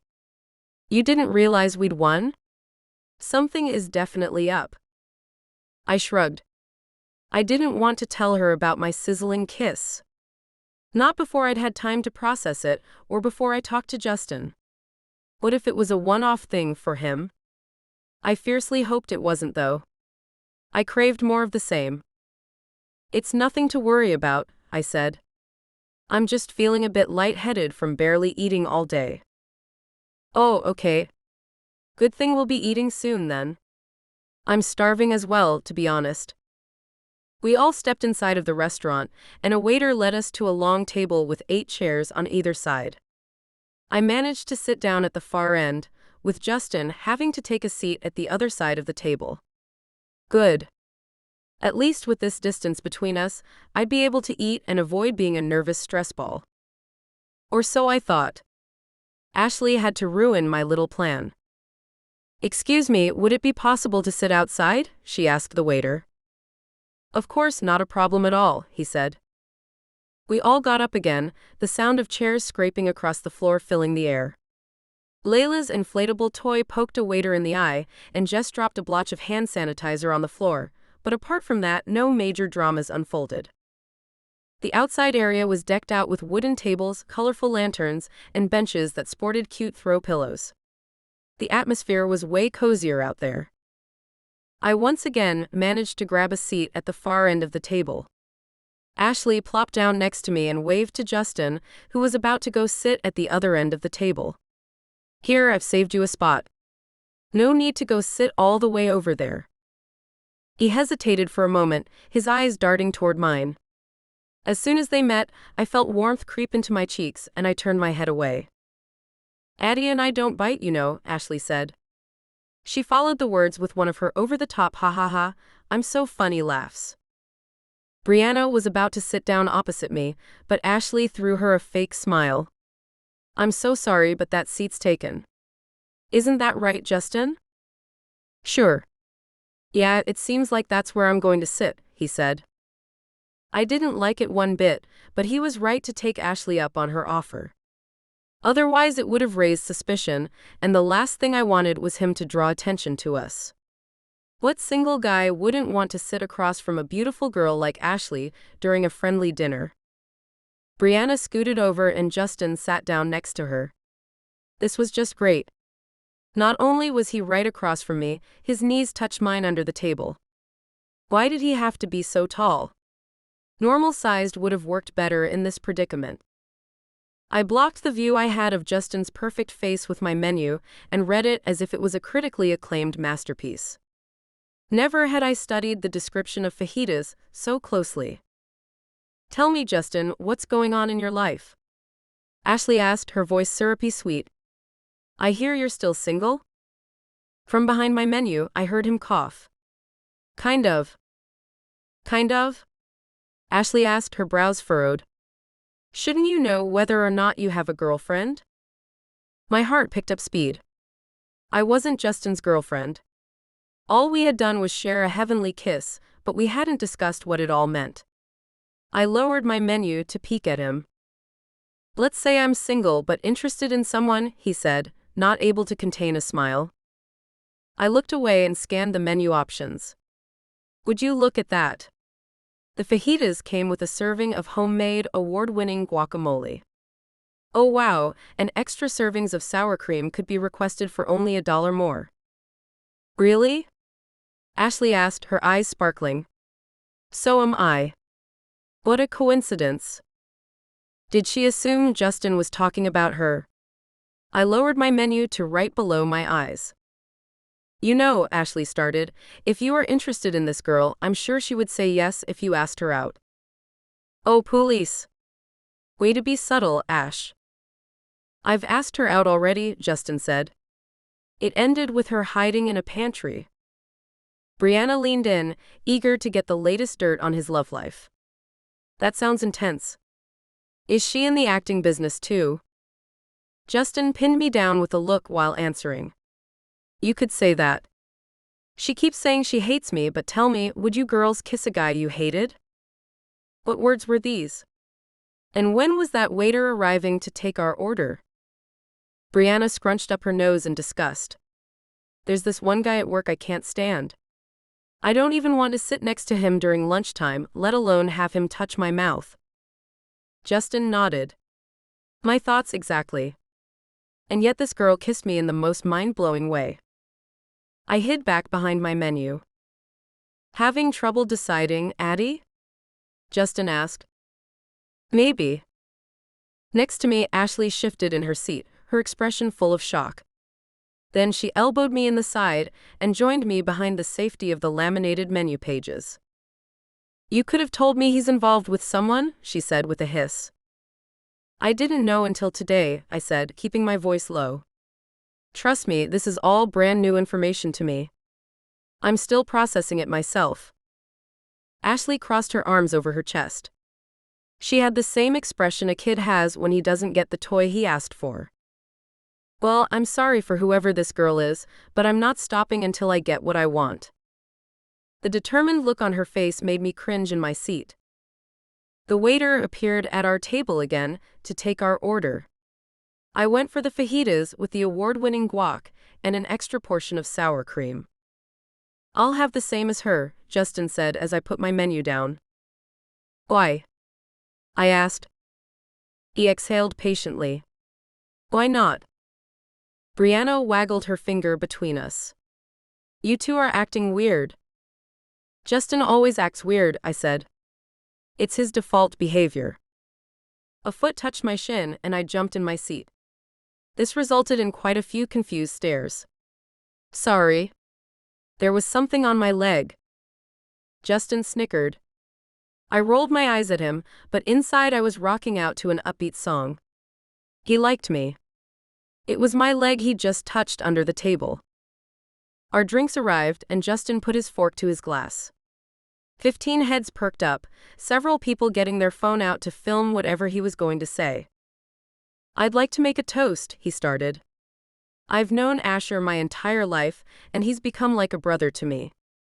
We grew up in Old Pine Cove together, where we had the best adventures.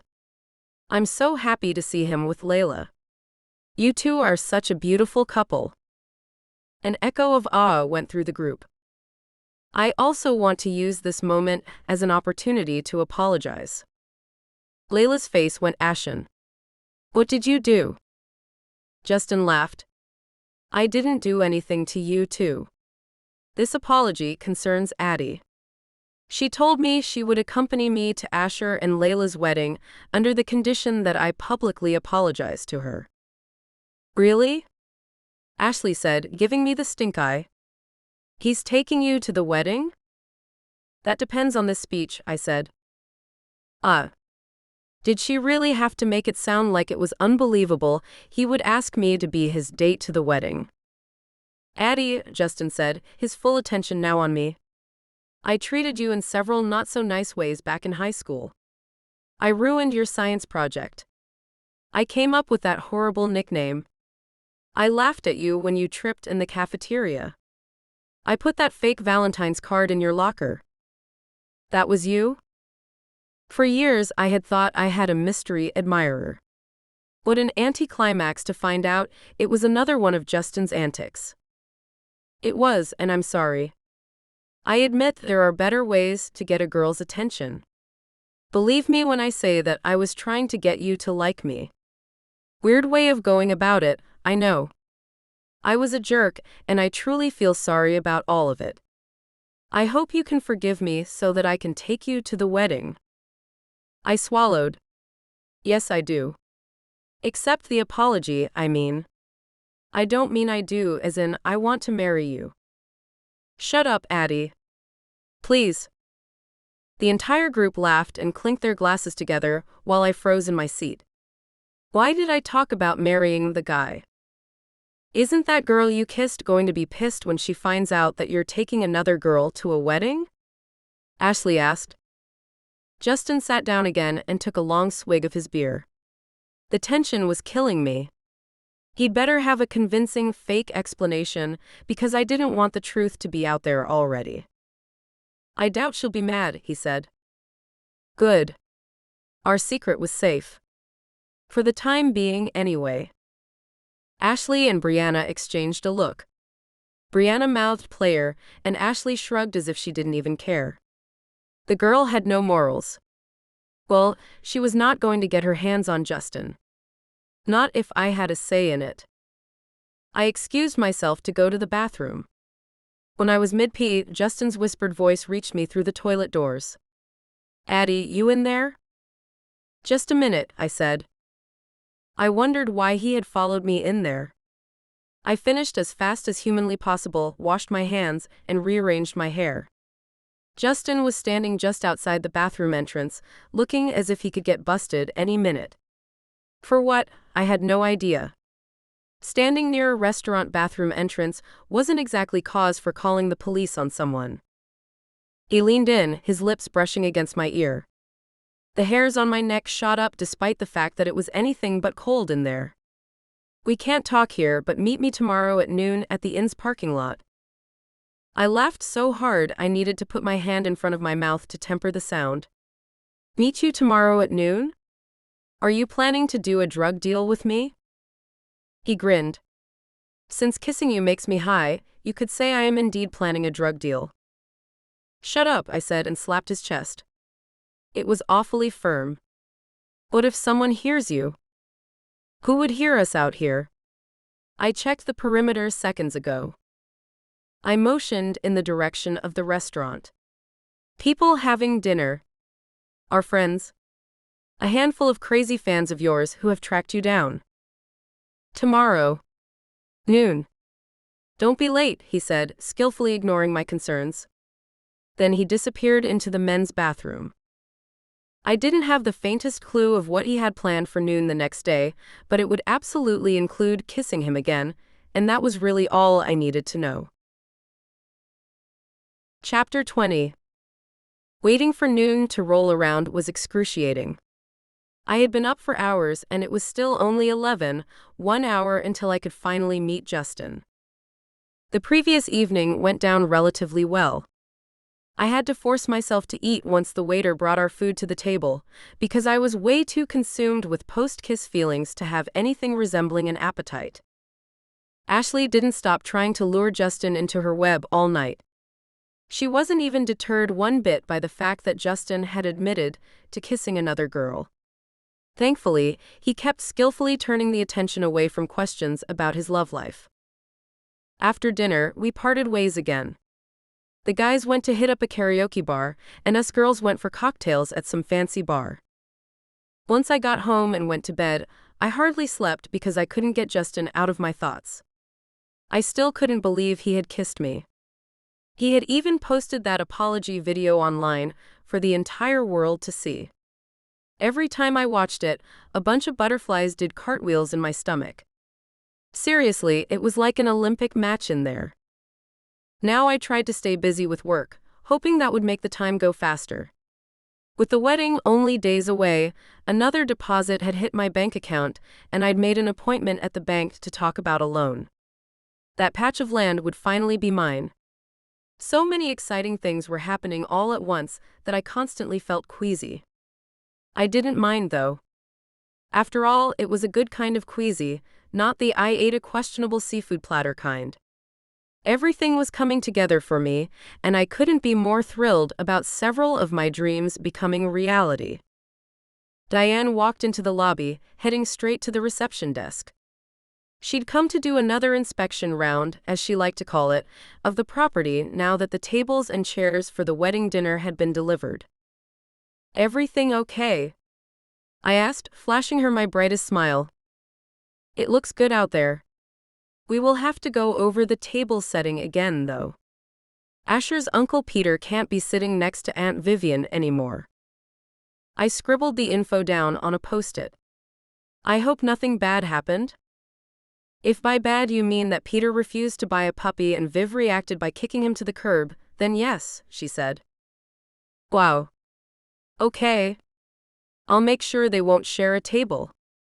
Throwing your husband out because of a puppy disagreement seemed like an awfully weird thing to do, but I didn't want to get into a discussion with Diane. After all, the shenanigans her family got up to were none of my business. Also, Layla told me one of her friends had requested to sit next to that Miller boy. There's nothing I can say about it, Layla is the bride after all, but I don't understand why anyone would make such a request. The poor girl must have been inhaling paint fumes. I nodded. Is this girl called Ashley by any chance? That's right. She can have him, though. Diane had only just finished speaking when Justin appeared at the top of the stairs. It was almost as if she'd summoned him by talking badly about him. My hands started to shake as I wrote down the info. I'll see what I can do, I told Diane, even though I didn't want to. But like Diane had stated earlier, it was Layla's wedding, and she was the one who got to decide who sat next to whom. Justin came to a standstill right behind Diane. Behind her back, he was miming the words she'd just uttered, making me snort. Diane turned around and shook her head. Speak of the devil. Justin held his hands up, a smile tugging at the corners of his mouth. I'm not looking for any trouble. Honestly, I don't know what I've ever done to you. Diane's brows shot up. May I remind you that you've dragged my Asher into questionable situations more than once? If and when you grow up, we can talk again. Then she turned back to me. Her mouth transformed into a hard line. I can count on you to make these changes? I tapped my pen on the block of post-its. Absolutely. It's all noted and will be taken care of. Good. See you soon, Addy. She walked toward the door, but as she grabbed the knob, she turned around. Thank you for doing such a good job. I know it's been a stressful undertaking, but you've handled everything in a professional manner. Well, apart from that duck escaping, and having Justin around, but nobody is perfect. As soon as the door shut behind her, Justin burst out laughing. Why does a compliment from her sound like she's reprimanding you at the same time? Beats me, I said, smiling at Justin like a certifiable fool. Are you free to go now? He asked. I know I'm early, but I couldn't wait. I closed the computer's browser and logged off. I am. Carter will arrive any minute. What did you have in mind? Lunch. Somewhere quiet where we won't be disturbed. Sounds good. I have to be back in 2 hours, but everyone's got to eat, right? I grabbed my purse and joined Justin at the other side of the reception desk. We left the inn together. I had thought we'd go straight for his car, but instead he beckoned me to follow him on foot. Where are you taking me? I asked. One of your favorite places in Old Pine Cove, he said. The bakery? He laughed. His hair fell in front of his eyes, and I had to resist the urge to swipe it to the side. There, he said, motioning to the field in the distance. You did want to buy this land, didn't you? I do, I said. He whistled out a breath. Good. For a moment, I thought I'd made a mistake there. This is the spot, I said. If everything goes according to plan, I'll have lots of animals here soon. You are going to get an alpaca, right? He asked. I shrugged. Maybe. Didn't I tell you how expensive they are? Well, never say never. I know. But I need to spend my money wisely. We can't all be millionaires like you, I said with a wink. He put an arm around my shoulders and kissed the top of my head. Who says I'm only a millionaire? My eyes grew wide. You're a billionaire? He chuckled. I'm just messing with you. Gosh, you can be fooled so easily. I'm having second thoughts about this outing, I said, making a fake angry face. He grinned. You so are not. We found ourselves a small clearing near the edge of the field, surrounded by tall grass. No one would be able to see us here. Justin put a blanket down, then started to unload his backpack. He placed 2 plastic flutes on a wooden tray. Then he pulled out a Tupperware container filled with strawberries, a couple of sandwiches wrapped in foil, and 2 bars of chocolate. Where did you get that? I asked. I don't recall Kermit the Frog lugging Tupperware around with him. He laughed as he popped the lid off. Mom gave it to me. I know, not exactly what you want to hear when you're on a date. But I did make the sandwiches myself. Extra mayonnaise and everything. I bet you Kermit the Frog himself couldn't make them taste as delicious, even if he wanted to. This is a real date? He cracked open a bottle of champagne and poured us both a glass. I thought so, but we can call it anything you want to. Don't you think it's weird how the scale tipped from hate to not hating each other? I asked. I almost said love, but it was way too soon to think about that. He put his drink down and handed me a sandwich. For you, maybe, but I've always liked you. I just assumed the feeling was far from mutual. We were both quiet while we munched on our sandwiches. Part of me wanted to put my arms around his waist and kiss him, but the other part of me was terrified. I wasn't looking to get my heart broken again. "What's going on in that beautiful head of yours?" he asked, making the butterflies inside my stomach do somersaults again. "I was trying to wrap my head around you and me. More specifically, our kiss yesterday." His face lit up. That was an unforgettable moment. Maybe we should do it again, though, to jog my memory of just how perfect it was. He put his food down, and I mirrored his move. My heart leapt into my throat as he wrapped his arms around my waist, exactly like I wanted to earlier. I opened my mouth to speak, but his kiss ate my words before I could form them. His strong hand slid over the curve of my back. I let myself get lost in his kiss, savoring the magic of the moment with every fiber of my being. He tasted like strawberries and champagne. I tugged on his hair and we came crashing down next to each other. Then I pulled away from his delicious lips. I didn't want to, but I needed to be smart. "What's wrong?" he asked. I let my shoulders drop, and a heavy sigh escaped from my mouth. I'm thrilled about what's going on between us. But I'm scared about where this will lead. If I give too much of myself to you, I'll be putting my heart on the line. I don't know if I'm willing to do that. Shouldn't we talk about all the ways getting involved with each other could hurt us?" He leaned back on his elbows. "Or, we could talk about all the ways this would bring us joy and happiness. I want nothing more than for us to work out, but you're an actor, Justin. When would we ever see each other?" He was silent for a moment. It didn't feel good to bring that up, but one of us had to before we took this any further. Before we crashed and burned. Yes, it's true that I love acting, and sometimes I need to be in a certain place for an extended period of time. But that doesn't mean I'm locked away somewhere. We can still talk to each other. He turned sideways, his eyes nothing but honest. I could go on a hiatus. There's this new movie they want me to audition for, but there will be other movies. There's only one you. I would hate to give up the chance to turn this into something more. My heart set off a box of fireworks, but at the same time a feeling of dread crept inside. What if we don't work out, and you've left your life behind for me? I can't let you do that, Justin. You'll start to resent me. He shook his head. I won't. I've been thinking about this even before I saw you again. It's part of the reason I came back to Old Pine Cove in the first place. Of course, I wanted to be here for Asher's wedding, but I also wanted some time to think about where to go next. His words hit me right in the heart. He wasn't going anywhere soon, which meant that we would have time to work it out, to see where these feelings would lead us. And wow, did I wish they'd lead to him and me spending every minute together.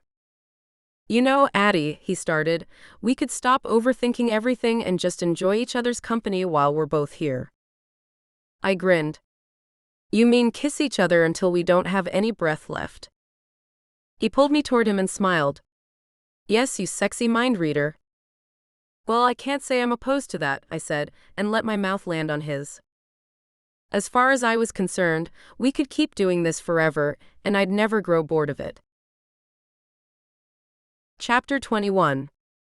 I walked on clouds for the next 48 hours.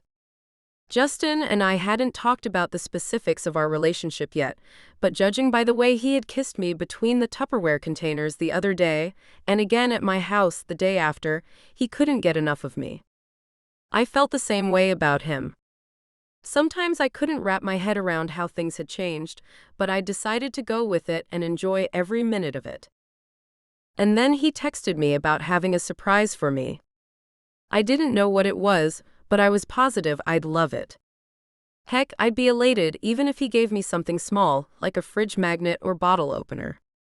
I couldn't believe how lucky I was. We had agreed to meet for drinks after work. But first, I had an appointment with Sally at the bank. I crossed the town square to the building where my bank was housed. Since I had 10 minutes to spare, I treated myself to a coffee at Sip and Bean and handed Olive a royal tip.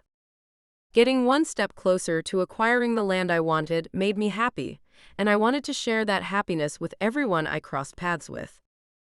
This is truly generous of you, Addy, Olive said, tucking the money away in the tip jar on the counter. I threw her a warm smile. It's the least I can do. Things are going great. In fact, I'm about to push my career to a new level. Her eyes lit up. Me too. The tarot card readings for dogs aren't going too well, so I hired someone to make a professional flyer, and I've already had 3 people set up an appointment with me today. She shoved a stack of flyers in my direction. Tarot card readings for dogs, I read. Get 10% off with this flyer. I smiled at her. These look great. Well done, Olive. You know, if you had a dog, I'd offer you a free reading. That's so nice of you. I'll keep that in mind should I ever adopt one. Great. Well, best of luck with your new business endeavor, Addy, Olive said, getting ready to serve another customer. I waved her goodbye and made my way to the bank. I didn't have to wait long. Sally was punctual, a quality I admired in someone working with other people's money. Her assistant led me down the hallway towards Sally's office. As soon as I was seated, she closed the door with a soft click. "What can I do for you today, Addison?" she asked, sitting down with her hands resting on the desk in front of her. "Remember how I was in here last year to talk about a business loan?" I asked. "Well, I finally have the required deposit." Sally pushed her glasses toward the top of her nose. "Right. A loan to buy the Bensons' land. For a petting zoo, if I'm correct?" I beamed. "Yes, that's right." "Perfect," she said, opening a document on her computer. "Did you already put in an official offer with Mr. Benson?" "Not really. I mean, he knows I'm willing to pay the asking price, and I know that there aren't any other interested buyers." She pushed her chair back to retrieve some papers from the printer. "Okay, what we could do right now is simulate the specifics of the loan. As soon as you've got a signed agreement with Mr. Benson, we can make it official." "Great," I said. "Let's do that." I answered all of Sally's questions and gave her my accountant reports, cash flow statements, and other details she needed to know. "Everything looks good on my side," she said. "You have a great credit score, and the fact that you can finance 25% of this acquisition with your own funds will definitely elevate your chances of approval. I think all that's left for you to do now is call Mr. Benson and tell him the news that you're ready to buy." I wanted to jump up and hug her. This was fantastic news. "How long will it take for the loan to be approved?" She tapped her chin with her finger. "I'd say 3 to 6 days after you've signed the papers with Mr. Benson." "Thank you, Sally," I said. "I'll get right on to that." When I left the bank, I couldn't stop smiling. I walked back to my car with a skip in my step and decided to drive straight to Mr. Benson's house to finalize the sale. We'd talked about me buying the land so many times, it was like a done deal. I picked up a bottle of celebratory champagne on the way there and texted Justin that I had a surprise for him. Gosh, I hoped Mr. Benson was home. Now that I finally had the finances to go through with this sale, I didn't want to wait a minute longer to make it official. I rang the doorbell twice, but there was no answer. I decided to go around back, as he was probably working in his garden and couldn't hear the doorbell. "Yoo-hoo, Mr. Benson," I called out while rounding the house. I didn't want to scare him to death by suddenly appearing in his line of vision. I also didn't want to risk finding him sitting in his backyard with no clothes on. You could never be too careful with situations like these. When I was 14, I had accidentally witnessed my neighbor doing a naked dance with his garden hose. The image got imprinted into my memory forever, and him asking my mother to water his plants while he was on vacation never sounded the same again. "Hello," I tried again. I put a hand above my eyes to shield them from the sun. My shoulders fell. He wasn't here after all. Today wouldn't be the day. But then he jumped out from behind a bush he was trimming, shears in his hands. "Oh, hello, Addison." "Mr. Benson, how are you?" I asked, barely able to contain my excitement. He fiddled with his garden shears. "Yes, I'm good." My brows pinched together.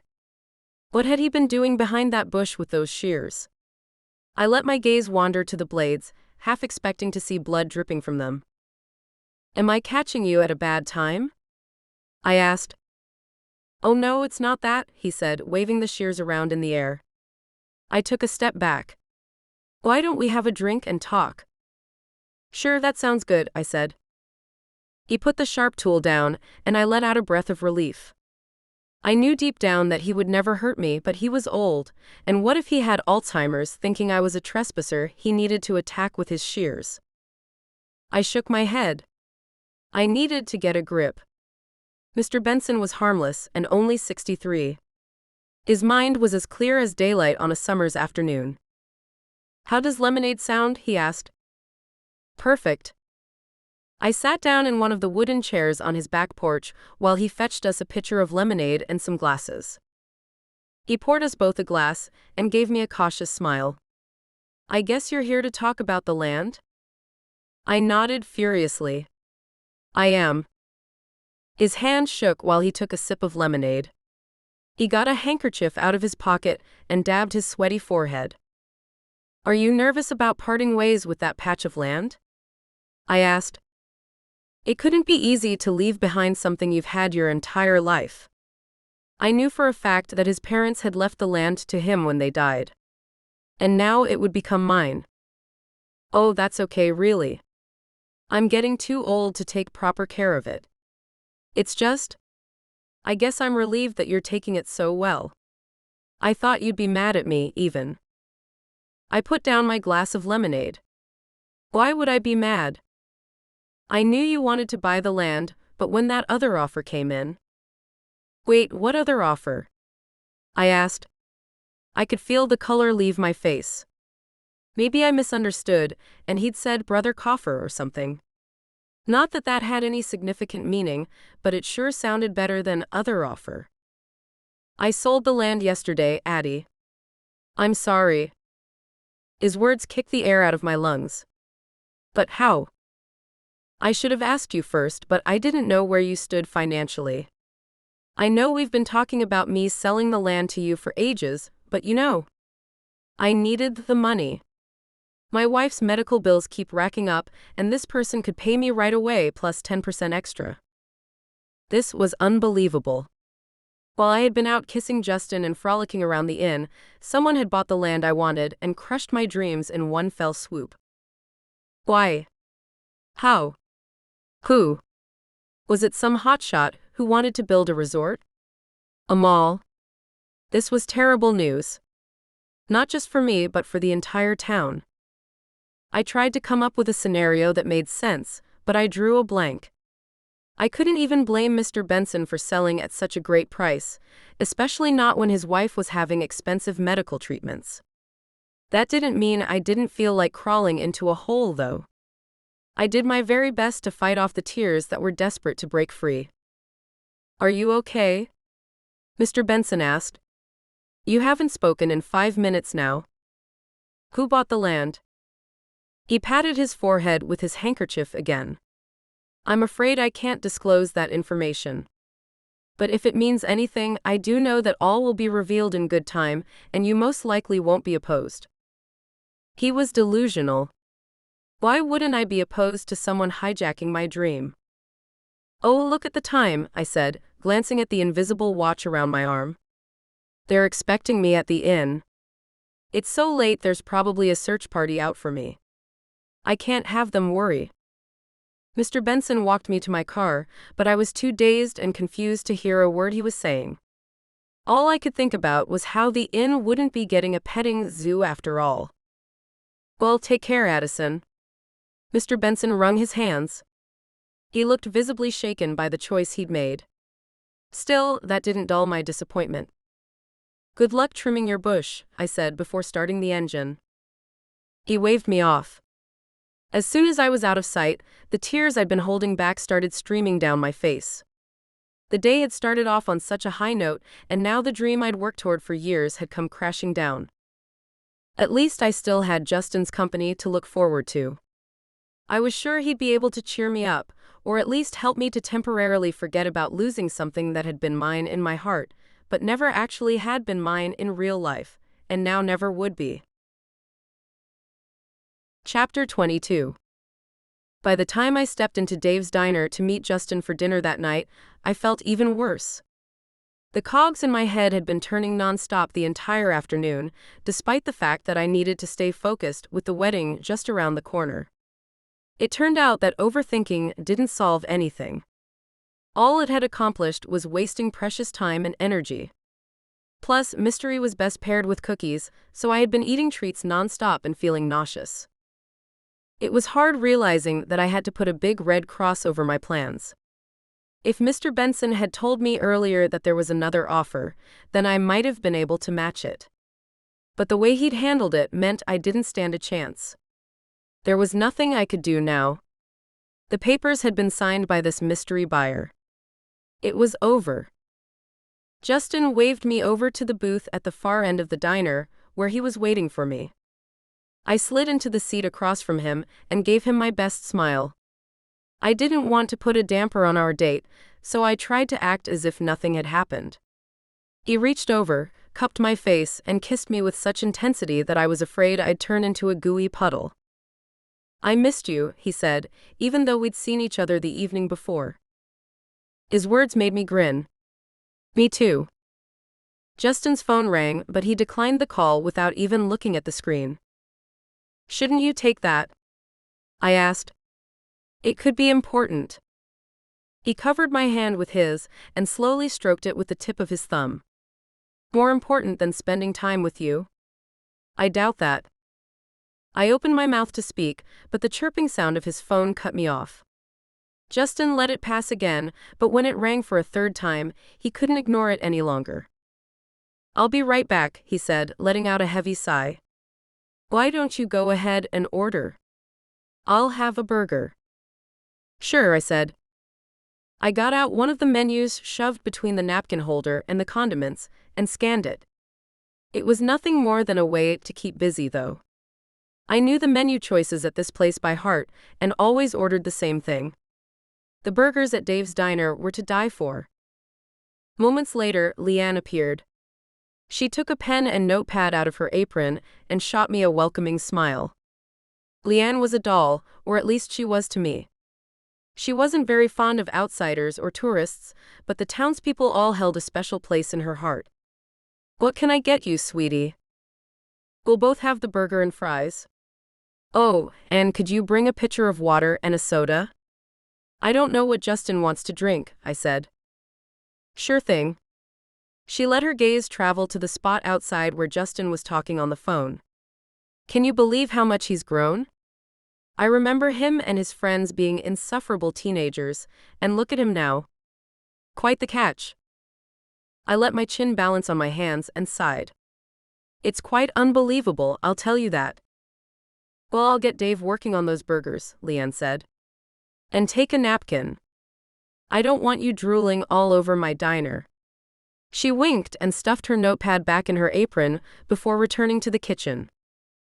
I put the menu back and watched Justin through the window as he talked on the phone, trying to keep my saliva inside my mouth. His features had hardened and his shoulders were slumped. He kept shaking his head. That phone call didn't look like a good one. I felt for him. There was nothing like that punch of bad news hitting you in the gut, especially when you least expected it. Whatever news he'd received, we could be miserable together. When he walked back in, confusion was written all over his face. "Are you okay?" I asked. "You look kind of pale." He swallowed and put his phone on the table, then started rubbing his temples. That was my agent." "Are they canceling in dire need?" I asked. He blew out a puff of air. "No." "Then what's wrong?"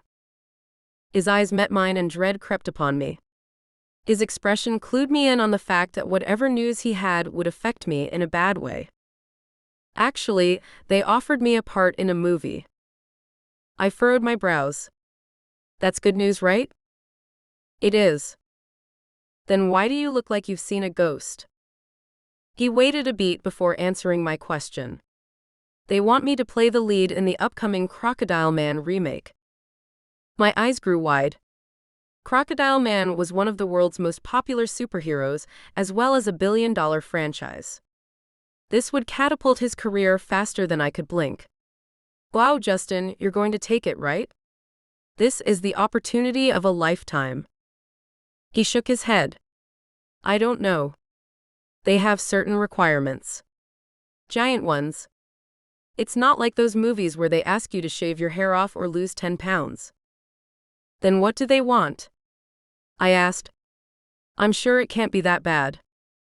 He swallowed. They want me to sign a contract that stipulates me not having a romantic relationship for at least a year. Apparently, the public prefers their superheroes to be single.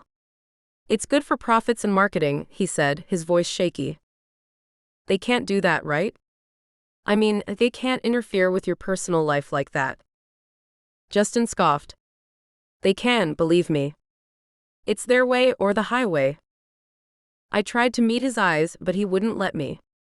So, if you agree and take the role, we won't be able to see each other anymore? He coughed, then nodded. Yes. I don't want to lose you, Addy. But this is Crocodile Man. This is Crocodile Man. The words every girl dreams of hearing. My arms felt like lead and my mouth hung slightly open. I couldn't find any words or move. Justin was ditching me before we had even truly begun developing this relationship or whatever it was that we shared. In my head, I tallied up my losses so far. There was the land that got snatched up right before I had the chance to buy it, and now Justin was telling me he was going to choose some superhero role instead of me. All I had to do now was wait for another disaster, as bad luck always came in threes, no? Here you go, Leanne said, and placed our burgers down. She had walked to our table without me even noticing. Enjoy. I stared at the burger and fries in front of me. My appetite had completely vanished. Addy? Justin asked. Aren't you going to say something? I shook my head. I had to bite my lip to keep myself from crying. There's nothing to say. This doesn't have to mean the end for us, you know. I shoved my plate away and put my elbows on the table so I had a place to rest my head. A year without seeing each other? That does mean the end for us. I thought you told me you were thinking of taking a break from acting? What's changed between now and then? Justin leaned back in his seat and held his hands up. I know, you're right. I did say that, and I meant it at the time. But this is Crocodile Man. It's a huge opportunity. Again with the Crocodile Man. I got it. Crocodile Man was every boy's dream, unlike me. I wasn't anyone's dream. Not anymore. Look, he continued. I get that you don't understand what this means, but I can't say no to it. Why wouldn't I understand? Because I'm nothing more than a dumb small-town girl? He shot me a surprised look. That's not what I said. Don't twist my words, Addy. Look, I don't like it either, but this is how Hollywood works. Our realities had never seemed further apart. I had been delusional if I ever believed we stood a chance. He was a guy who flew helicopters and didn't flinch at an $11,000 suit. I drove an old car and bought my clothes off the rack during a sale. The gap between us was too big to cross. I hated for it to be true, but it was. So this is it for us? I asked, trying to keep the tears from streaming down my face. I didn't want to make a scene at the diner. This punch in the gut called for a private crying session with copious amounts of Glen and Barry. Or the real deal. I had plenty of money now that I couldn't buy the land for my petting zoo. I might as well splurge on tubs of brand-name ice cream. Justin shook his head. It doesn't have to be. We could stay in touch. Have secret dates. I don't want to hide.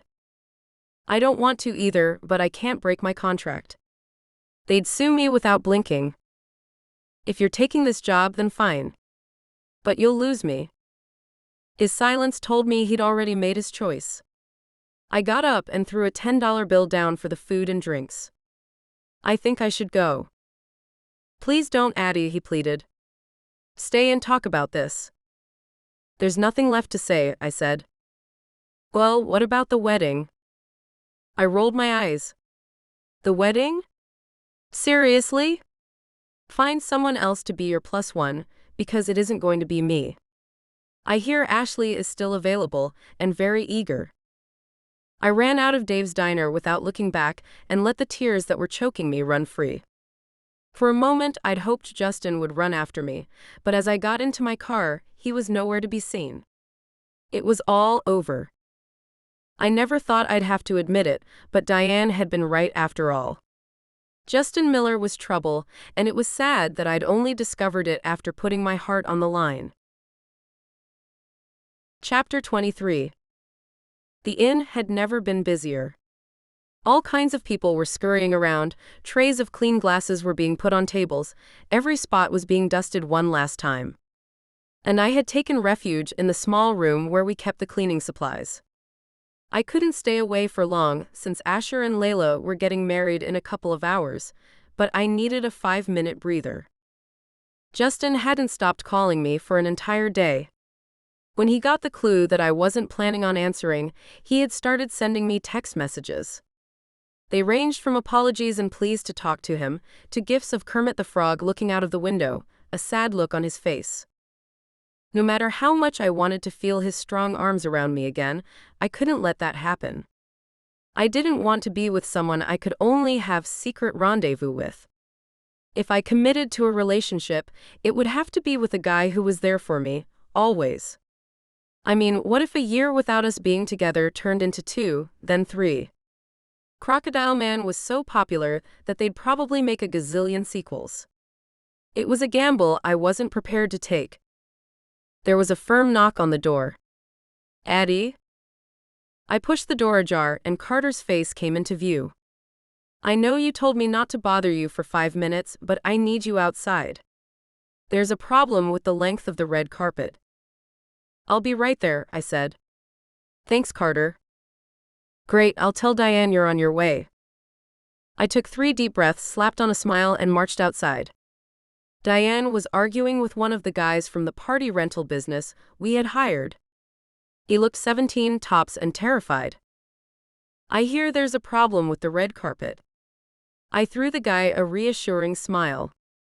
Maybe I could help. A problem? You mean a disaster. The red carpet is 10 inches too short. 10 whole inches. Diane uttered the words with such volume that I cringed. I'm sure we can fix that, can't we? I asked the teenager. By now he probably regretted taking on an after-school job. I'm going to get my boss, he said. We might have an extra in the van. He scurried away like a scared rabbit. Diane's nostrils flared and I put a hand on her arm.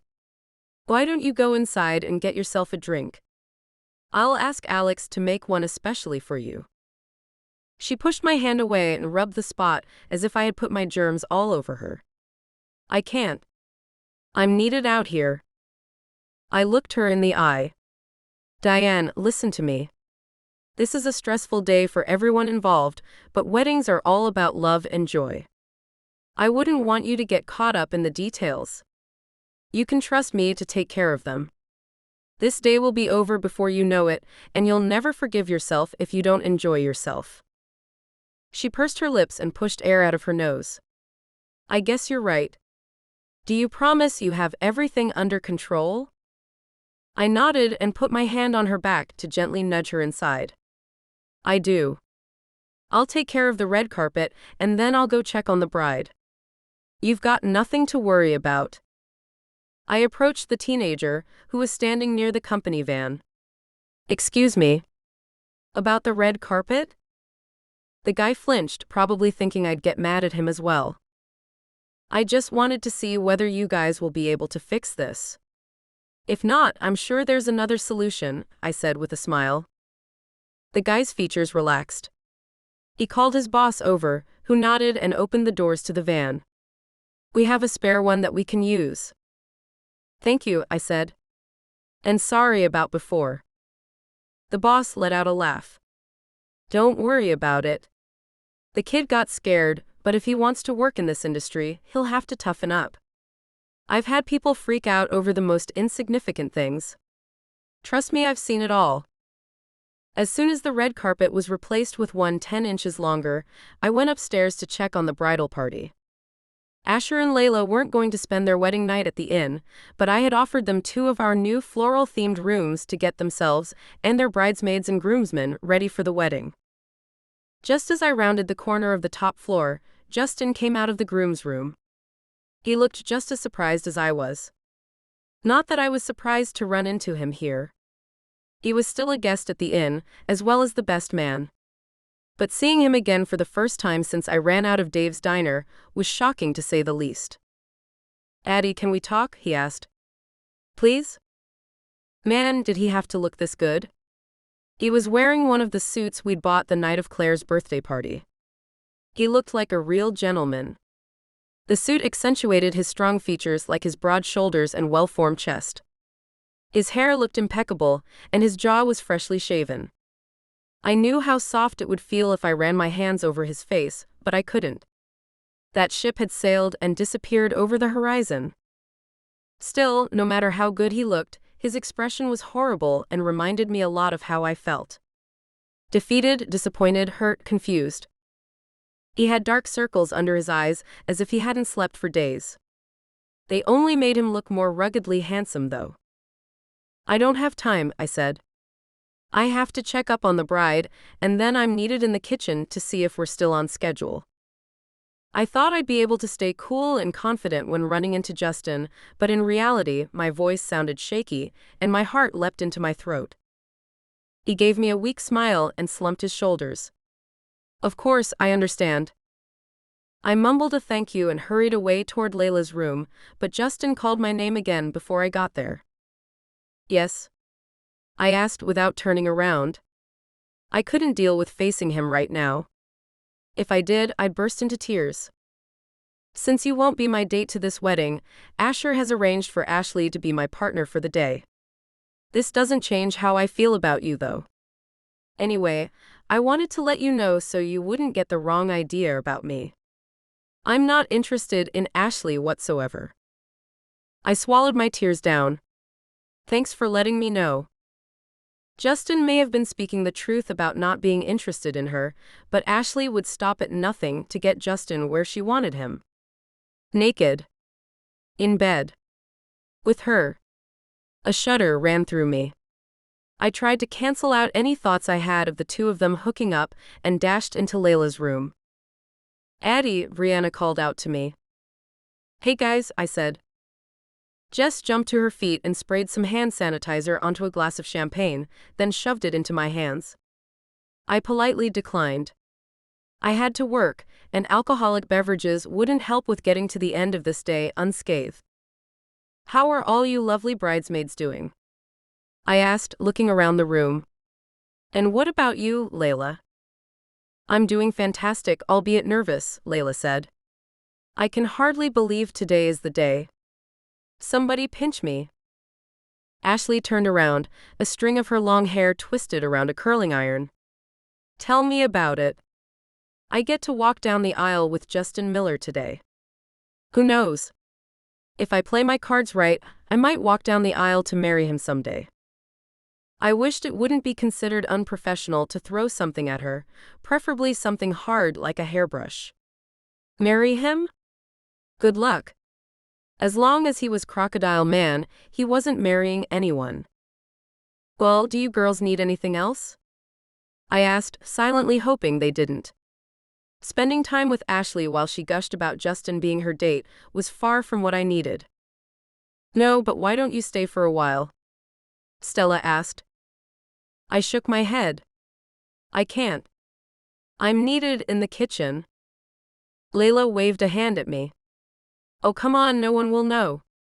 If anyone asks, just tell them you were needed here to handle some crisis." "I guess 5 minutes couldn't hurt," I said and took a seat on the bed. The girls continued chatting. They talked about the lingerie Layla had bought and the guys they were hoping to dance with later. I let my gaze wander around the room. Layla's dress hung from a velvet hanger, nothing more than the contours visible through the garment bag. Her white lingerie was on the dresser, the tag still on it. She was one lucky girl, getting married to the man who loved her. The man who wouldn't blow her off in favor of some stupid superhero. I balled my hands into fists as I thought about Justin breaking the news about his job offer. Marissa, the makeup artist, put her brush down and smiled. "They're all done." She turned Layla into a gorgeous bride, and I felt my eyes water up. I dabbed them with a tissue, pretending there was something in my eye. If I already felt this emotional now, what kind of sobbing mess would the ceremony turn me into? Marissa shot me a look. "Would you like me to do your makeup as well?" "Oh, that's sweet, but I'm not one of the girls who booked your services." She shrugged. "I'm paid by the hour and still have 40 minutes left. Everyone else is ready, so why not? Come on, it'll make you feel better." My eyebrows shot up. Did Justin tell them what had happened between us? I swallowed. "Make me feel better?" Jess shot me a look. "I don't want to be rude, but Marissa is right. You look like a tragedy went down." "Is everything okay?" Layla asked. I plopped down in the chair in front of the desk where Marissa's makeup and brushes were strewn around. "I guess hosting your wedding at the inn has made me nervous." It was only half a lie. The wedding had brought me so much stress, you'd think I was the one tying the knot. "I understand," Marissa said.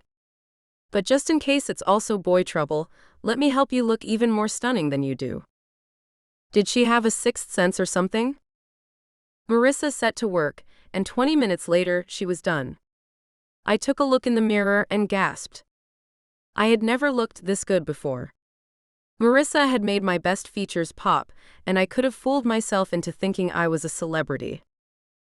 "Eat that, crocodile man." Brianna topped off everyone's champagne glasses, and I quietly disappeared, but not before profusely thanking Marissa for making me look like a goddess. I shut the door, leaving the chattering and clinking of champagne glasses behind me. As I descended the stairs, my phone started to blow up. I hoped it wasn't Diane with another ridiculous crisis that needed tending to ASAP. I fished my phone out of my pocket and glanced at the screen. There were dozens of Instagram notifications, all from Justin's account. Apparently, he had been tagging me in posts and stories. Without hesitating, I opened the app and looked at his content. All over his stories feature were short clips of him, telling his fans about how he had a surprise for a special person and how he was going to reveal it later today. I had forgotten about his surprise. At least, I assumed this surprise he had told 1.5 million people about was the same one he had texted me about a couple of days ago.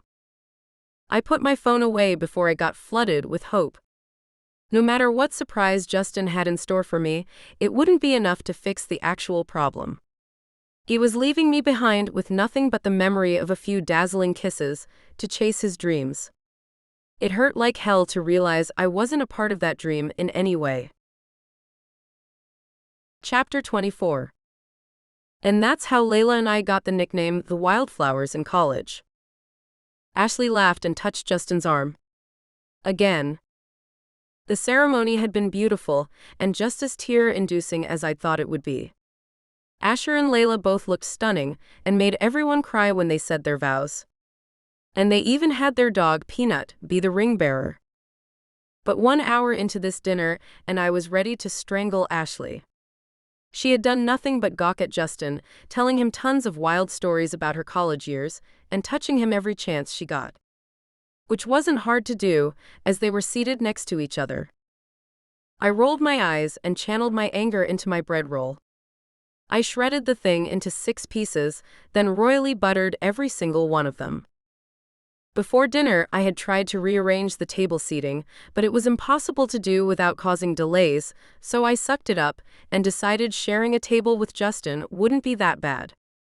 Boy, had I been wrong. Despite the fact that I was seated 3 chairs to the right of Justin, he constantly tried to get my attention with silly things like asking me to pass the salt or requesting the bottle of sparkling water to be sent his way. He didn't look one bit impressed by Ashley's over-the-top stories and laughs, though. Good.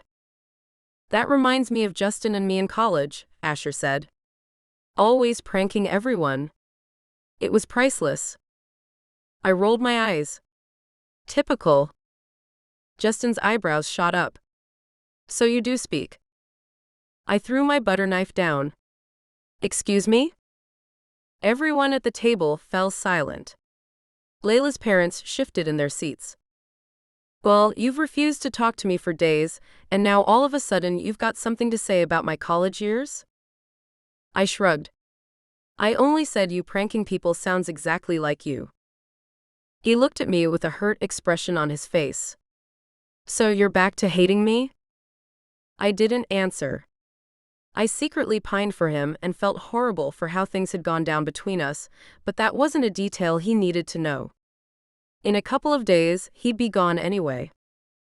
I promised you I'd prove you wrong, and I still intend to do that, he said. I'm not the immature jerk you make me out to be. Okay. I mumbled the words into my glass of water. I hadn't meant for the atmosphere to get so awkward.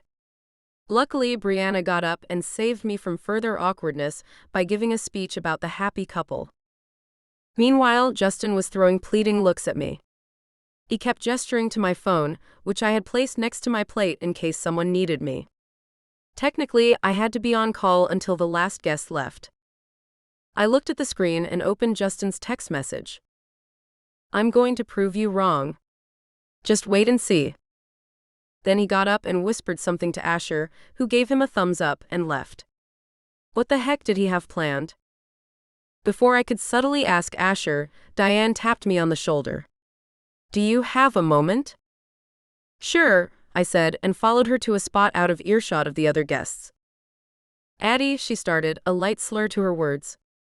Maybe telling her to drink something to calm her nerves hadn't been the best idea.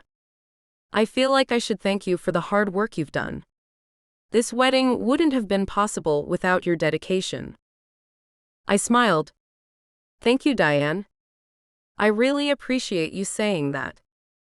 After the lovebirds have cut the cake, I will be announcing my special vacuum cleaner sale. It's a win-win, really. Guests get to attend a lovely wedding and they can go home with a brand new TurboVac 5000 Diamond Series, she said, her eyes glistening as she spoke. I chuckled. Who doesn't love a win-win, am I right? She pressed one of her red fingernails into my chest and whispered, I'm gifting you one for free. As a thank you for your hard work. Oh, that's sweet. Diane nodded. So are you, Addy. You're one sweet cookie. Wow. Those were the nicest words I'd ever heard Diane speak in my presence. I was about to do something crazy, hug her, when screams pierced the air. I spun on my heel and spotted Dakota running between the tables. How on earth had she escaped? Her quacks sounded stressed, almost as if something was chasing her. That's when I saw it. A baby alpaca came running toward us, knocking over chairs. I gasped. Next to me, Diane had frozen in place. Her lip was trembling and her hand had shot up into the air, but she was rendered mute. Asher and Layla's dog started barking like crazy at the alpaca. Thank goodness Olive got to him before he could cause any damage. She gently pulled on his leash and led him away from the commotion. Wow, slow down, little fella, someone dressed like Kermit the Frog called out to the baby alpaca. I snapped out of my shocked state and approached Dakota. I needed to save her before something happened to her. Scared people were known to do the weirdest things. As soon as I had secured my duck, I zoomed in on the Kermit figure. He had the same build as Justin, the same hair, the same shoes. Okay, there was no mistake possible, it was Justin. The baby alpaca hid itself under the bridal party's table, but Justin was able to lure the poor thing out with some bread rolls. He picked the animal up and walked to the wooden dance floor. Then he spoke into the microphone, causing everyone to cringe because of the feedback. Sorry about that, he said, taking a step back. By now, people had gotten their phones out and were filming every move he made. Sorry about the broken glass and everything. I'll make sure to fix this, but first I need to fix something else, he said. Addy, would you please join me? I reluctantly made my way to the dance floor. "Why are you dressed like Kermit the Frog?" I asked, half laughing. He grinned. "I thought it would be cool for the theme to be consistent." "What theme?" "All will be revealed shortly. But first you have to promise me you won't run away and go hide in a pantry." I smiled. "Okay." "Addy," he said, and I swear everyone held their breath for what was coming next. "These last couple of days have been extremely hard on me. When we shared that tantalizing kiss last week, I was over the moon. But then it all got taken away from me. All because of Crocodile Man." "Yeah, well, life's tough," I said, the painful memory making me tear up. The baby alpaca in his arms tried to break free. One of Asher's cousins rushed toward us and took the animal from him. Justin took a deep breath and grabbed both my hands. "That's true, but life without you is even tougher. I told my agent that I would only do this movie if they delete the clause about not dating anyone from the contract." "And?" I asked, hope fluttering in my heart. "And I'm not going to sit around and wait for their answer. I want to be with you, Addy. I'm head over heels for you." "You are?" He beamed at me and squeezed my hands. "I am, and I want to make your dreams come true." "Why me when you could have anyone?" He laughed. "Oh, Addy, because you're you. You're nothing like those women chasing me for the money and the fame. I feel safe with you. And I want you to feel safe with me. I adore you. That's why I got you a surprise." "Right, your mysterious surprise," I said. "The one you posted about on Instagram?" He nodded. "Last week, when I was at Sip and Bean, I overheard Mr. Benson talking about an offer he had gotten on the patch of land you wanted. I knew how much it meant to you, so I approached him afterward and made him an offer he couldn't refuse." I gasped. "You did what now?" He chuckled. "I bought the land for you, Addy. And this baby alpaca," he said, gesturing to the cute little animal, "is yours to keep as well. Consider it the first of many baby animals to come. I thought we could name the furry cutie Kermit. What do you think?"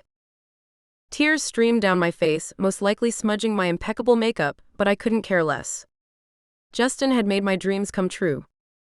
All of them. "Are you sure you want to know what I think?" I asked with a smile. Then I took the microphone from him and switched it off. This was something I needed to say to him without the message being broadcast to all of the wedding guests. "Of course I do." I put my arms around his neck and our noses touched. Justin let his hands rest on the small of my back and let out a soft sigh.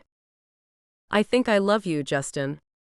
"No, I don't think," I said, shaking my head. "I know I do. I love you as Kermit the Frog, as Crocodile Man, but first and foremost, I love you for being Justin Miller." His mouth crashed into mine. I let out a small moan and basked in the moment. His hands ran tenderly across my back, and I tugged on that gorgeous hair of his. "Before we take this any further, there's one more thing I've got to do," he said, pulling back. Asher rushed forward, handing him a guitar. "You never gave me the chance to sing this song for you," Justin said. "Aren't you going to steal Asher and Layla's thunder?" I asked. "No one can steal my thunder today, lovely." "Don't worry about it," Layla called out to me, putting her arm around her husband and beaming with joy. Justin strummed his guitar. I couldn't stop the happy tears from falling down while he serenaded me with the most beautiful words anyone had ever spoken to me. When the last notes had faded, I ran into his arms. Around us, people were murmuring in excited tones, and the DJ sent the starting notes of a love ballad into the ether. The dance floor filled up with other couples, but I only had eyes for my man. Justin's mouth left mine only for a moment, and he cupped my face with his hand. He let his thumb run over my lips, just like he'd done when we first kissed. "I love you too, Addy." Then his mouth found mine again, and I let myself get lost in his kiss, exploring every inch of him. Loving someone had never felt this good. Epilogue. 2 years later. "And you know Kermit has a vet's appointment next week, right?" I asked, feeling nervous about leaving my cute animals behind for 10 days. Kermit had grown into a full-sized alpaca now, and I enjoyed cuddling him. Carter put his hand on his hip. Addy, relax. I'm going to take great care of Kermit, Dakota, and the rest of the furry gang. You shouldn't stress about veterinarians' appointments or feeding schedules. You're flying to LA for the Oscars, for crying out loud. I grinned. I know, right? Do you think he'll get it? Who will get what? Justin's mesmerizing voice reached me and I spun around. Hey you, I said. I closed my eyes and we kissed, taking our sweet time. You taste like cookies. He laughed. You keep baking them. What's a guy to do? Carter and I were just talking about the Oscars. Personally, I think you're going to win. Justin put his arm around my shoulder. You're only saying that because it's your obligation to support me. My obligation? Yeah, because you're my wife, he said. I beamed at him. I know, I just wanted to hear you say it again. What? Wife? Carter rolled his eyes at us, but only in mock irritation. You two are disgustingly cute, do you know that? Yep, Justin said. But I'm afraid we don't have a lot of time to talk about that. Our flight leaves in 2 hours and we still have to drive to the airport. Carter pulled me into a hug. Be safe and don't think about home, okay? The petting zoo's in good hands with me. Thanks, Carter. We waved goodbye and walked toward my house, excuse me. Our house, to get our suitcases and load them into the car. Ready? Justin asked as he shut the trunk. I'm ready, Crocodile Man. He opened the door of the car for me, but gently stopped me from getting in. Instead, he pulled me into a hug and put a kiss on the top of my head. Even after 2 years of bliss with him, I still had to pinch myself from time to time. His strong arms around me, his familiar scent, his mind-blowing kisses. I loved all of it. More importantly, I loved him. He was still acting, but only took on movie parts he was truly excited about. And he made it a priority for us to spend as much time together as possible whenever he was shooting on location. The rest of the year, he was here with me in Old Pine Cove. I pulled away from his embrace. No matter how much I want to keep hugging you, we need to get a move on. You're right, let's go. We got into the car and Justin pulled out of our driveway. So, have you thought about what we'll tell people when they ask why you can't eat oysters or drink champagne? I put my hand on my belly and smiled. I'll tell them I'm recovering from a nasty stomach bug, and the doctor has ordered me to eat super healthy for a couple of weeks. What do you think? He nodded. Yeah, I think people will buy that. Besides, everyone will be focusing on you and your Oscar nomination. No one will monitor my food or drink intake. They'll never guess I'm pregnant. You're right, he said, glancing at my belly with a loving look in his eyes. I'm actually happy that this pregnancy is still a secret. I love sharing something with you that no one else is privy to. I'm sure Kermit wouldn't want his mommy to be chased by the paparazzi anyway. I chuckled. We talked about this, Justin. We're not naming the baby Kermit. Why not? It's a swell name. I shook my head and beamed at him. I love you, but Kermit's not a swell baby name. Besides, we can't have a baby and an alpaca with the same name. He smiled back at me. I can't believe we're discussing baby names. Remember how you used to hate me for being an immature jerk? What a turn of events. The best ever, of course. Well, I'm glad you proved me wrong about being a jerk. I love how you keep making my dreams come true, I said. And I will keep making them come true for the rest of our days, he said. I let out a contented sigh. I had married my dream guy, the inn was doing amazing, and in 7 months we would welcome a baby into our home. Life was absolutely perfect. Continue the Old Pine Cove series with Book 3, In for a Treat. Note to my readers. Thank you so much for listening to this book. It means the world to me, and I hope you enjoyed it. If you have a minute, I'd be really grateful if you left a review for Love to Prove You Wrong. Reviews help authors so much. Want to receive a free book, updates, and a chance to be a part of my ARC team? Subscribe to my newsletter at www.sophieleighrobbins.com.